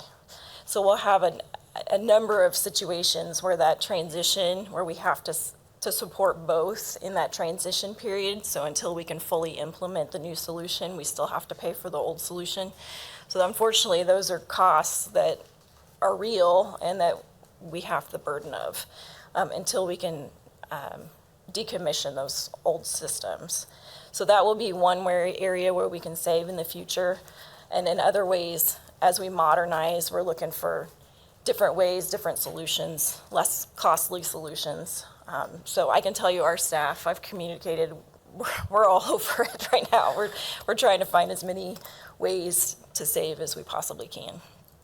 I appreciate that. Well, I mean, some people are still, was it AS 4000? AS 400. Got rid of them So that a long time ago. and we're they're working still on going. phasing that out, and some of those related costs to having hosting that data in-house will change.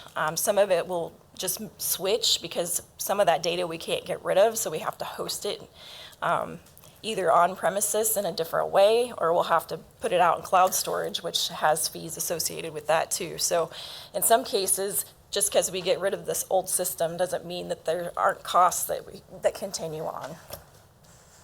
Is that something that you even have mapped out at this point, or is it still just changing so fast? Some of it is mapped out, some of it isn't. I'm happy to sit down and go over anything that you want to review. Just wondered Yeah. whether you felt like you had it. Some of it's conceptual. You know, we know where we want to go, but we're just, how we get there, we're still trying to work through. Thank you. Yep. Thank you. Further questions? Okay. Thank you, Randy. Thanks. Thanks for not going too fast. It's late.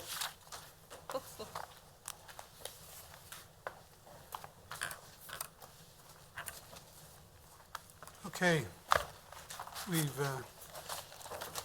addressed public comment. We can move to announcements now. Madam Clerk? Okay, for the August 20th agenda, we have one mayoral recognition for Washburn Tech Skills USA winners, one presentation from the MTAA budget update, Consent agenda consists of professional services contract with Development Strategies, and then the four ordinances that were on there for eminent domain will be moved to action.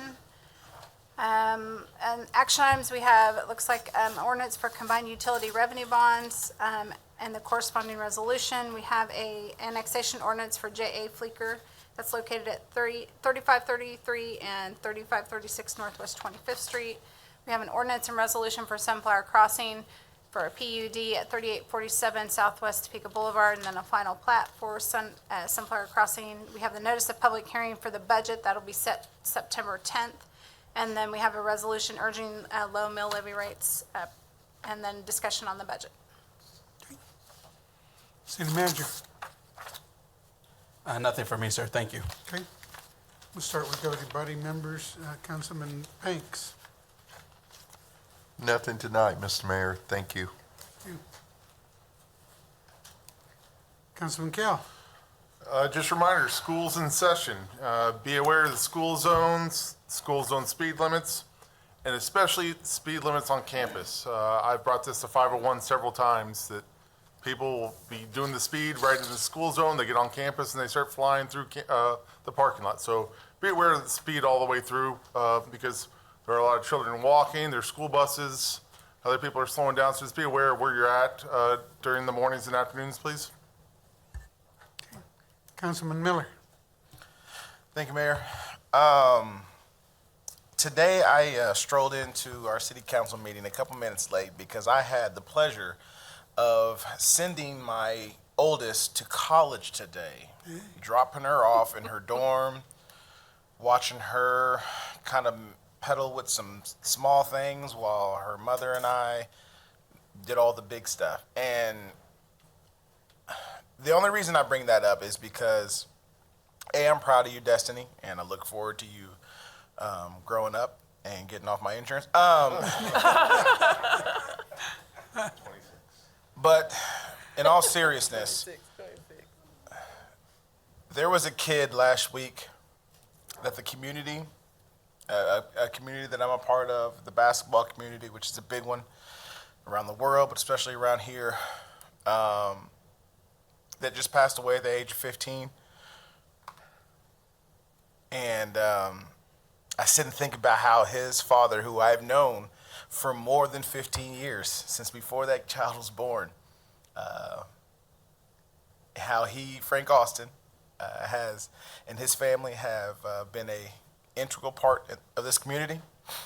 And his son, Frank Austin III, is no longer alive.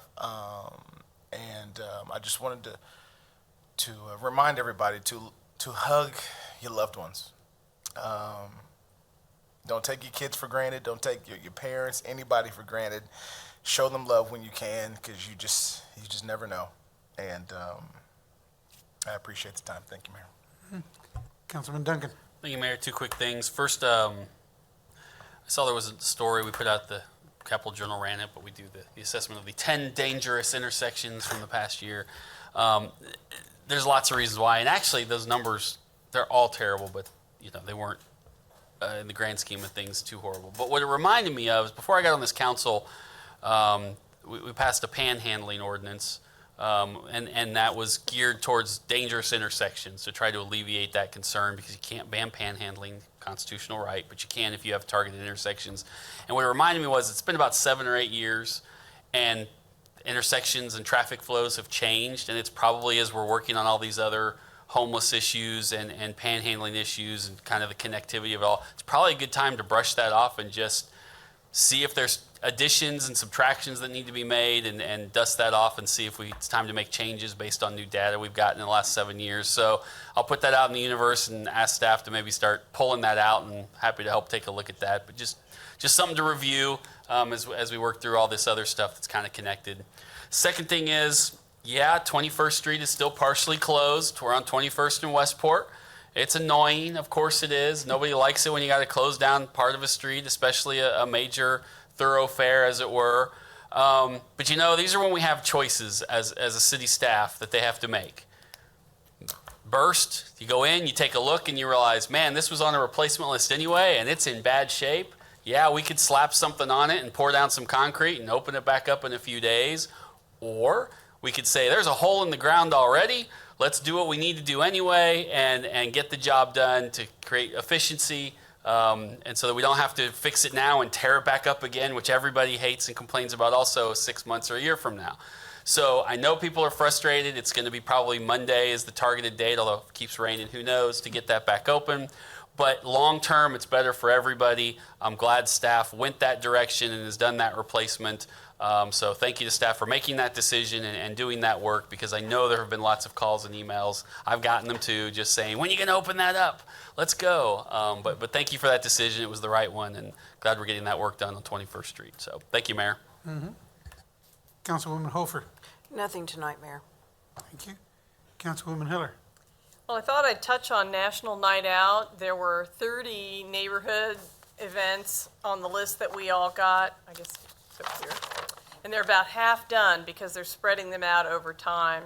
Just wanted to give a shout out. The basketball tournament in Tennessee Town was phenomenal, packed, and the staff did the day before finished their Part 1 Dreams 3 project, and there was new striping and new backboards on those courts, by golly, and it worked. So it was a really great event. And then the First United Methodist Church did what they called a downtown event, and they were packed as well. All the way through the church, they had cakewalks, they had food, they had a reader's corner, they had all kinds of stuff. Families from the area and from all over town coming for that event. The Red Couch helped them promote it. I gotta say, a lot of people have seen it on the Red Couch, but kudos to First United Methodist as well. And I wasn't able to go, but I heard that the turnout for the kickoff at Westridge Mall was also a lot of fun. So good for PARS, good for everybody that's been involved in getting these going. That's it. Okay, thank you. Deputy Mayor? Thank you.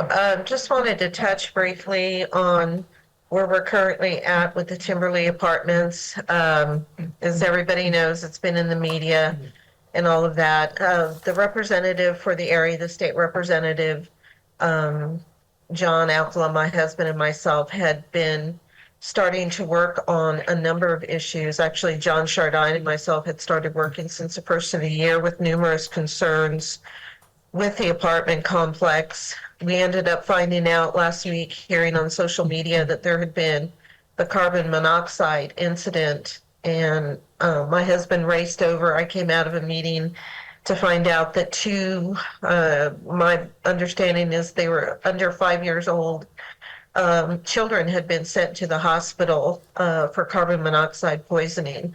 Levels out of the 4 units that were condemned, there was 1 unit that was at about 250. I don't know what that particular level means, but it is the level of deadly. And so this was mounted on raw sewage that we had stumbled upon when we were doing knocking on folks' door, because we were continuing to hear about complaints and people afraid of eviction.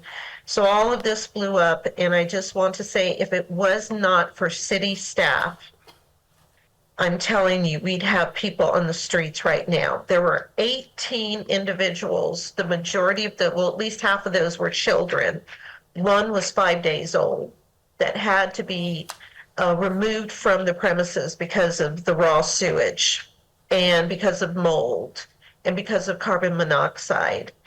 And so, especially for housing services, Carrie and Rhiannon were there. I cannot tell you how many hours they were there, how many hours they've been there, getting hotels, trying to get proper services in semi-decent that would pass inspection apartment complexes there at Timberley. We were not hearing back quickly enough from this particular section of HUD, Kansas Housing Resource Corporation. They really dropped the ball. They really did. They kept pointing the finger at HUD. this particular section of HUD was pointing the finger at KHRC. And so the bottom line is that with the help of some of the governors and liaisons, but specifically Senator Jerry Moran's office at the DC level, a huge thank you, because I doubt if we would be where we're at right now.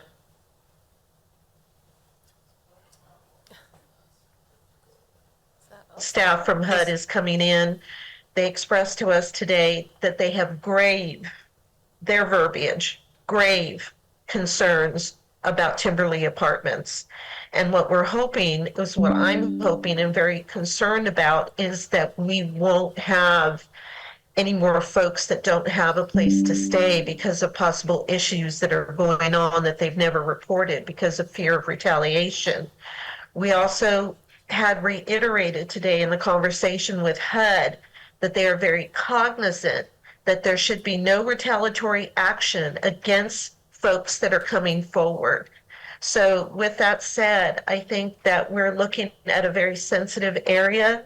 It's just kind of holding our breath and wait to see what those initial inspections show. And then we'll be having a conference call with city staff next week. But I wanted to just say a huge shout out to the city staff because they excelled in this time when everybody was just reeling because the situation was so bad. So thank you, Mayor. Councilwoman Ortiz.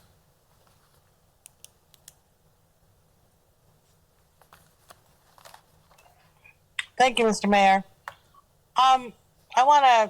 Staff all around has been really working very hard, and I want to shout out to the forestry department.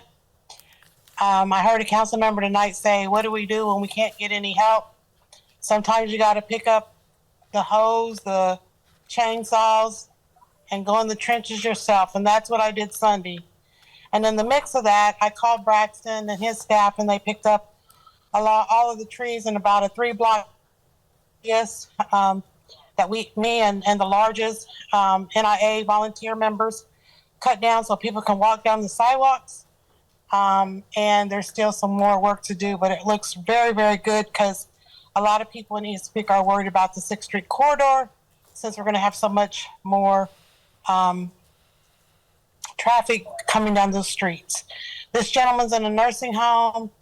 His property is tied up in court. The guardian and the payee are fighting. He gets $40 a month, and city goes out and they cut it. And then they charge him an extra $500 that never gets paid. We want it to look good. We want it to feel good. And in the process of that, I inherited poison ivy. So I'm at home dealing with that, but it's okay. I would do it all over again just to make our city look good and to look clean. And again, I wanted to thank city staff for that. I'd like to thank city staff, the police department. I seen a police officer on California. There was some trash. He got out, asked the neighbor for his trash can, swept it up. So I see our employees, thinking and moving outside the box, and I appreciate that. Thank you, Mr. Mayor.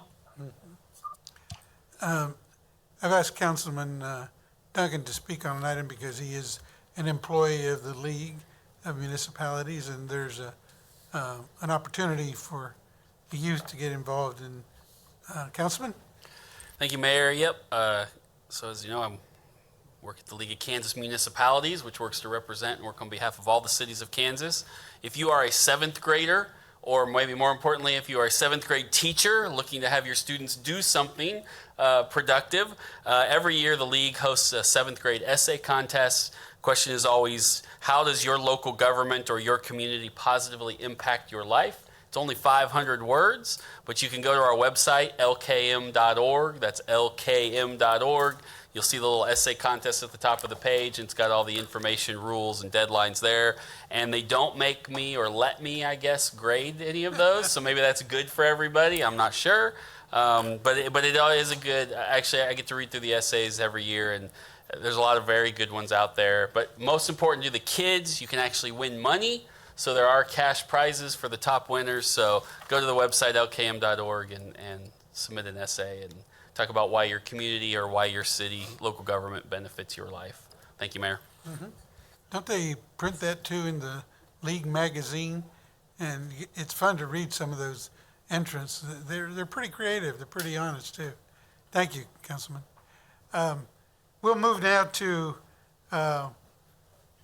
2 executive sessions and a need for those. If the city attorney will read, please. The motion would be to recess into executive session for a period not to exceed 30 minutes to discuss the acquisition of real property for a fleet garage as justified by KSA 754319B6. The open meeting will resume in this room in the Cyrus K. Holiday Building. The following staff will be necessary to assist the governing body in its deliberations: City Manager Perez and other staff he deems important, or necessary, not important. Okay. You've heard the need for our first executive session. Is there a motion to move into executive session? So moved. Okay, moved by Councilwoman Hofer, second by myself. All those in favor say aye. Aye. Aye. Any opposed? Okay, we will take about a 5-minute, 6 for Duncan, break before we start deliberations.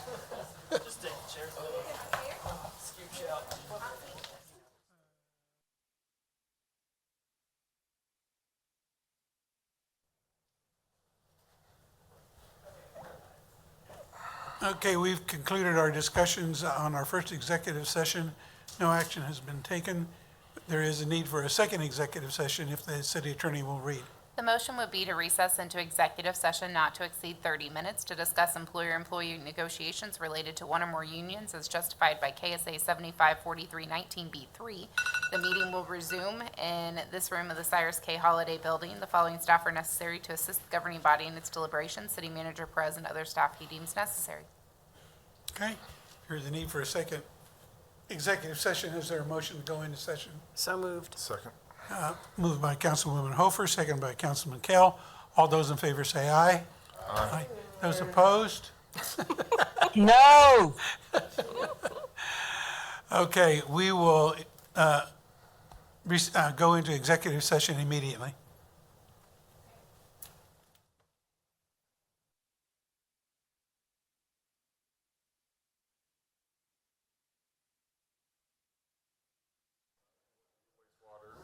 I had an idea, but to really get in there was cool. Okay. We have concluded our discussions in our second executive session. No action has been taken. There being no further business to come before this body, this meeting is adjourned.